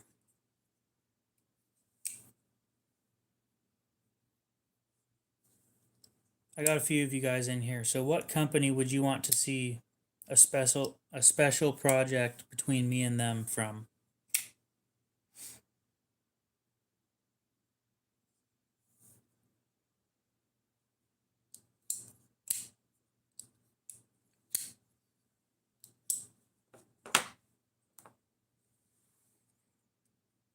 Kershaw? I guess that's an option.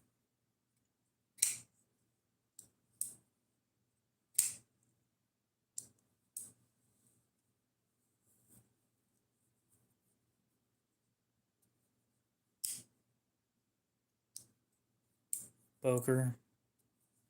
I haven't heard a whole lot about Boker, to be honest. Other than their fancy little cubie. Well, they have a knife that I already kind of want. That might work. The only problem I have, and it's not really a huge problem, I kind of want to do it with an American company. I don't have a problem with QB at all, but I'm not sure I want to do it with Kershaw either. I know Kershaw was a good suggestion. QB was too. Boker, I haven't talked to or seen anything overly interesting from in a while. So those two minimum are on the list.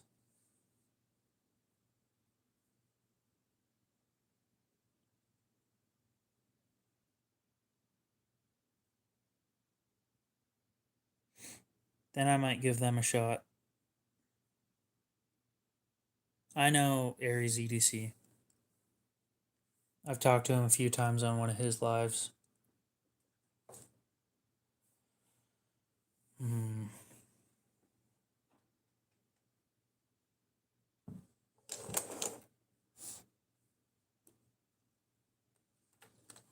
Sounds like it might just be QB then.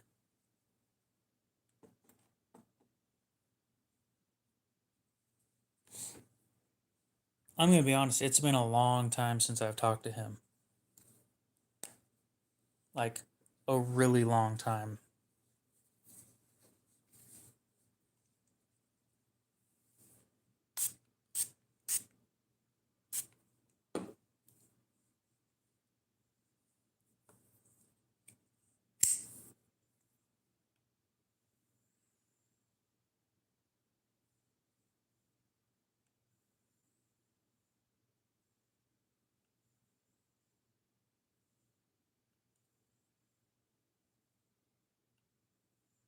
I don't know how I'm supposed to ask.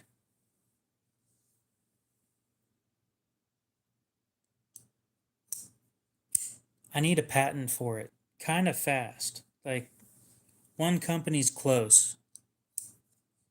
And I can't tell you what company, but they're close.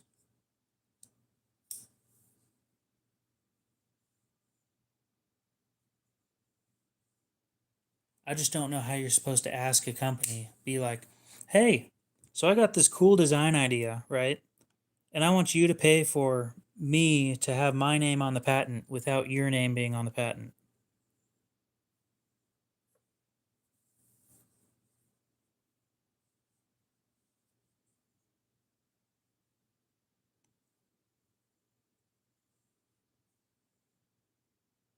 Confidence is key. I am interested in the hazard. It's just out of my price range at the moment.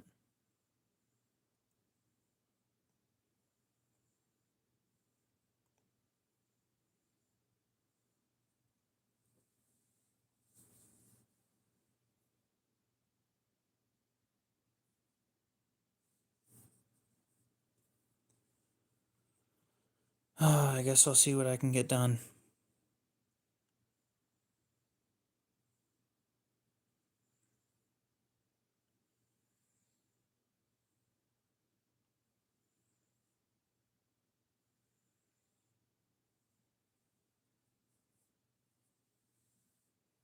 Well, no shit, it's a hazard. I mean, let's be real here. We all know with a name like Hazard, it's going to be a dangerous knife. I don't know. I sharpened a lawnmower blade like once in high school. Not my thing. But that's I think that's why I don't like power tools coming near my knives, is because I royally fucked up that blade.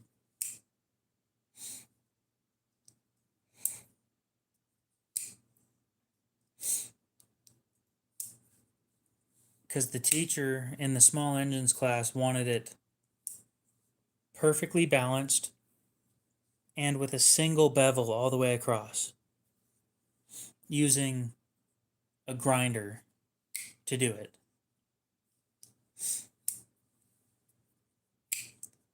Michael, how's it going?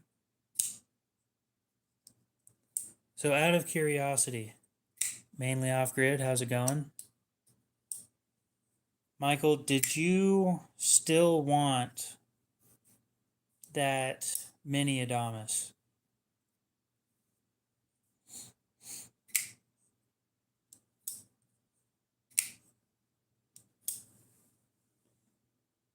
Chris, how's it going?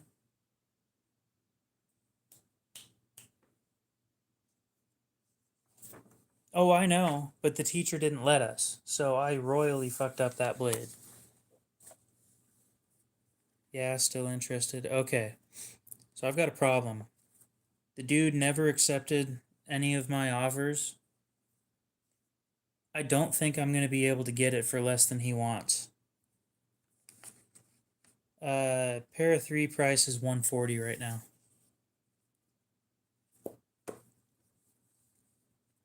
Can't go back to sleep. That's a common thing. Fishy Fingers, how's it going? Welcome back.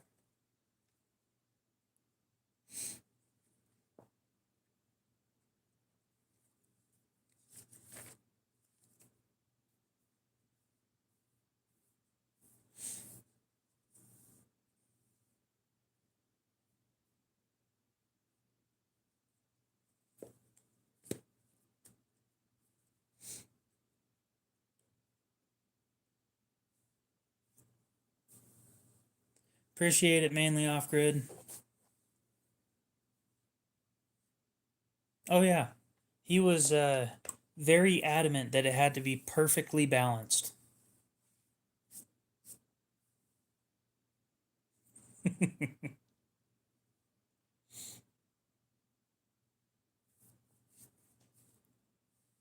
Oh, I hate offering so close to what somebody wants, but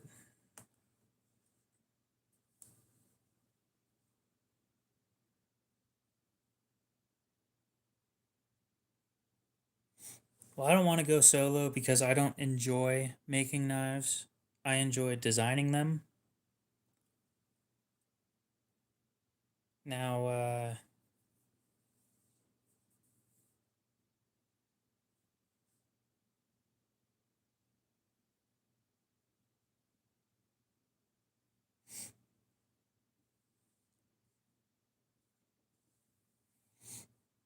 and I think here's the question, right? If I decide to go through with this, to go through with releasing a design with a company, am I ever going to change the YouTube channel name, or is it staying how it is?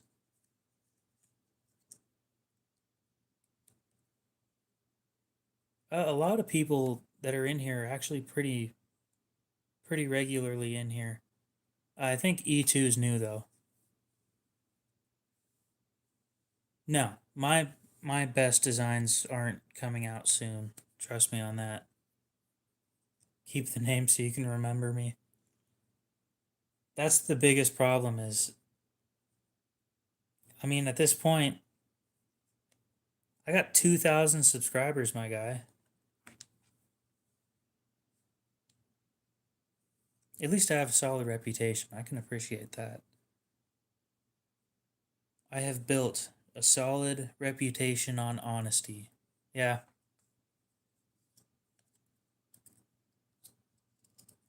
Wow. Sitting here smiling like an idiot, looking at that. That's just great. Okay. KO knives it is. Guess we're sticking with that.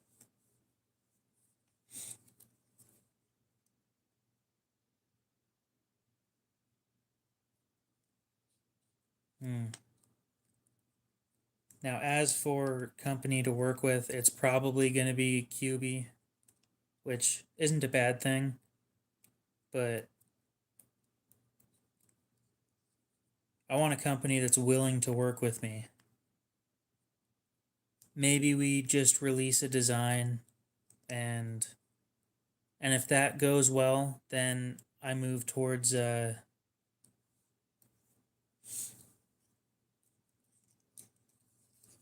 it's been a great month. Ozark Trail, fuck that.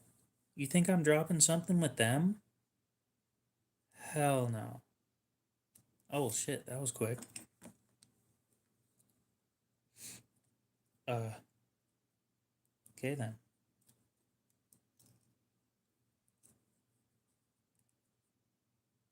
Pair of threes sold, I guess. If Cash App will ever load. There's constantly shit going in and out of my Cash App.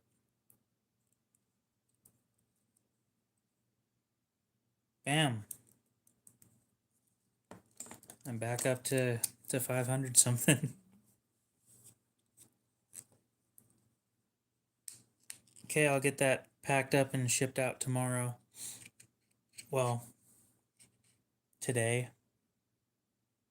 It's Friday. Damn.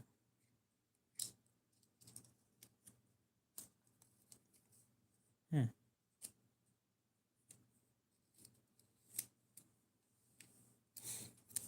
And trust me, I wouldn't mind working with Kershaw, but my biggest problem with them at the moment is,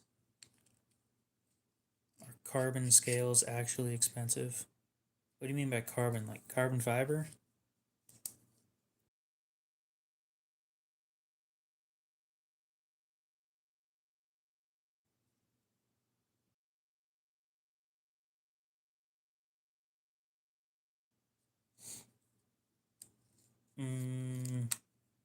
I don't think they're as expensive as people as they seem to be. Let's put it that way.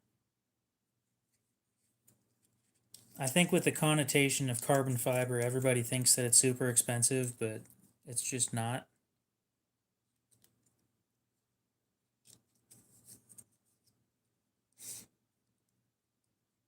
Welcome back.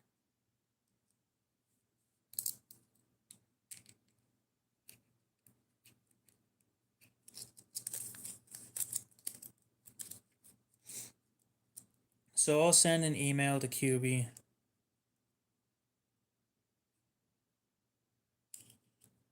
You know, I was gonna ask to get I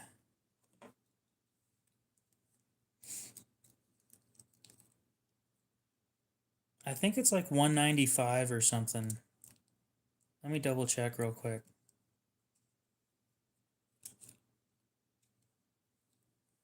I'll be right back in a few minutes.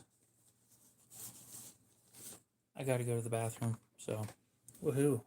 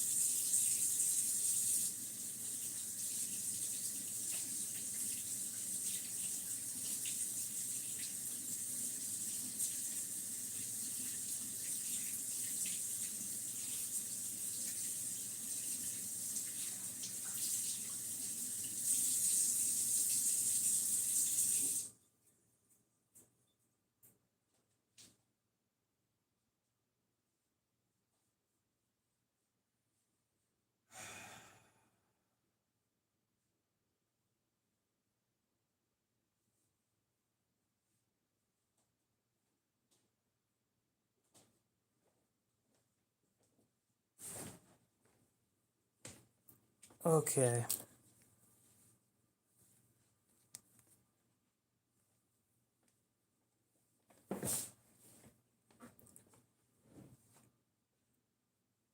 Needs a knife called the dump. Oh.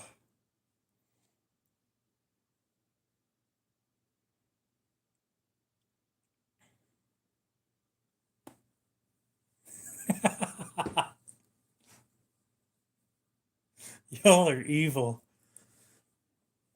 I just want to say, I don't remember eating anything that was that spicy.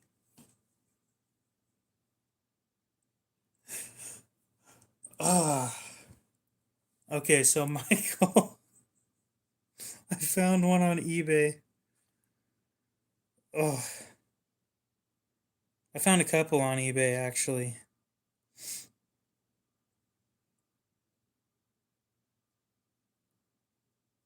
I'm skeptical though. It's priced too well, and in the description it says it's an auto, but you're not looking for an auto. So, I don't think it's the right one. Priced too well as in 145. And with me not being able to have it in my hand, I can't guarantee anything. So I'll keep looking though, see if there's anything that it's a Kershaw Leek.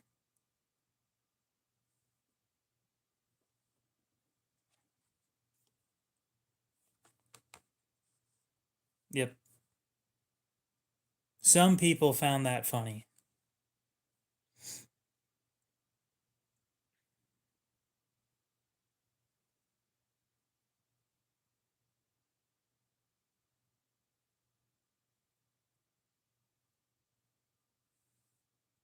Oh no, I saw the one where you said it looks like one that you were sharpening earlier.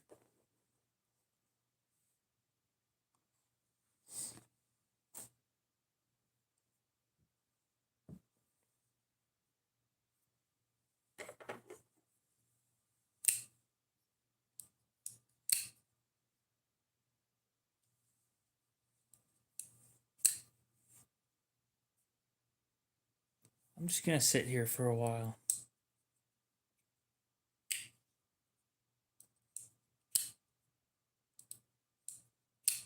So here's the thing. I've got a knife shop that's like a couple miles away from my house that sells those. What I would do is, as soon as I buy it and open it, I would bring it over there, or I'd open it there and record it, and then compare it to a real one. If the owner would let me do that.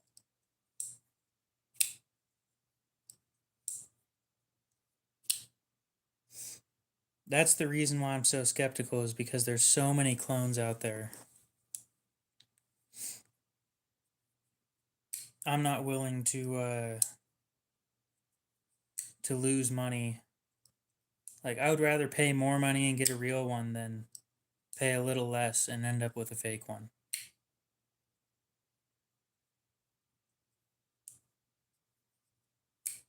And the problem with all these, one of the problems is they don't show the inside of the box. It's risky, yeah. That's why I don't play with eBay very much. I'd much rather go through Blade Binge.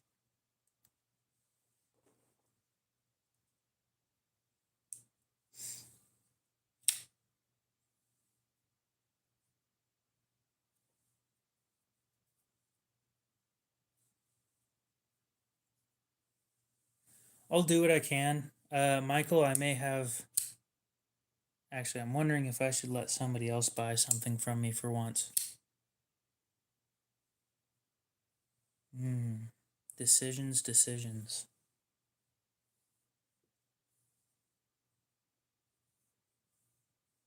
Nah, I doubt you're interested in it.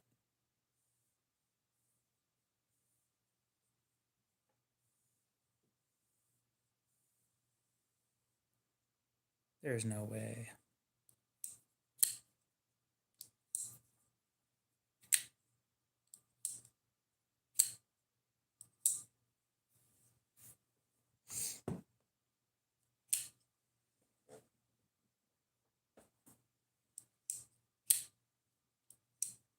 Try me.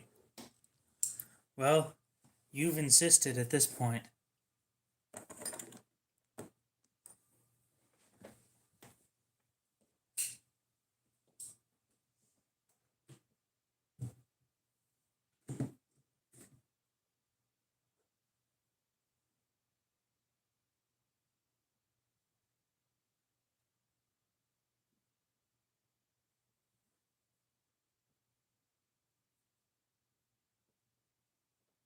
So the other day, right, I got a great deal on a knife.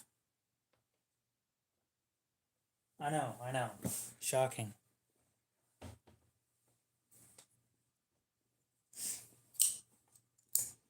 So here's the one that you just bought. And here's the one that I just bought. Olive drab green with the DLC coated S90V blade.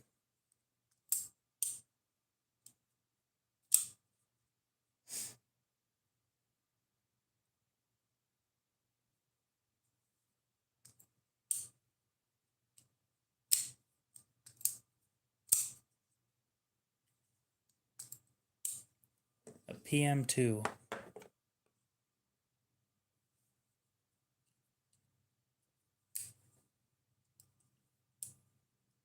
I'm feeding an addiction. I'm good at that.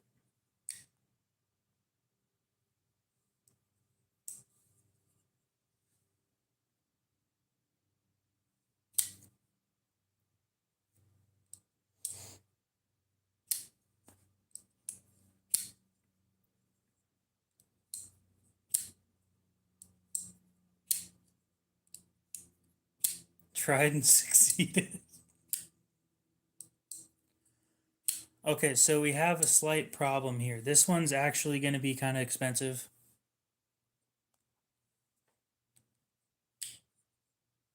Compared to the other ones.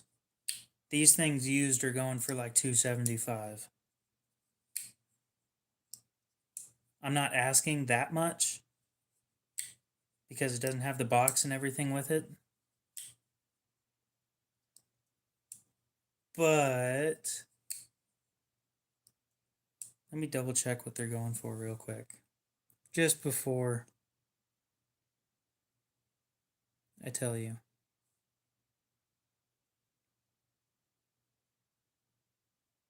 Gotta keep the suspense going.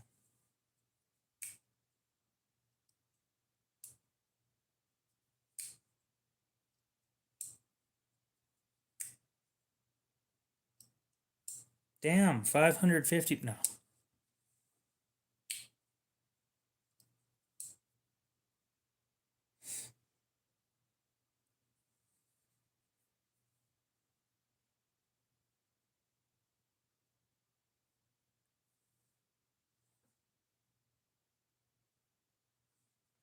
Oh, I didn't say the price yet. I had to look it up again because I don't remember exactly how much they were going for.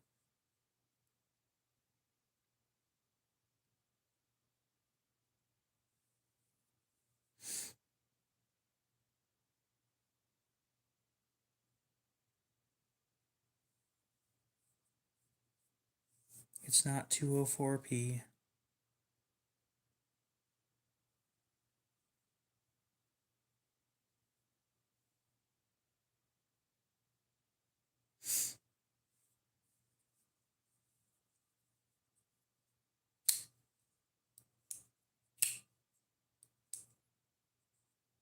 Nope, you didn't miss it. I was just trying to check the price, but I can't find him anymore.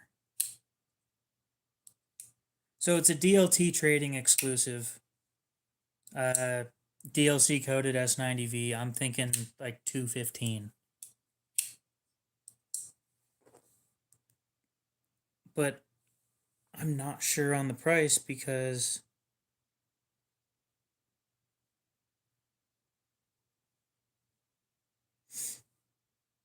$275, $290, $275, $195. Okay, so that's not a bad price then. I'm sitting here, 275, 290, 195, and 275, and the rest just aren't the same knife.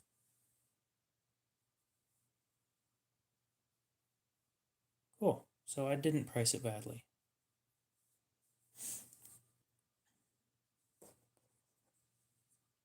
Oh, I just did the research.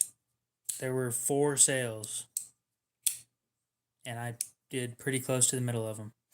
If I plan to sell them, what? Should you keep the boxes that your knives come in? Depends. Some people feel like it adds value. I'm one of those people. Some people don't feel like it adds value.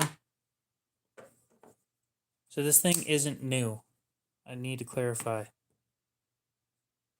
There are some scratches from use. If I plan to sell them, what do you mean? Yes, sold to the Spyderco addict. Yeah, I gave Aiden first dibs on this thing and he didn't want it, so. Paper test.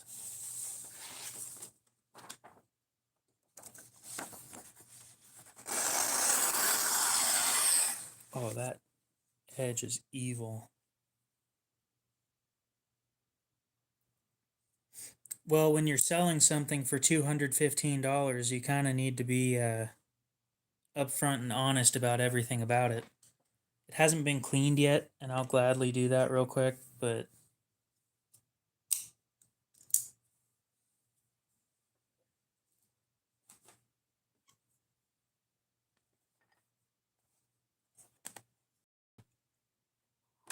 and yeah, I'll mark it down once I'm done cleaning.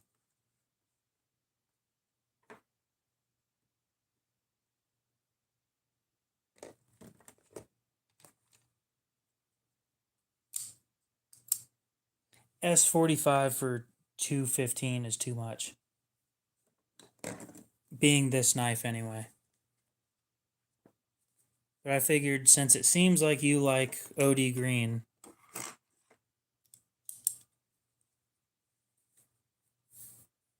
so at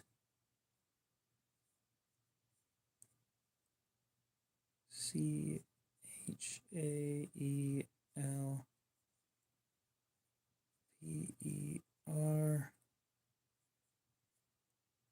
215.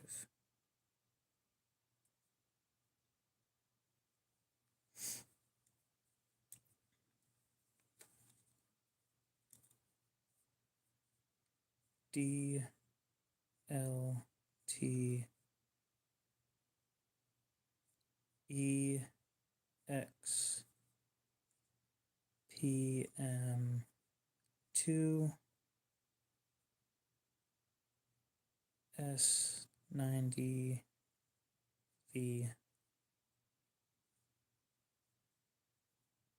September 19th.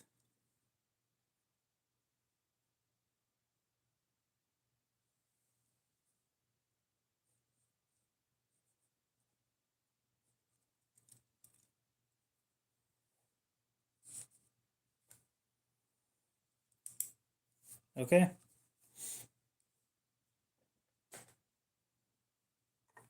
Now for disassembly.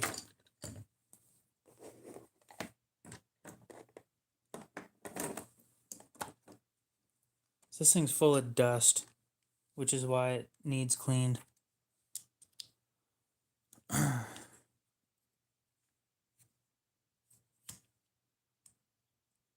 No, wait. don't think it matters which side I do on this one.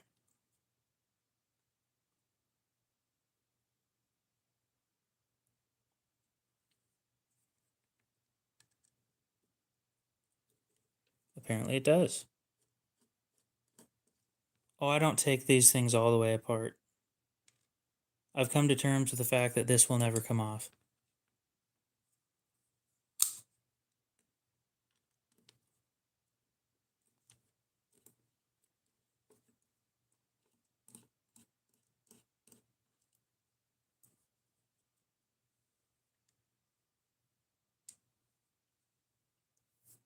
Then there's another age-old question.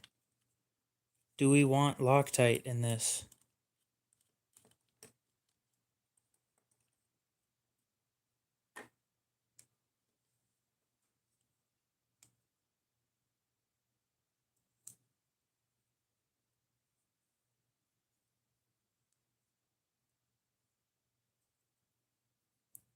We have S110 and S125V.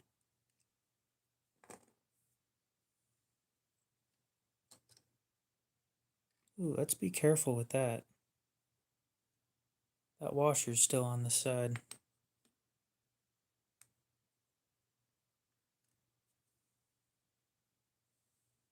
Okay, so it isn't terrible, just regular dust.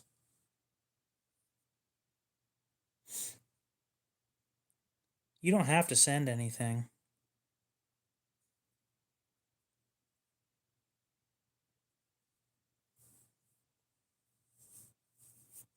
Unfortunately, you're probably correct. With Crucible being gone, they were really good with doing research and development. With them being gone, it's unlikely that we'll see any new SV series steels anytime soon, anyway.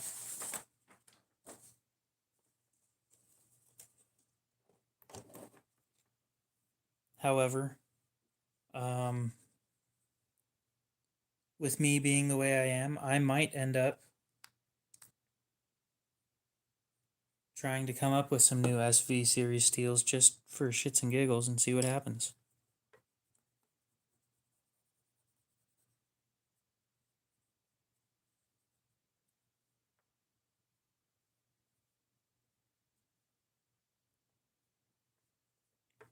I mean, if you say so.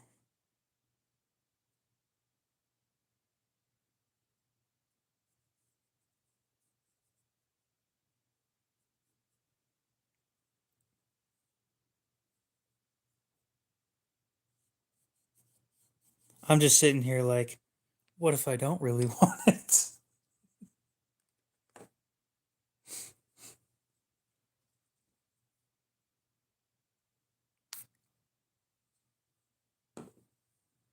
If I don't want it, can I just like throw it at my sister? Clarence, how's it going? Welcome in, you're new here.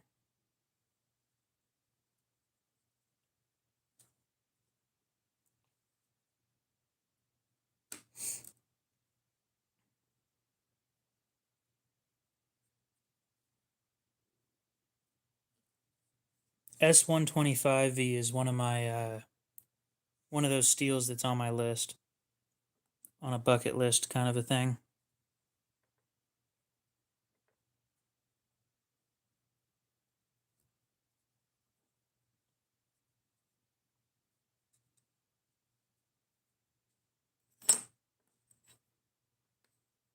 And I'll finish sharpening that when I'm done with this. Because that was frankly kind of disappointing.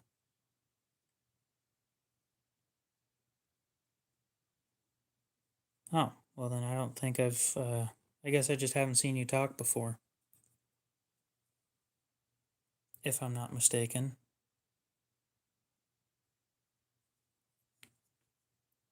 No, yeah, you just haven't talked before.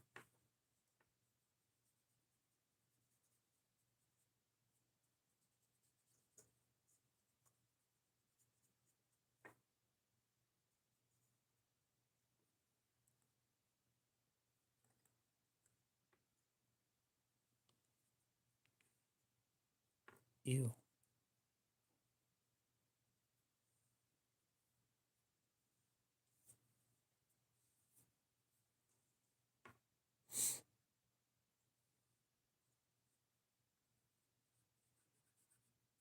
Well, I just want to make sure that none of you feel obligated to send anything.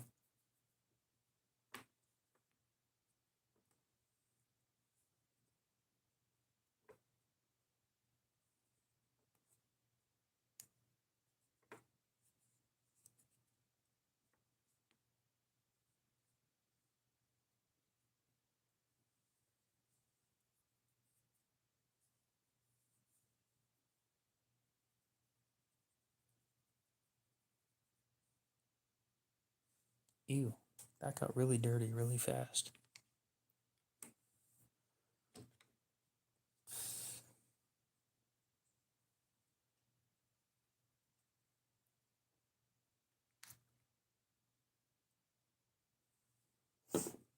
Well, it's nice to know that I have a few people that lurk around when they're bored.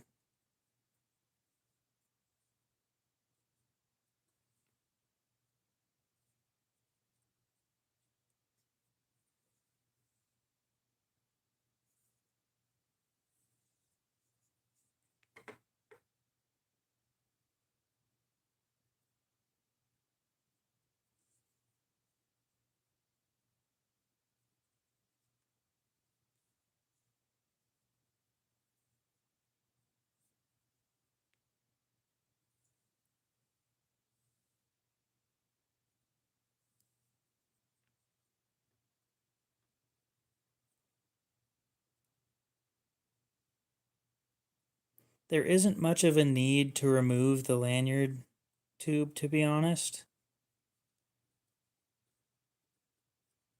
And in my limited experience with Spydercos and cleaning them, I've noticed that if you take the lanyard thing out wrong, you break the scales. So I'm not risking breaking the scales.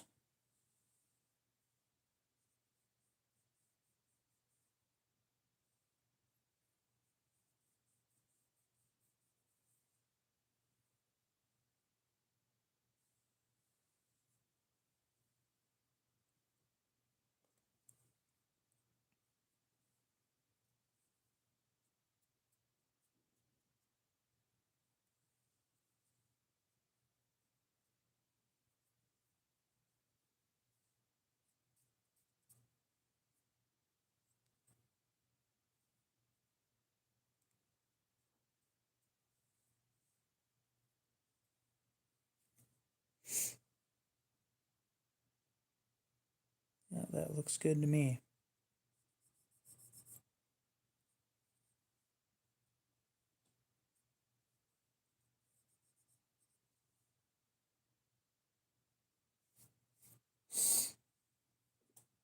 I'll admit it's mildly irritating when I see somebody doing nothing on their live stream and they have more viewers than me. Like the people that fall asleep on their streams.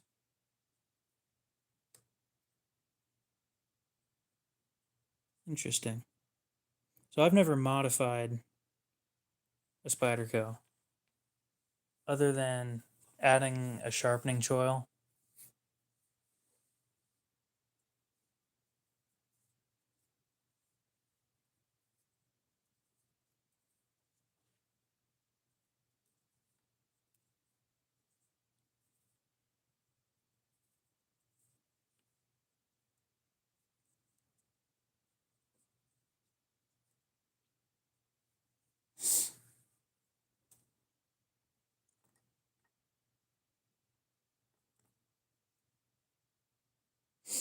You mean that dude that has the turd covered toilet seat that he puts around his neck? That dude popped up on my feed the other day and I'm like, why the hell is this dude on my feed?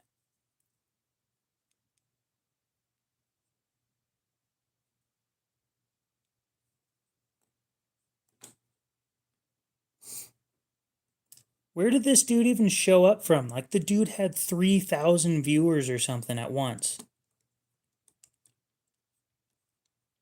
And he's sitting there like, I know this poop covered toilet seat has made me who I am today. but I don't want it to define me. And then made this whole act like he was going to take it off.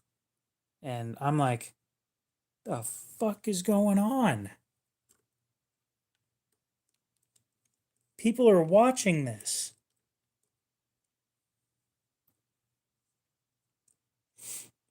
Now, don't get me wrong. It's my feed. I understand why it showed up, but oh my God. It was kind of unexpected.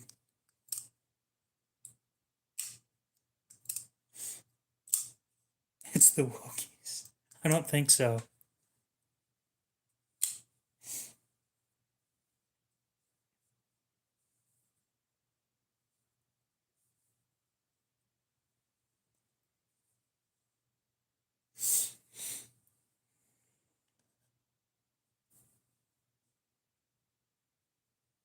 That just blows my mind. And the only reason I find it mildly irritating is because, like, I do useful educational content, and this dude's sitting over a toilet with a toilet seat on his head with more viewers than I get in a stream at once.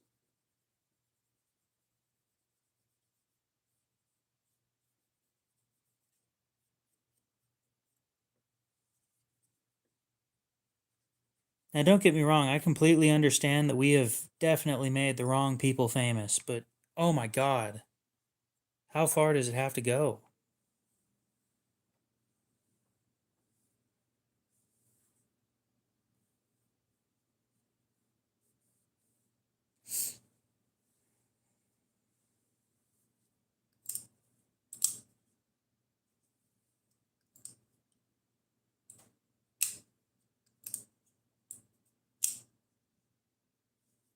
I've noticed.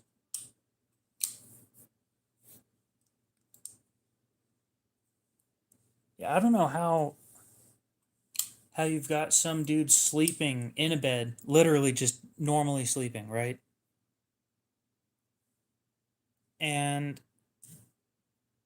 this guy consistently throughout the what minute or two that I was watching had 1,300 viewers, I think.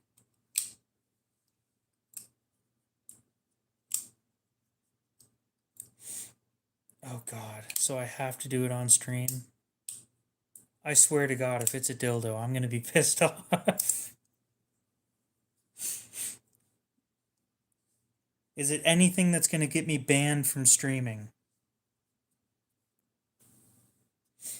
I've been collecting knives since 22, I think. I have come to understand that, unfortunately, E2. The vast majority of the people I meet, I'm not going to say they have half of my IQ, but like a good quarter of it's missing.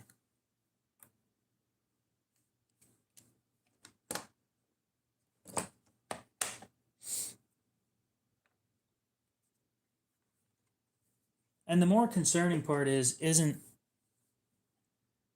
that they're dumb, it's how are they still alive, right? It's not often I meet somebody that I wonder how they're still alive, but it happens. No, I'm just talking about general intelligence, not some ultra specified bullshit. But oh my God, they're just so brainless. And no, I'm not on a schedule. I know which one you're talking about. I live stream every just about every night at 11 Mountain Time.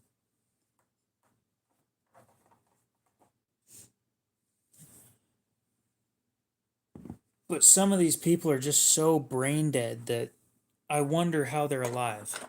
I really do. I'm concerned, but more just impressed.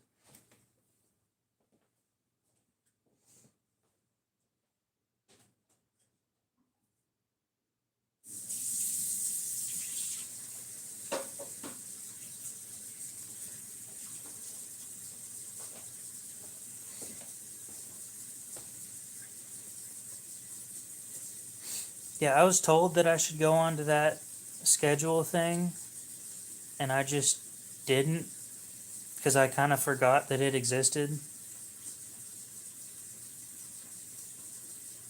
Well, good morning. It is almost 4 o'clock my time.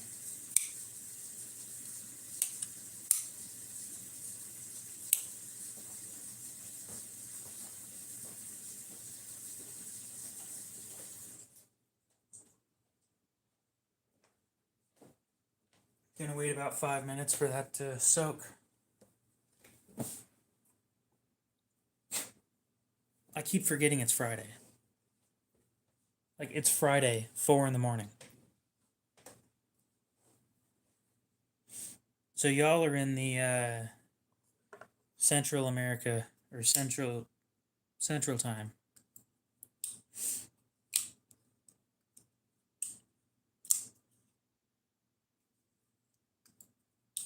No, I'm just surprised and impressed that they've survived as long as they have. Oklahoma, yep, I've been there.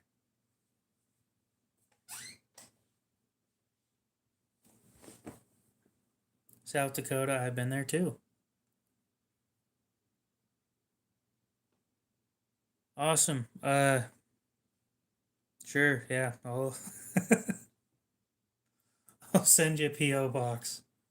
If it's too big, genuinely, if it's too big, it won't fit in the PO box.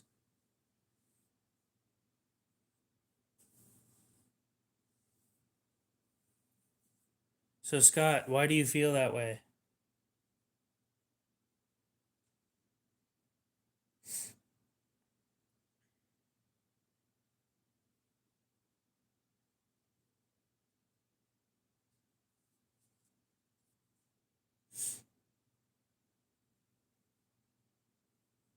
I have one question after that, but I want an answer if possible.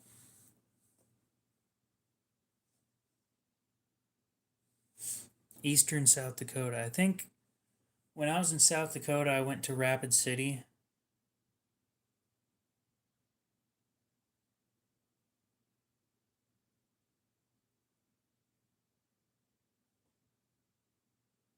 Well, I'm still alive out of spite as well, but long explanation. Not going to do that tonight. God, it's almost been 5 hours. Damn. And y'all wonder why I wake up so damn late. Somebody sends, companies send me an email.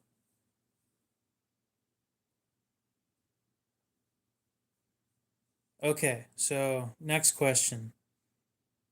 Do you believe that they don't, I don't want to say deserve, but deserve is the best word I have here. Do you believe that they don't deserve life, liberty, and the pursuit of happiness? As human beings, do you think that they do not deserve that?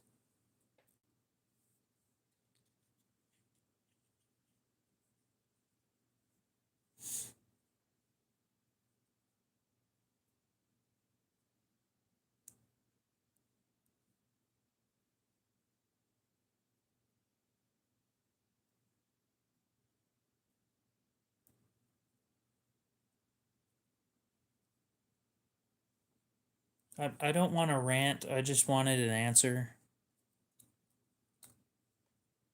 Hey, it's been 5 minutes. Okay.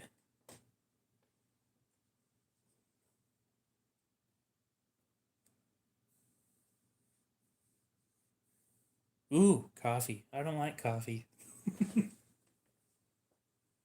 Controversial opinion. I just don't like most bean water.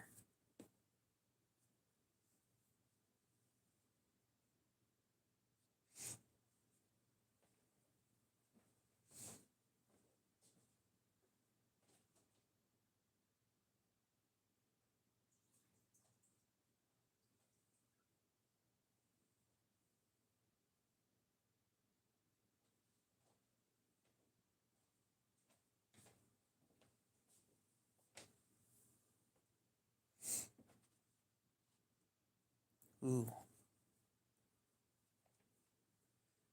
I mean, if you guys want to hear the rant, feel free, but please don't start an argument.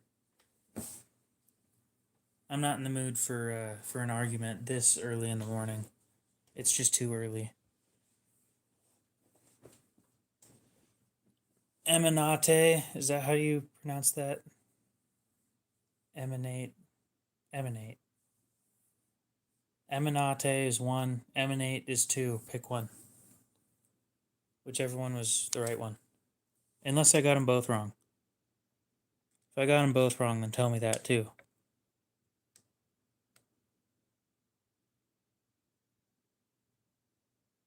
So unfortunately, I don't have unlimited time to research things. 2. Emanate. Okay. God, I'm tired. I'm not even tired. Careful there. Eric, the guy that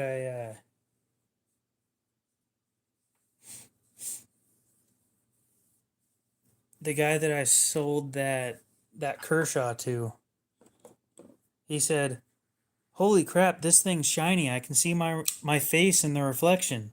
Then like 5 minutes later, he sent a message saying, "I just got myself." Tree stabbing Troy. What's up, dude? How's it going?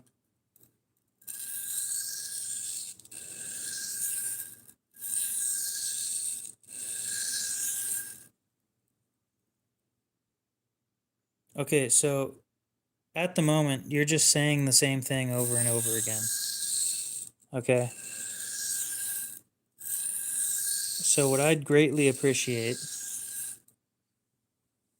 is if you could do me a favor and try and get onto the track of we're talking about pocket knives on this channel. I don't agree with some of the things that you're saying, but I can agree to disagree.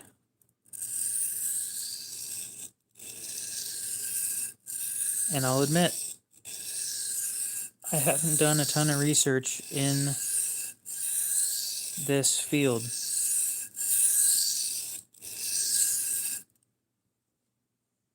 So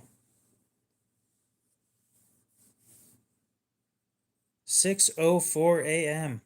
Damn, dude, I'm already done with the Chiefer cut. This shit's quick, dude. I'm telling you.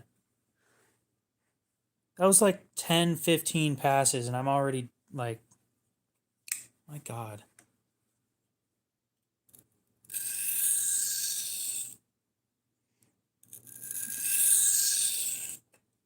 I may do some research on it. But my main research and the things that I pay attention to most are my YouTube channel, and that comes first. Well, technically speaking, millions of people can be wrong. To be completely fair, glass has not been acquired. The glass company I reached out to didn't call me or didn't answer the phone. I'll be headed over there tomorrow. I'm not super impressed with them at the moment. I don't know how much it's going to cost, but I should have enough money now. Since I just hope it isn't all that bad. I really do.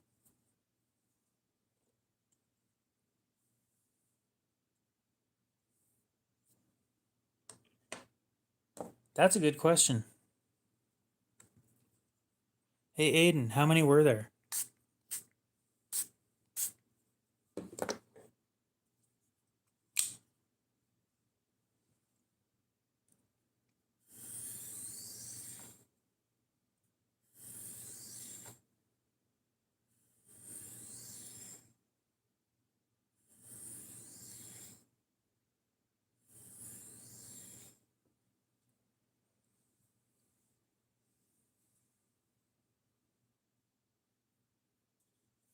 So I'm assuming tree stabbing Troy makes knife content as well.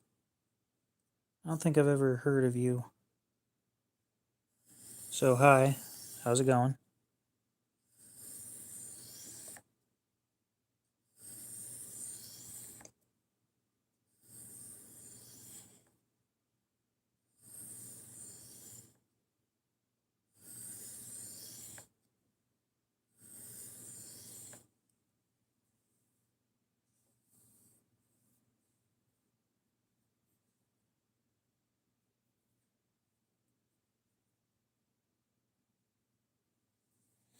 I knew they were doing one like a couple days before they dropped it. So if I would have known that you wanted one, I probably could have tried to get one, but you don't, if you didn't hear about it, then I wouldn't know that you wanted it.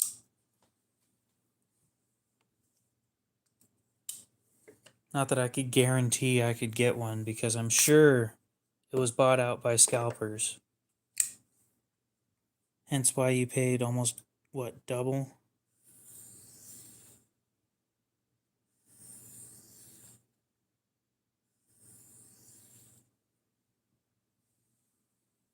You just take pics for the Instagram. I do that sometimes.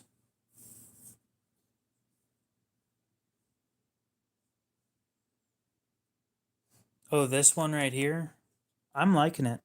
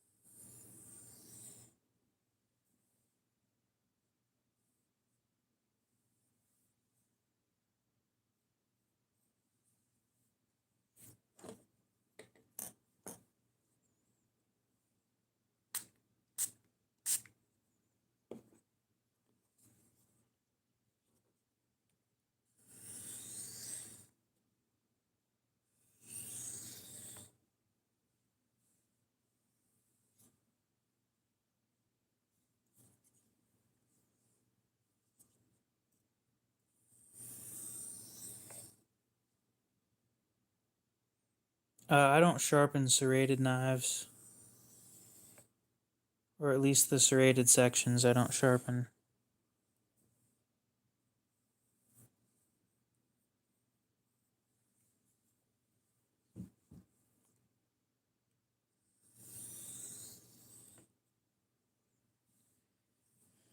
I think I might need to make a new Reddit account. Scuttle the old one, unfortunately.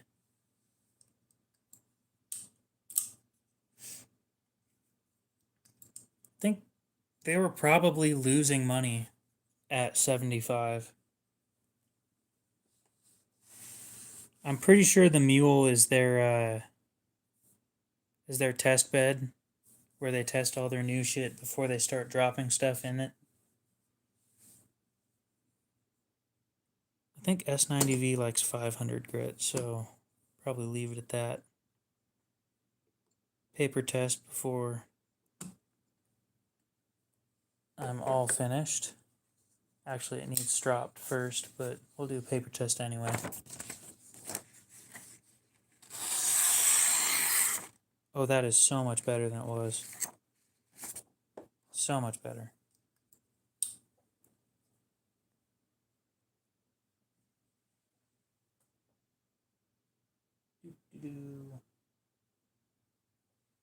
Oh. The glass one is from Sharpo. Sharpo.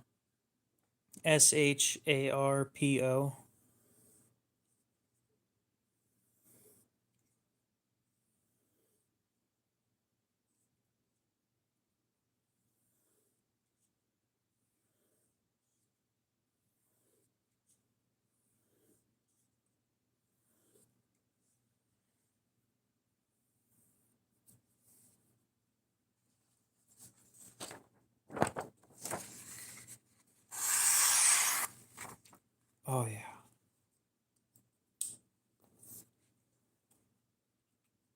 Edge test across the whole blade.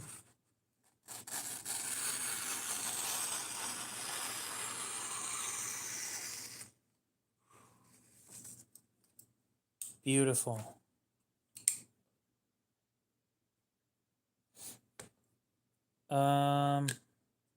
It's kind of like the last step of sharpening. It's called a strop, and it removes any loose pieces of steel left on the blade, as well as lines things up properly so that it cuts better.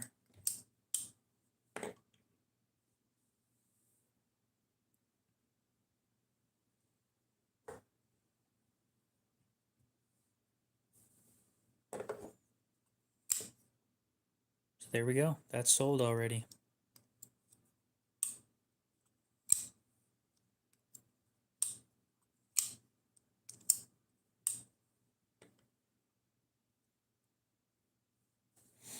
Oh, I just saw today. Yesterday. I just saw the Outdoors 55 video I've been looking for a while.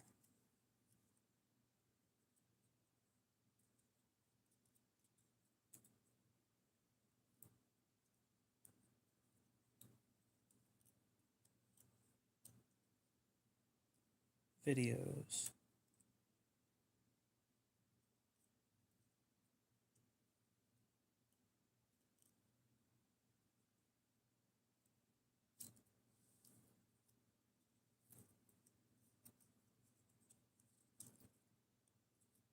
Oh, there we go. Now if I go into the...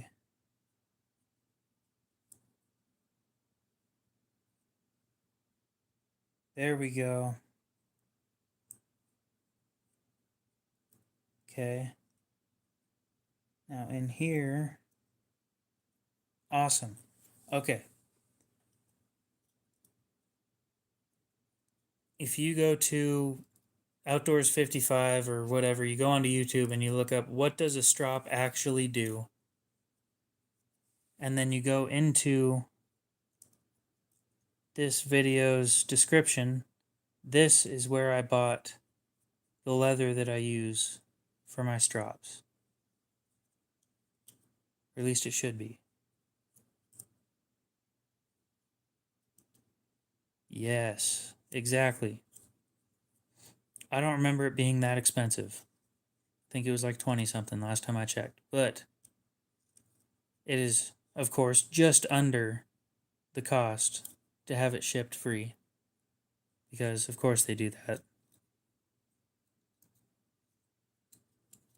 So this is some solid stuff.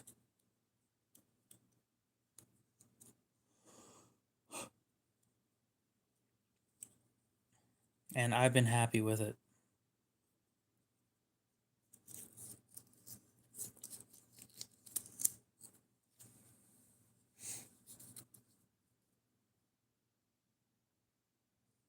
So I'll be saving that video in...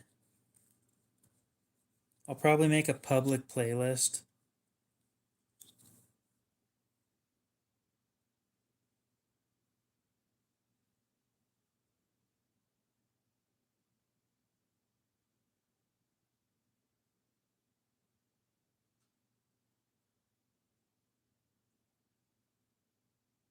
Make it public. Create. There we go.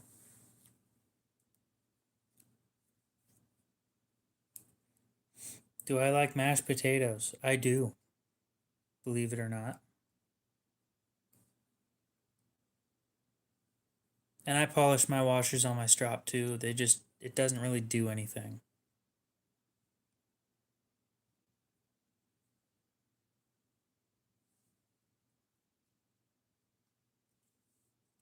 Yeah.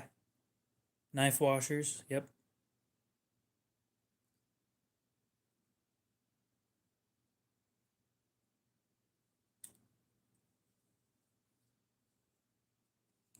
Highly recommend using leather, not suede.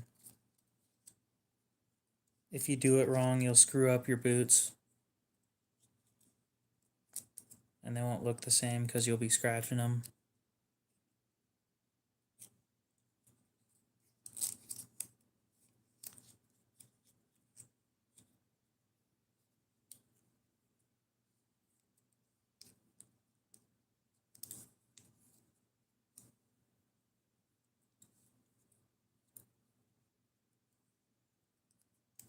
That's been a really good stream today.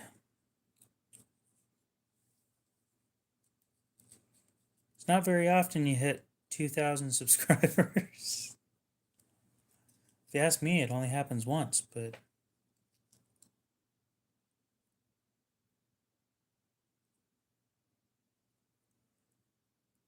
hell yeah. Hell yeah. What one's gone?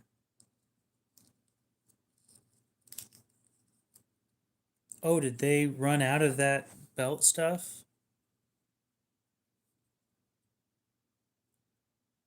I hope not. That shit's been the best.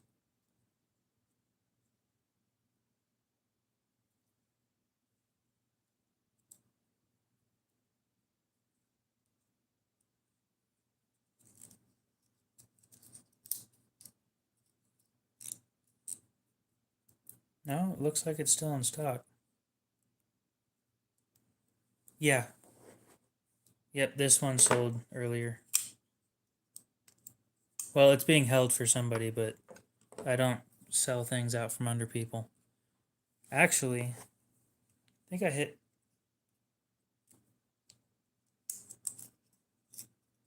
Oh, did you subscribe? I appreciate that. I'm closing in on 220 or 2020 now.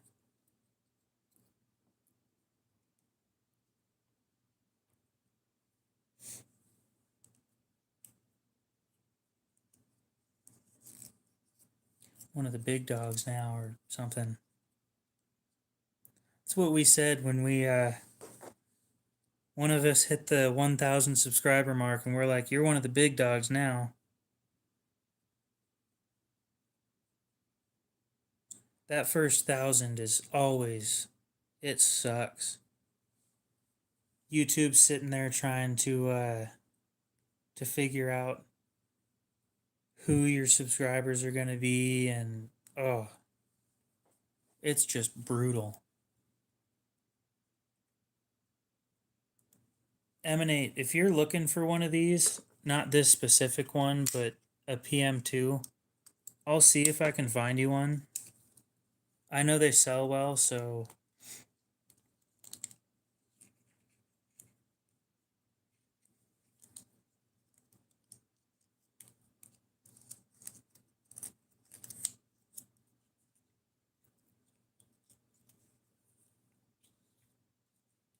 you mean the pivot?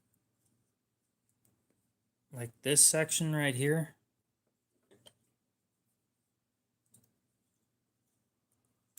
I use some thicker stuff.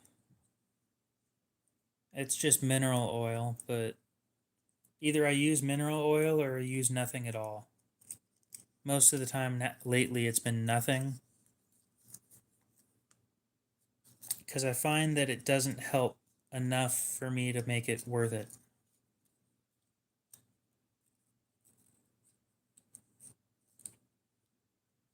Oh, well, I don't usually live stream this late because people don't stick around long enough and it gets boring. But I do live stream starting at 11 p.m. Mountain Time. Replacement screws and, okay, for Spydercos, if you go on eBay, I got this set. It didn't come with the washers, but I got this set of titanium hardware for like $15 plus shipping.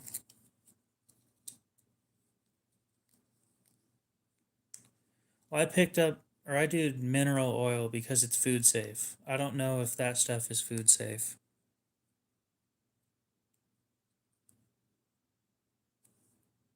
Of course, it doesn't need to be food safe, but my knives get pretty close to my food, so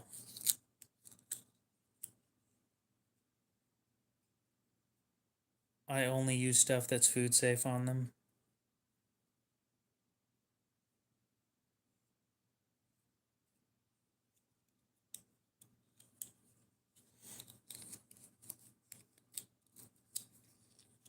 It is almost late enough in the morning that the sun's going to come up.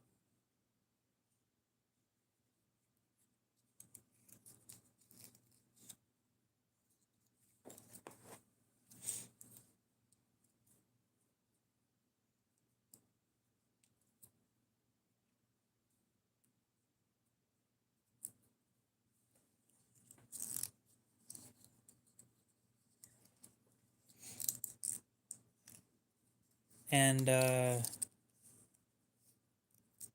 indeed, better food safe than sorry.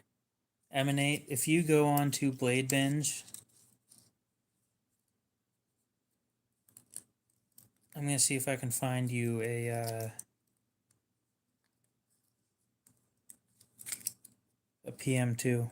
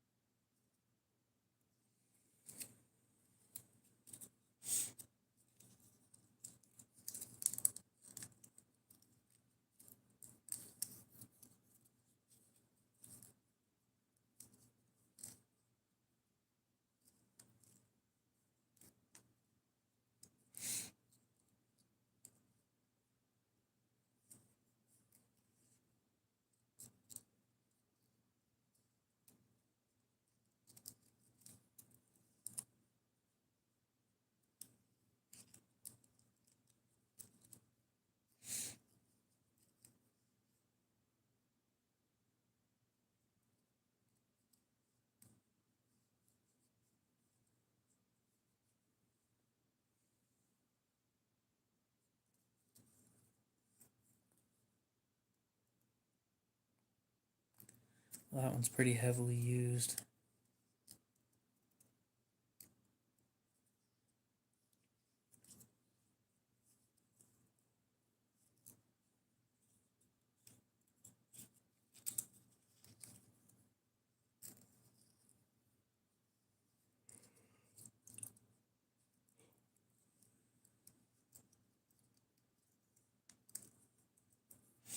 Yeah, you probably won't ever get one of those again.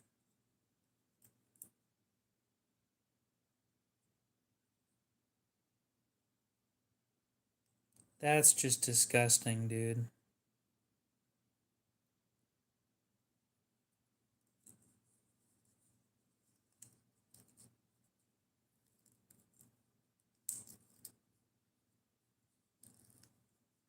That is way too much for 15V. I do not have one of those.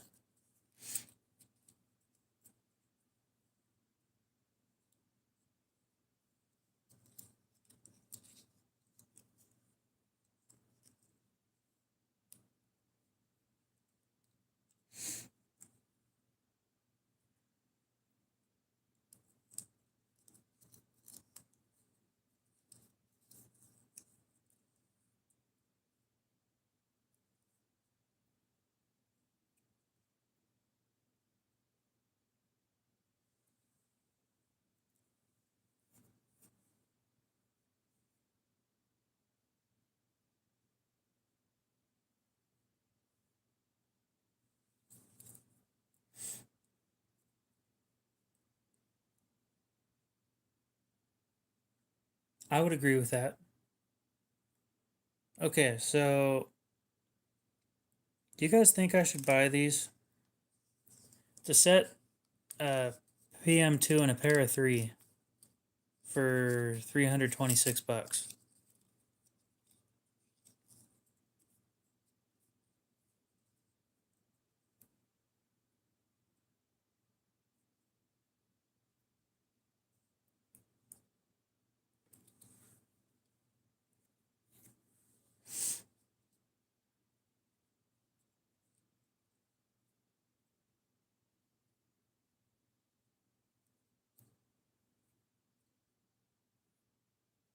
It's obvious that these 21 people that have it favorited don't want both.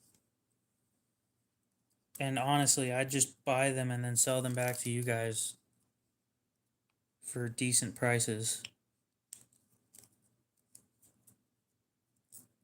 Actually, wait. How much can I sell those for at that price?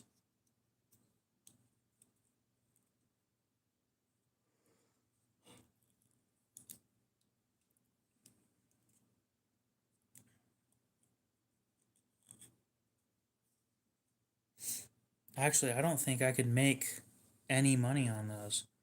The the PM2 is an S30V DLC coated. No, I probably still could make money on those.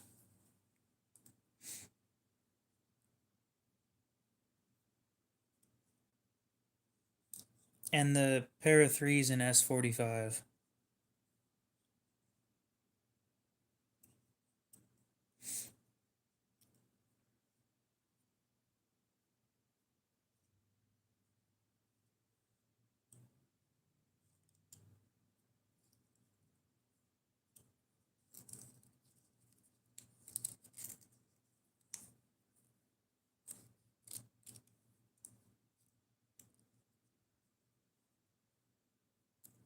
That's fair.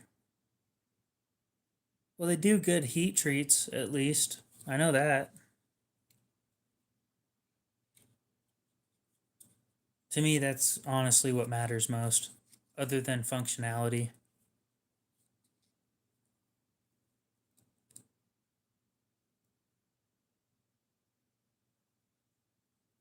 Hmm.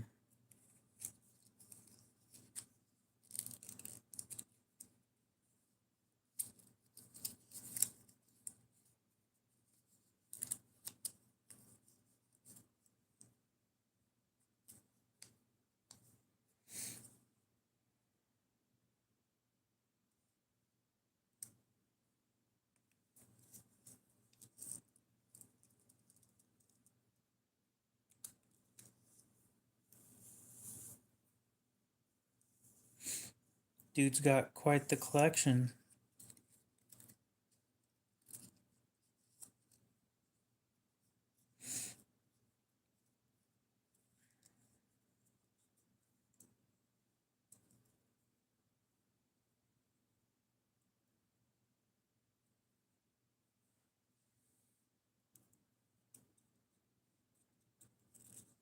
I pick up, at this point, I pick up a new Spyderco knife every month. Multiple a month.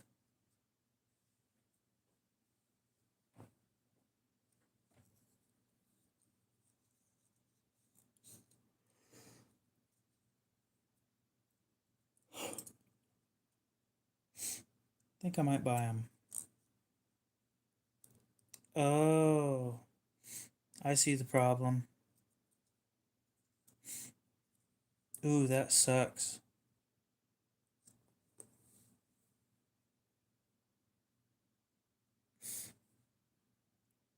I don't have a Spyderco worker, nope. If you look real close at that blade,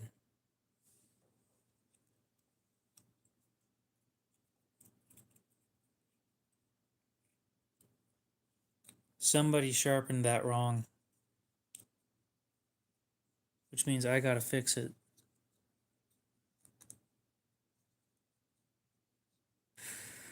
That's gonna suck.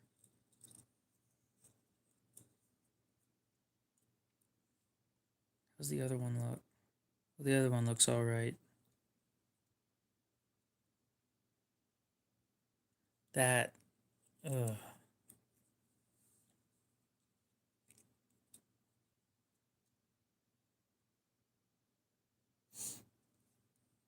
Yeah, it's not supposed to have a recurve. But it's most definitely there.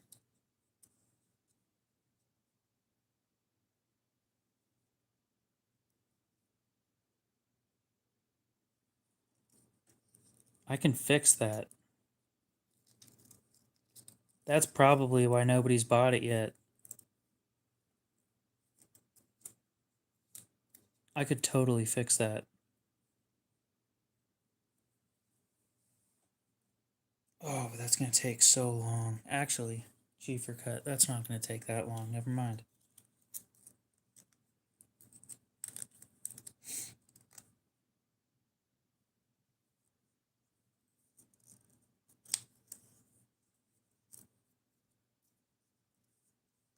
Oh, a capara. I don't think I've ever seen one of those in person.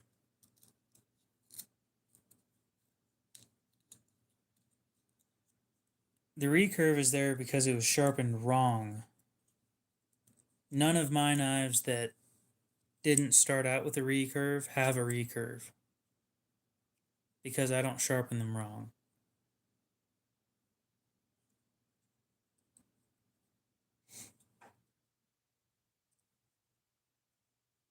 What's my most sharpened knife? This one? No recurve.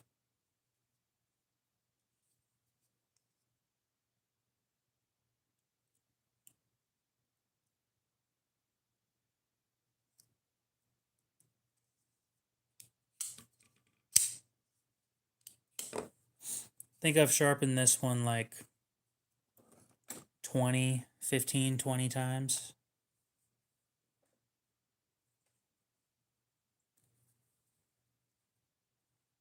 Yeah, I sharpen everything freehand.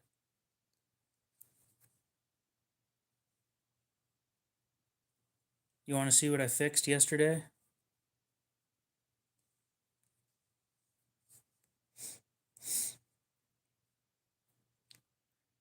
Go on to Instagram and I'll show you a picture.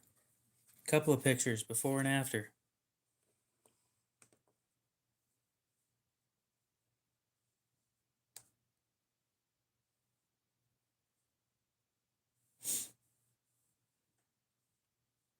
Broken tip. And that's after I was done.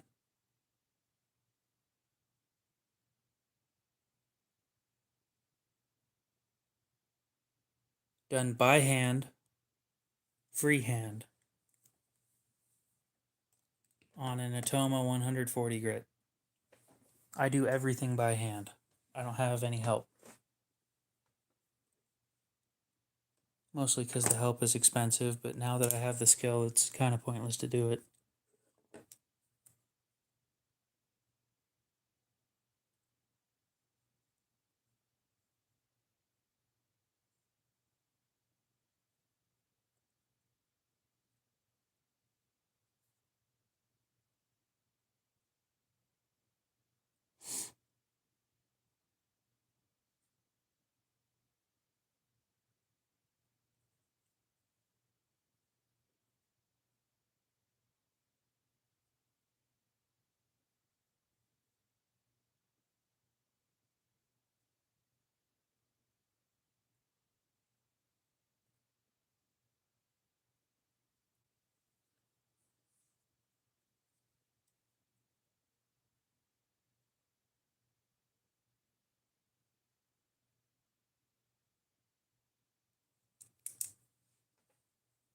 I do not have a Yojimbo. Nope. Are you looking for one?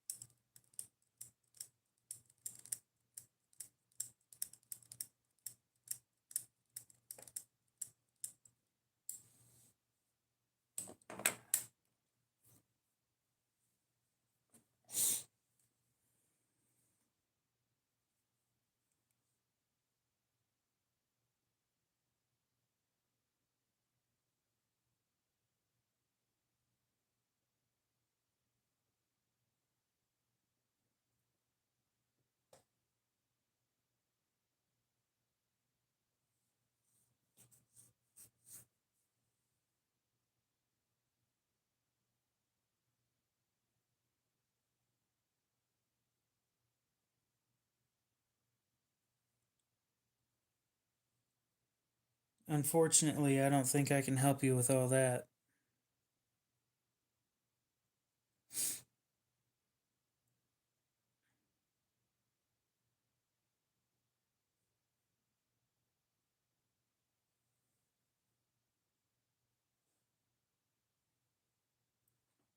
Yep.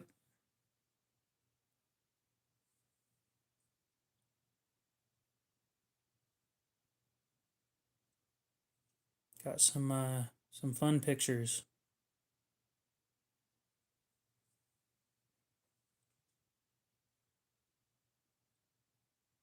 Buck 664. Please don't tell me this is one I had and sold.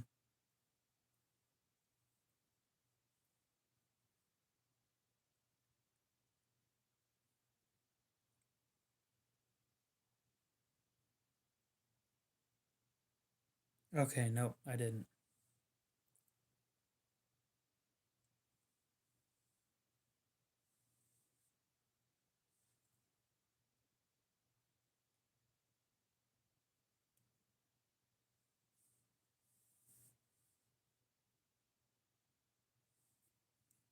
You and your fixed blades.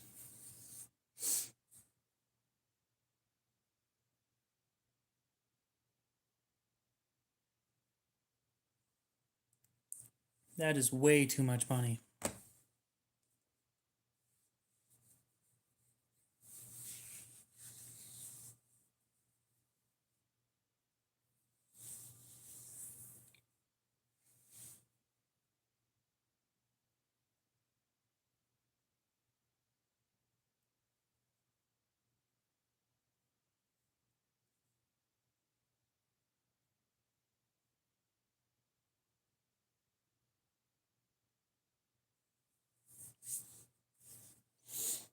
Well, we've been doing this for a little over 5.5 hours. It's quieted down quite a bit, so I don't think right now would be a bad time to go ahead and end it. We've got actually I have to ship one thing out tomorrow, I believe.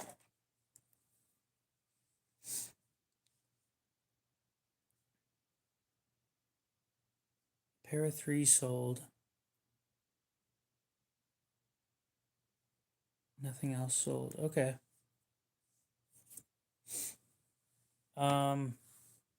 Be watching my account. I'll be posting links to knives that I'm selling on Blade Binge, or you could just buy them directly from me, or I'll just post pictures of stuff that I'm gonna put up for sale.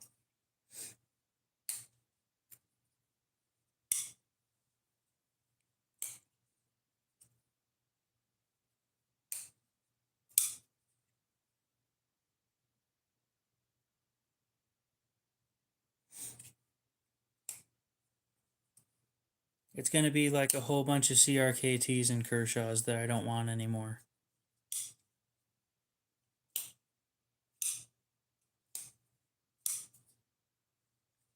I'm selling them to buy something better. Kind of trying to consolidate the collection a little bit.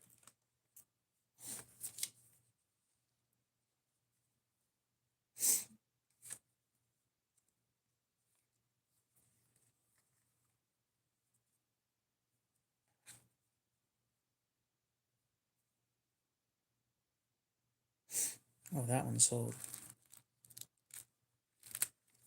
Need to mark that as sold. And that one too.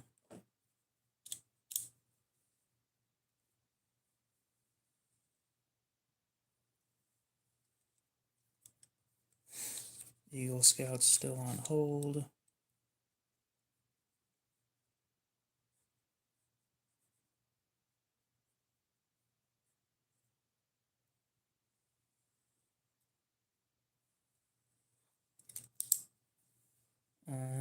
Dakota, his is still on hold. Woodnator's Kiss is still on hold.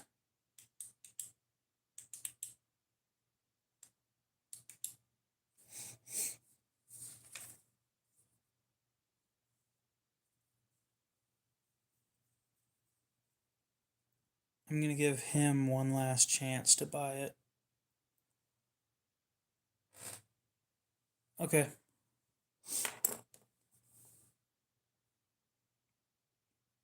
Randall's is coming up soon too. I gotta warn him about that. Okay. Hopefully you guys have a great rest of your night, day, morning, whatever it is. We're gonna go ahead and end it here. So, yep, we'll see you in the next one.